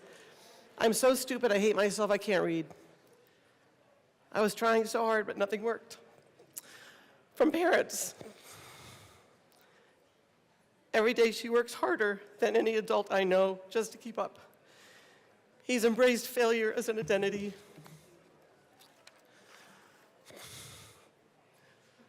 My daughter was feeling stupid and not telling a soul.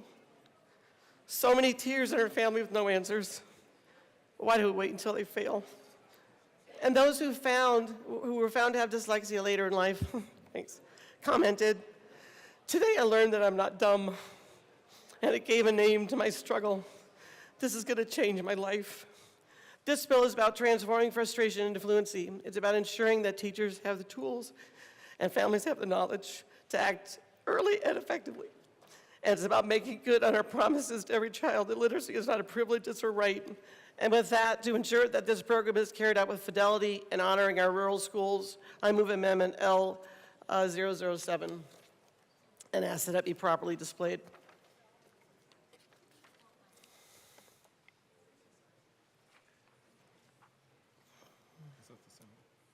It's House Forum.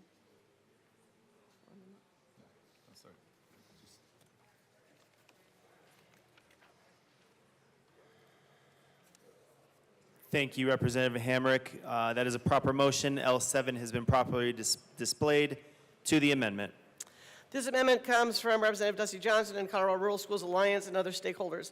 This amendment extends the implementation date for universal dyslexia screening in response to requests from rural districts seeking additional time to prepare for dyslexia screening implementation, allowing for necessary adjustments for a more effective transition. And we ask for an aye vote on Amendment L007.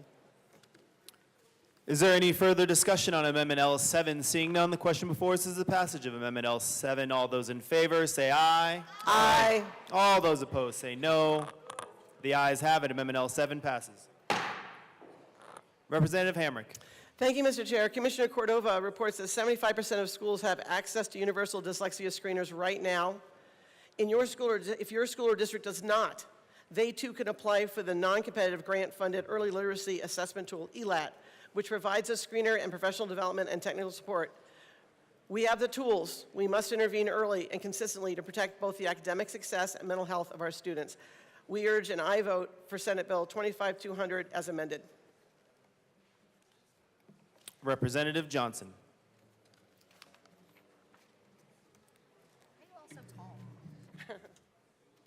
Thank you, Mr. Chair, and thank you so much, sponsors, for your consideration and looking at rural education and being open to this. I was a no vote in committee, and with this amendment, I am an excited yes. We do need this, and I very much appreciate you allowing for my rural areas who don't have ELAT, or the school districts maybe in urban areas that don't have that as well, to have that time to onboard so we can do this correctly for the kids, because this is needed, and I will be an excited yes. Thank you so much. Representative Hartsook. Thank you, Mr. Chair, and thank you to the sponsors. This was a great bill that we did in committee. What was very interesting in committee, aside from the testimony from the kids and the parents, which was incredibly moving, was towards the end at CDE, and I kind of hammered CDE, but I want to give a shout out to them because they brought me the data that I wanted. And as everybody knows, I'm always asking about metrics and return on investment. And so there's more data. I've been pouring through it today. But as you heard the sponsors point out, and this is the critical piece, is from a cost-benefit perspective, we identify dyslexia early, you get the kids the education they need, they learn how to read, they learn how to graduate, they learn how to be productive in society versus going down the wrong path, and then we're spending more money as a society and a government on them, whether they end up in prison or we end up having to do things because they can't get a job out there or they can't stay employed. It comes down to a simple matter of mathematics and numbers. And when you are talking right here, there's 19.8% here in Colorado that we're looking at that have dyslexia. And it's a varying grade. It might be minor and it might be debilitating. But it's all helpable by getting the right training up front and getting the kids squared away. And then they go out and they graduate high school, they go to college, they become engineers, they can do all kinds of things. So this, I rise 100% for this thing because that was one of the huge perspectives where from a metric and a cost-benefit analysis, we take care of dyslexia up front and we cut away so many problems later on in life. We save the taxpayers' money, we cut down on crime, we cut down on everything that's bad going on out there, and we help everything that's good and get these kids going. So I urge an aye vote. And we'll argue about the amendment later. Representative Bradfield. Thank you, Mr. Chair. In education, we are constantly reminded of a very sobering fact about kids and their success rate later in life. If a young man or a young lady cannot read on grade level by the time they finish third grade, the chances of them having a successful future diminishes year by year. And that as a teacher, that just kind of makes my blood run cold, scares me, and I am so glad that Representatives Hamrick and Soper did bring this bill forward. It is the means are there, the evaluation is there, and the way to treat kids who have dyslexia is there now, and those components weren't always all in alignment, but they are now. So I think Colorado schools, get on board. Let's do what's right for our kids. Thanks so much. Oh, and then in the meantime, vote yes.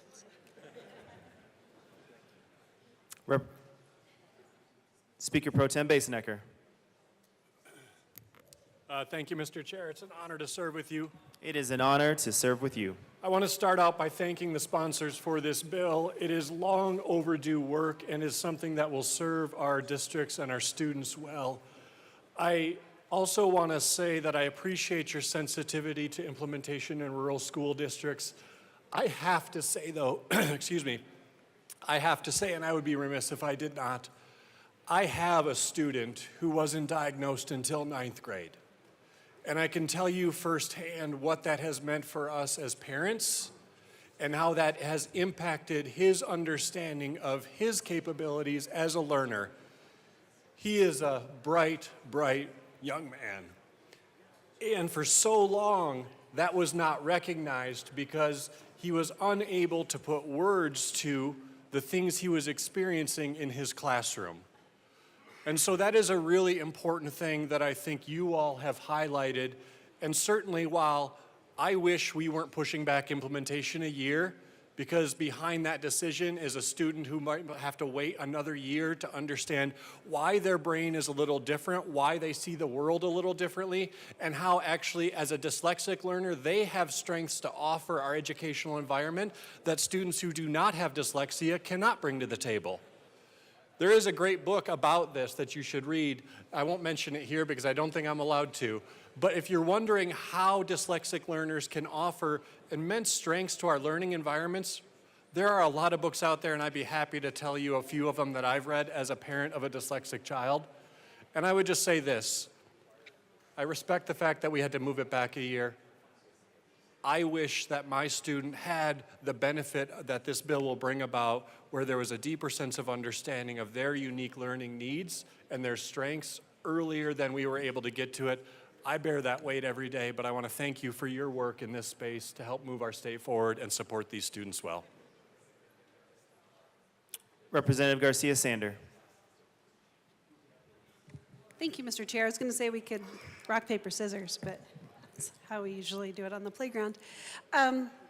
So I was in this committee where we heard lots of powerful testimony, and I will be voting yes on this. I do want to reassure those who are probably watching and monitoring this bill that because of what Colorado has done over the last 4 or 5 years to ensure that teachers, all kindergarten through 3rd grade teachers, all 4th through 12th grade teachers who teach literacy have been trained in the science of reading. They are now able to catch up kids. They are able to find what works for kids. So even though this on-ramp is a little bit longer than was hoped for, kids are still going to be caught in the interim. They are still going to get informal diagnosis because teachers know what they're looking for now, and they have the tools to address that. So please be reassured that teachers are not going to let kids fall through the cracks over the next year or two until this fully gets implemented for the districts that don't already have it in place.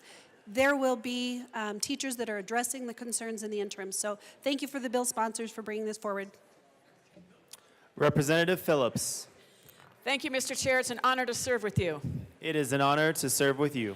Unfortunately, Rep. Garcia Sanders said the same thing I was about to say. That's pretty normal in the Education Committee.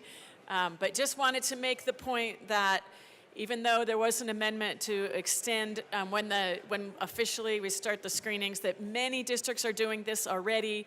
The training is already happening. This kind of just makes it official. But as a special education teacher myself, yeah, good bill, vote yes.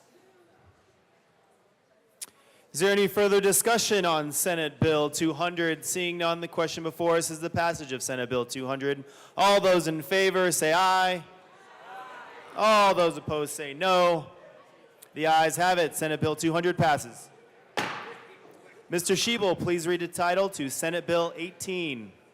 Senate Bill 18 by Senators Bridges and Kipp, also Representative Taggart, concerning online searching for sales and use tax information. Representative Taggart. Thank you, Mr. Chair. It's an honor to serve with you. And it is an honor to serve with you. I move Senate Bill 25-018. Is there anything else you'd like to move, Representative Taggart? Oh, yes, in the appropriations report. That is a proper motion to the appropriations report. Appropriations report just approved a $9,700 appropriation for the programming for this bill. Is there any further discussion on the appropriations report? Seeing none, the question before us is the passage of the appropriations report. All those in favor say aye. Aye. All those opposed say no. The ayes have it. The appropriation report passes. To the bill. This is a very simple bill that we have a portal for information about our retailers, people that contribute, that are taxpayers when it comes to sales and use tax. And believe it or not, within this portal, you cannot search it by the name of the taxpayer, the corporate name, or a federal tax exemption certificate number. This bill just corrects that, allows for the programming so that you can, in fact, search within this portal for both the sales tax license, the sales tax exemption, by the name of the sales taxpayer. And I would ask you for an aye vote. Is there any further discussion on Senate Bill 18? Seeing none, the question before us is the passage of Senate Bill 18. All those in favor say aye. All those opposed say no. The ayes have it. Senate Bill 18 passes. Mr. Shebel, please read the title to House Bill 1065. House Bill 1065 by Representative Barone, also Senator Frizzell, concerning an opt-out from jury service for certain people.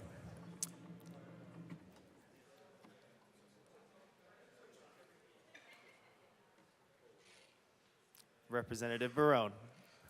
Thank you, Mr. Chair. I move House Bill 1065, the Appropriations Report, and the State Affairs Report. That is a proper motion to the appropriations report. Thank you, Mr. Chair. In the Appropriations Report, I ran in an amendment to appropriate, no, it's not $3 million. $2,000 to courts and administration fees, which basically is just to redo the jury summons that are being sent out. $8,066 for court costs, jury costs, court-appointed counsel, and reimbursements for vacated convictions. I ask for an aye vote. Is there any further discussion on the appropriations report? Seeing none, the question before us is the passage of the appropriations report. All those in favor say aye. All those opposed say no. The appropriation report passes. To the State Civic and Military Affairs Committee report. Representative Barone. Thank you, Mr. Chair. In State Affairs Committee, I ran an amendment to change the age from 70 to 72. The reason we did that is because we wanted to move the age up to 72 to correlate with a current law that requires judges to retire at the age of 72, which we found was pretty streamlined to the process we were trying to do.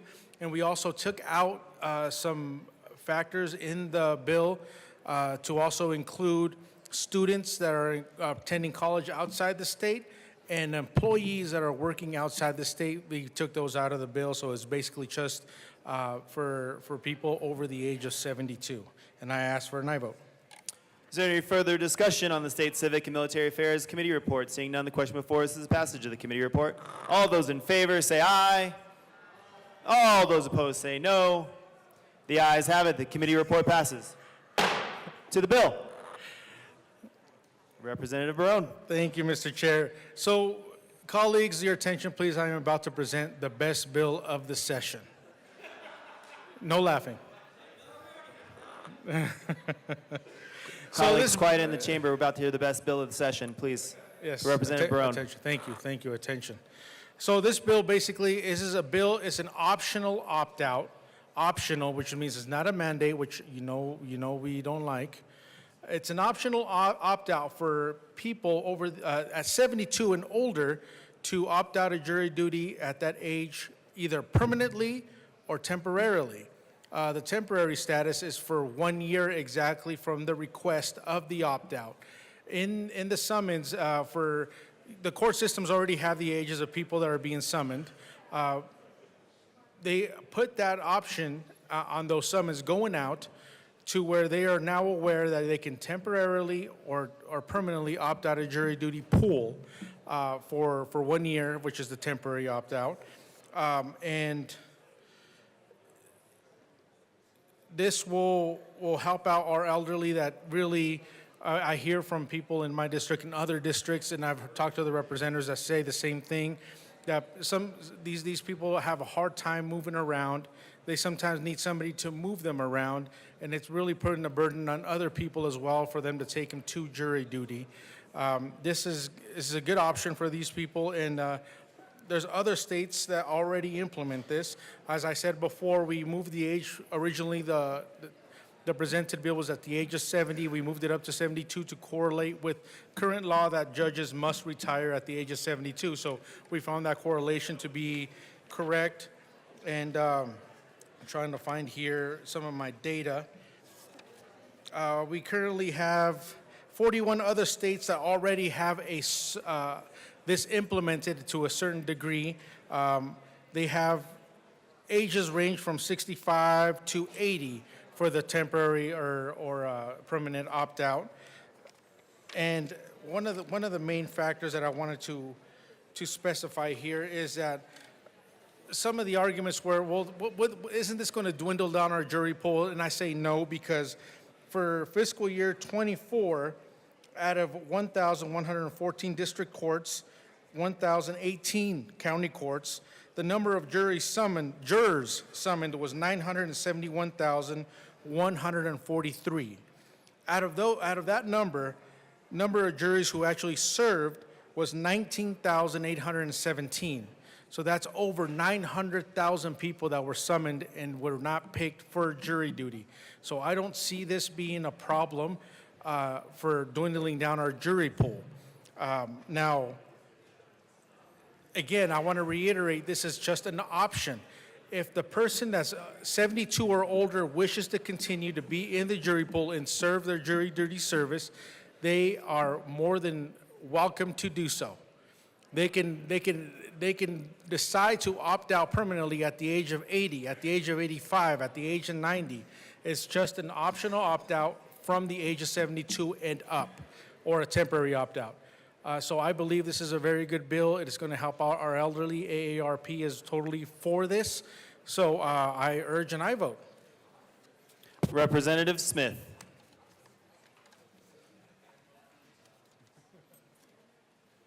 Thank you, Mr. Chair. And I want to thank my good colleague, Rep. Barron from De Weld, for bringing this bill forward. And it turns out just last week I got an email from a constituent saying, I would like to respectfully suggest that Colorado, like many other states, as we heard, 44, adopt an age limit for requiring someone to serve on jury duty. My husband is almost 83 and has severe back issues and is not hearing very well. And they are going to have to contact his doctor to get to be able to not be in jury duty. So I would have tried to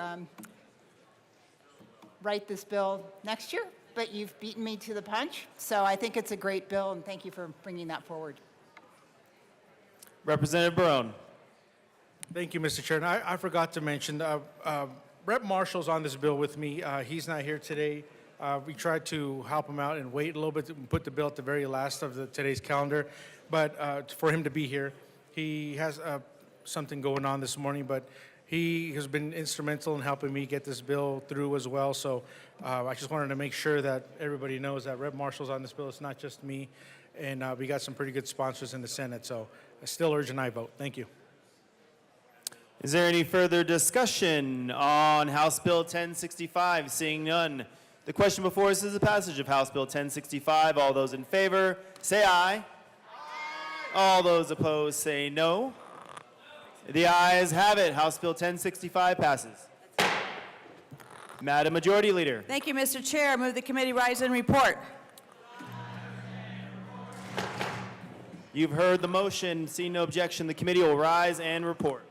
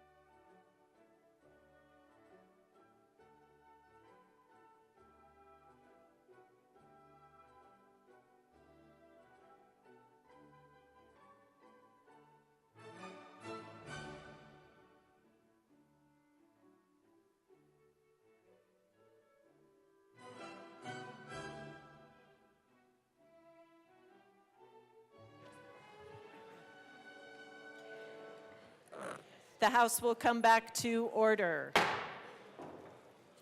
Mr. Shebel, please read the report of the Committee of the Whole.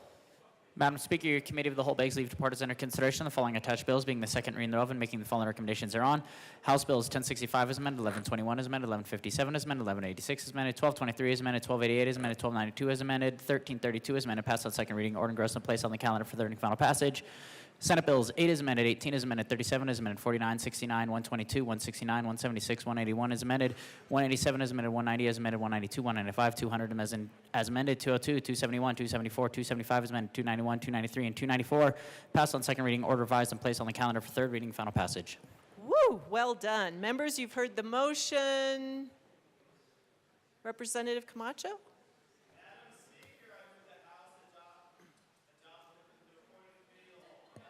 Members, you've heard the motion. We do have amendments at the desk. Mr. Shebel, please read the Johnson Amendment to the Committee of the Whole report, Senate Bill 122. Representative Johnson moved to amend the part of Committee of the Whole to receive action taken by the committee in not adopting the following Johnson Amendment, L1 to Senate Bill 122, to show that said amendment passed and that Senate Bill 122 is amended passed. Representative Johnson. Thank you, Madam Speaker. I move H001 to the Committee of the Whole report and ask that it be properly displayed. It is properly displayed. Please proceed. Thank you so much, Madam Speaker. So I felt like this needed more discussion. To move this act to a petition, we heard it that this bill, Senate Bill 122, does not sunset for the initial reasons for the organ donations until July of 2027. So whether or not this bill passes, we still have until 2027. Why do we need to put a safety clause and push this through without the people having a say on what's going on? I don't see the need for this. This is a very good bill, and I would hate to get stuck on technicalities like this. Would love to get on this bill. I love everything besides it bypasses the will of the voters to have a say on what our government is doing. That's it. We are just asking that we allow the people to be a part of their government, not roll over their voice. And with the way that this is written, it is going to show that the petition clause did pass on seconds, which is what we are asking for. I am asking for a yes on this amendment to show that we do honor the voices that we represent, allowing them to have time. This still will get done this year with the petition clause. I know the intent is to get done this year. It still will. We'll still have an amazing bill. It will be a better bill because the people can have a say if they wish. Let's not get stuck on the technicalities or the party politics. Very much asking to accept this petition clause because this is a good bill. Let's just not steamroll the people. Assistant Majority Leader Bacon. Thank you, members. We respectfully ask for a no vote. Seeing no further discussion, the motion before us is the adoption of the Johnson Amendment to the Committee of the Whole report. Mr. Schiebel, please open the machine and members proceed to vote.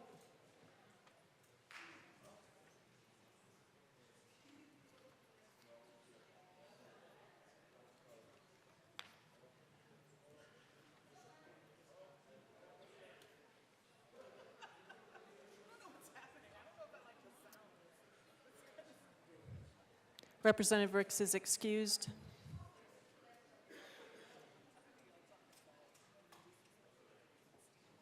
Please close the machine. With 23 aye, 39 no, and 3 excused, the amendment is lost.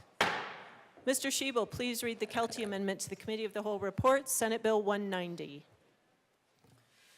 Representative Kelty moved to amend the part of the Committee of the Whole to reverse the action taken by the committee in not adopting the following Kelty Amendment L8 to Senate Bill 190 as amended by the Armagost floor amendment L9 to Senate Bill 190. Show that said amendment L8 passed and that Senate Bill 190 as amended passed.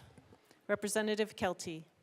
Thank you, Madam Speaker. I would like to move the Kelty Amendment to the Committee of the Whole and ask for it to be properly displayed.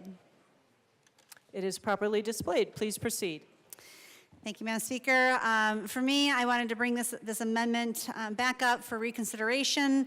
I do believe that if we're going to be taking prisoners directly from prison and putting them into a nursing home with our loved ones, that we do give the respect to the family members and to the individuals who are residing in the nursing home, exactly who they are residing with. And I am asking for a favorable yes. Thank you. Representative Soper. Thank you, Madam Chair. We had a very robust debate on this amendment, and I will ask for a no vote on constitutional grounds that it violates equal protection under the law. Right now, if this were to pass and become law, you would be saying that someone who's on special needs parole, that if they're in a nursing home, their family members, the resident of that person, oh, sorry, I should reverse that. The roommate and the roommate's family members and the other residents of the nursing home would need to have disclosure. However, if a person ended up being in a nursing home that was out on any other parole, that disclosure would not have to take place, which means that you would now have created a situation in which people who are actually under the exact same area of law, under parole, so you've been released from prison, that the person who is there to die, there's more disclosures than the person who's also there to die. They just didn't go through a special needs program. Representative Kelty, this is your second time to speak. Thank you, Madam Speaker, and I'm actually asking for a yes vote on this amendment. Special needs parole is not the same as regular parole. Regular parole, you go through a process. Regular parole, you go through rehabilitation, and these are not those individuals. These are special parole. This is a special parole that puts individuals directly from prison, regardless, from prison, directly into a nursing home. So it is different. And we are here, it's actually our job to make law, and we have the ability to make it so that the law allows for both individuals for parole and special parole to be separated. So I'm asking just for a yes on this, so that way we can at least let the families know who are residing in a nursing home, who it is in their custody. And it has nothing to do with HIPAA, it has nothing to do with any of that. Don't care, nothing about their medical needs or anything like that. It's just allowing the people, the family members, and the person who's actually living in the nursing home to know who they're living with and who they're rooming with. I believe it makes a difference, and I'm asking for a yes vote. Assistant Majority Leader Bacon. Thank you, members. I'll just reiterate, we request a no vote. In order to qualify for this parole, you cannot have behavioral incidents, and so it is similar, if not very close, to qualifications for parole. What the bill does is say your illness may change your eligibility, quite frankly, based on your time left that you have to live. I'd also like to point out there is not opposition to this bill. Not from anybody in public safety and not even from DOC. DOC does not oppose this bill because they know for the one physician they have for 400 people, they cannot manage Alzheimer's and dementia and whatnot. So members, again, we ask for a no on this amendment, and when time comes, we really hope that you consider voting yes for the bill. Thank you. Seeing no further discussion, the motion before us is the adoption of the Kelty Amendment to the Committee of the Whole report. Mr. Schiebel, please open the machine and members proceed to vote.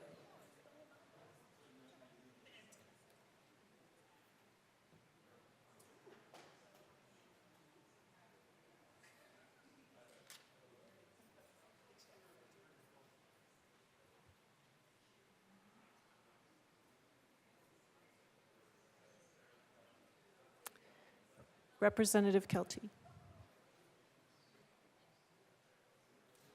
Please close the machine. With 18 aye, 44 no, and 3 excused, the amendment is lost. The motion before us is the adoption of the Committee of the Whole report. Mr. Schiebel, please open the machine and members proceed to vote.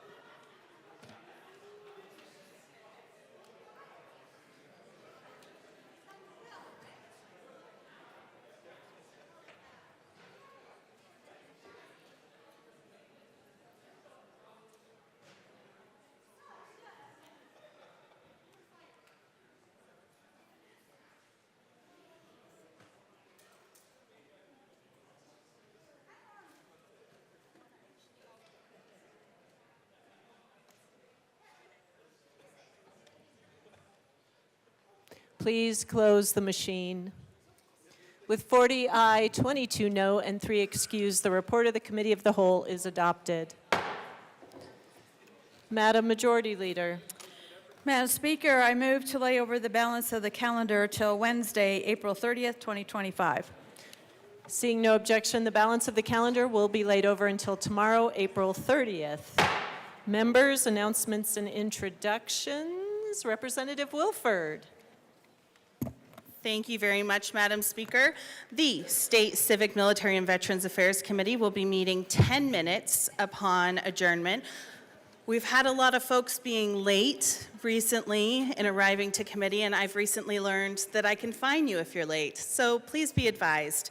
We'll be meeting in room 107 to hear Senate Bill 279, Senate Bill 287, Senate Bill 282, 061, 034, 158, 050, and Senate Bill 64. See you there. Again, 10 minutes upon adjournment. Thank you.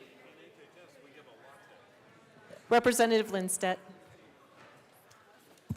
Thank you, Madam Speaker. House Finance will be meeting in 10 minutes downstairs to hear Senate Bills 162, 186, 283, 285, 072, 120, 027, 026, and 011.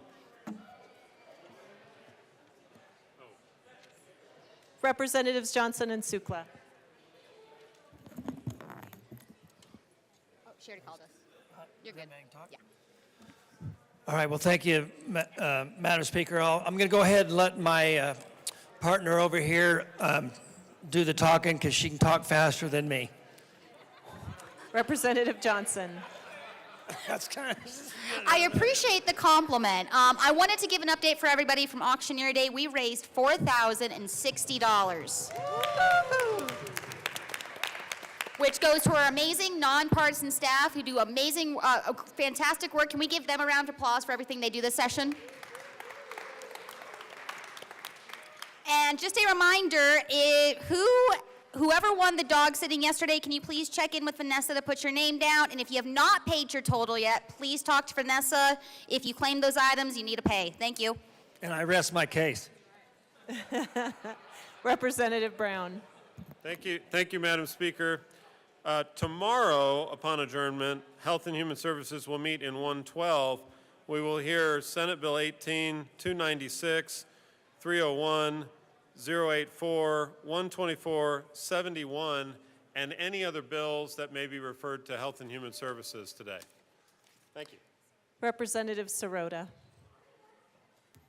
Thank you, Madam Speaker. Tomorrow, Wednesday, April 30th at 8:15 in the Old State Library, House Appropriations will meet to hear House Bill 1220 and Senate Bills 126, 130, 155, 303, 305, 307, and any other bills referred to appropriations may be heard at that time. Thank you. Representative Titone. Members, your attention, please.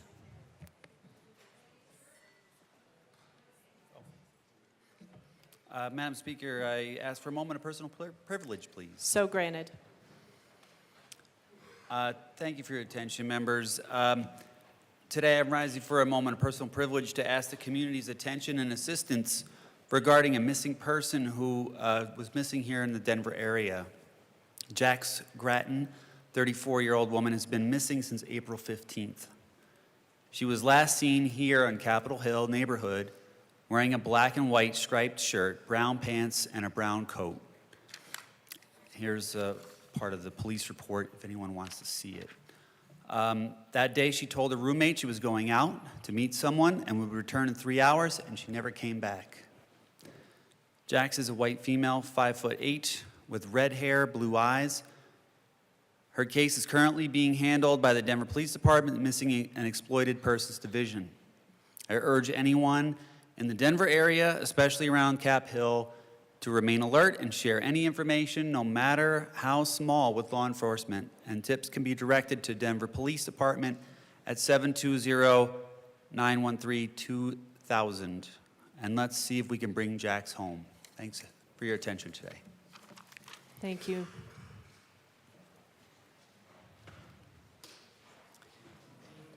Mr. Schiebel, reports of committees of reference.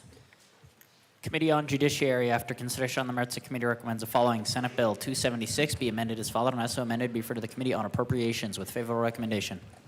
Madam Majority Leader. Thank you, Madam Speaker. Members, I had passed around a yellow tablet to sign up for the potluck. I have yet to see where that tablet is. If you know where it is, please continue to share it both on our side and over to the right so people can sign up for potluck. And with that, Madam Speaker, I move the House stand in recess until later today. The House will stand in recess until later today.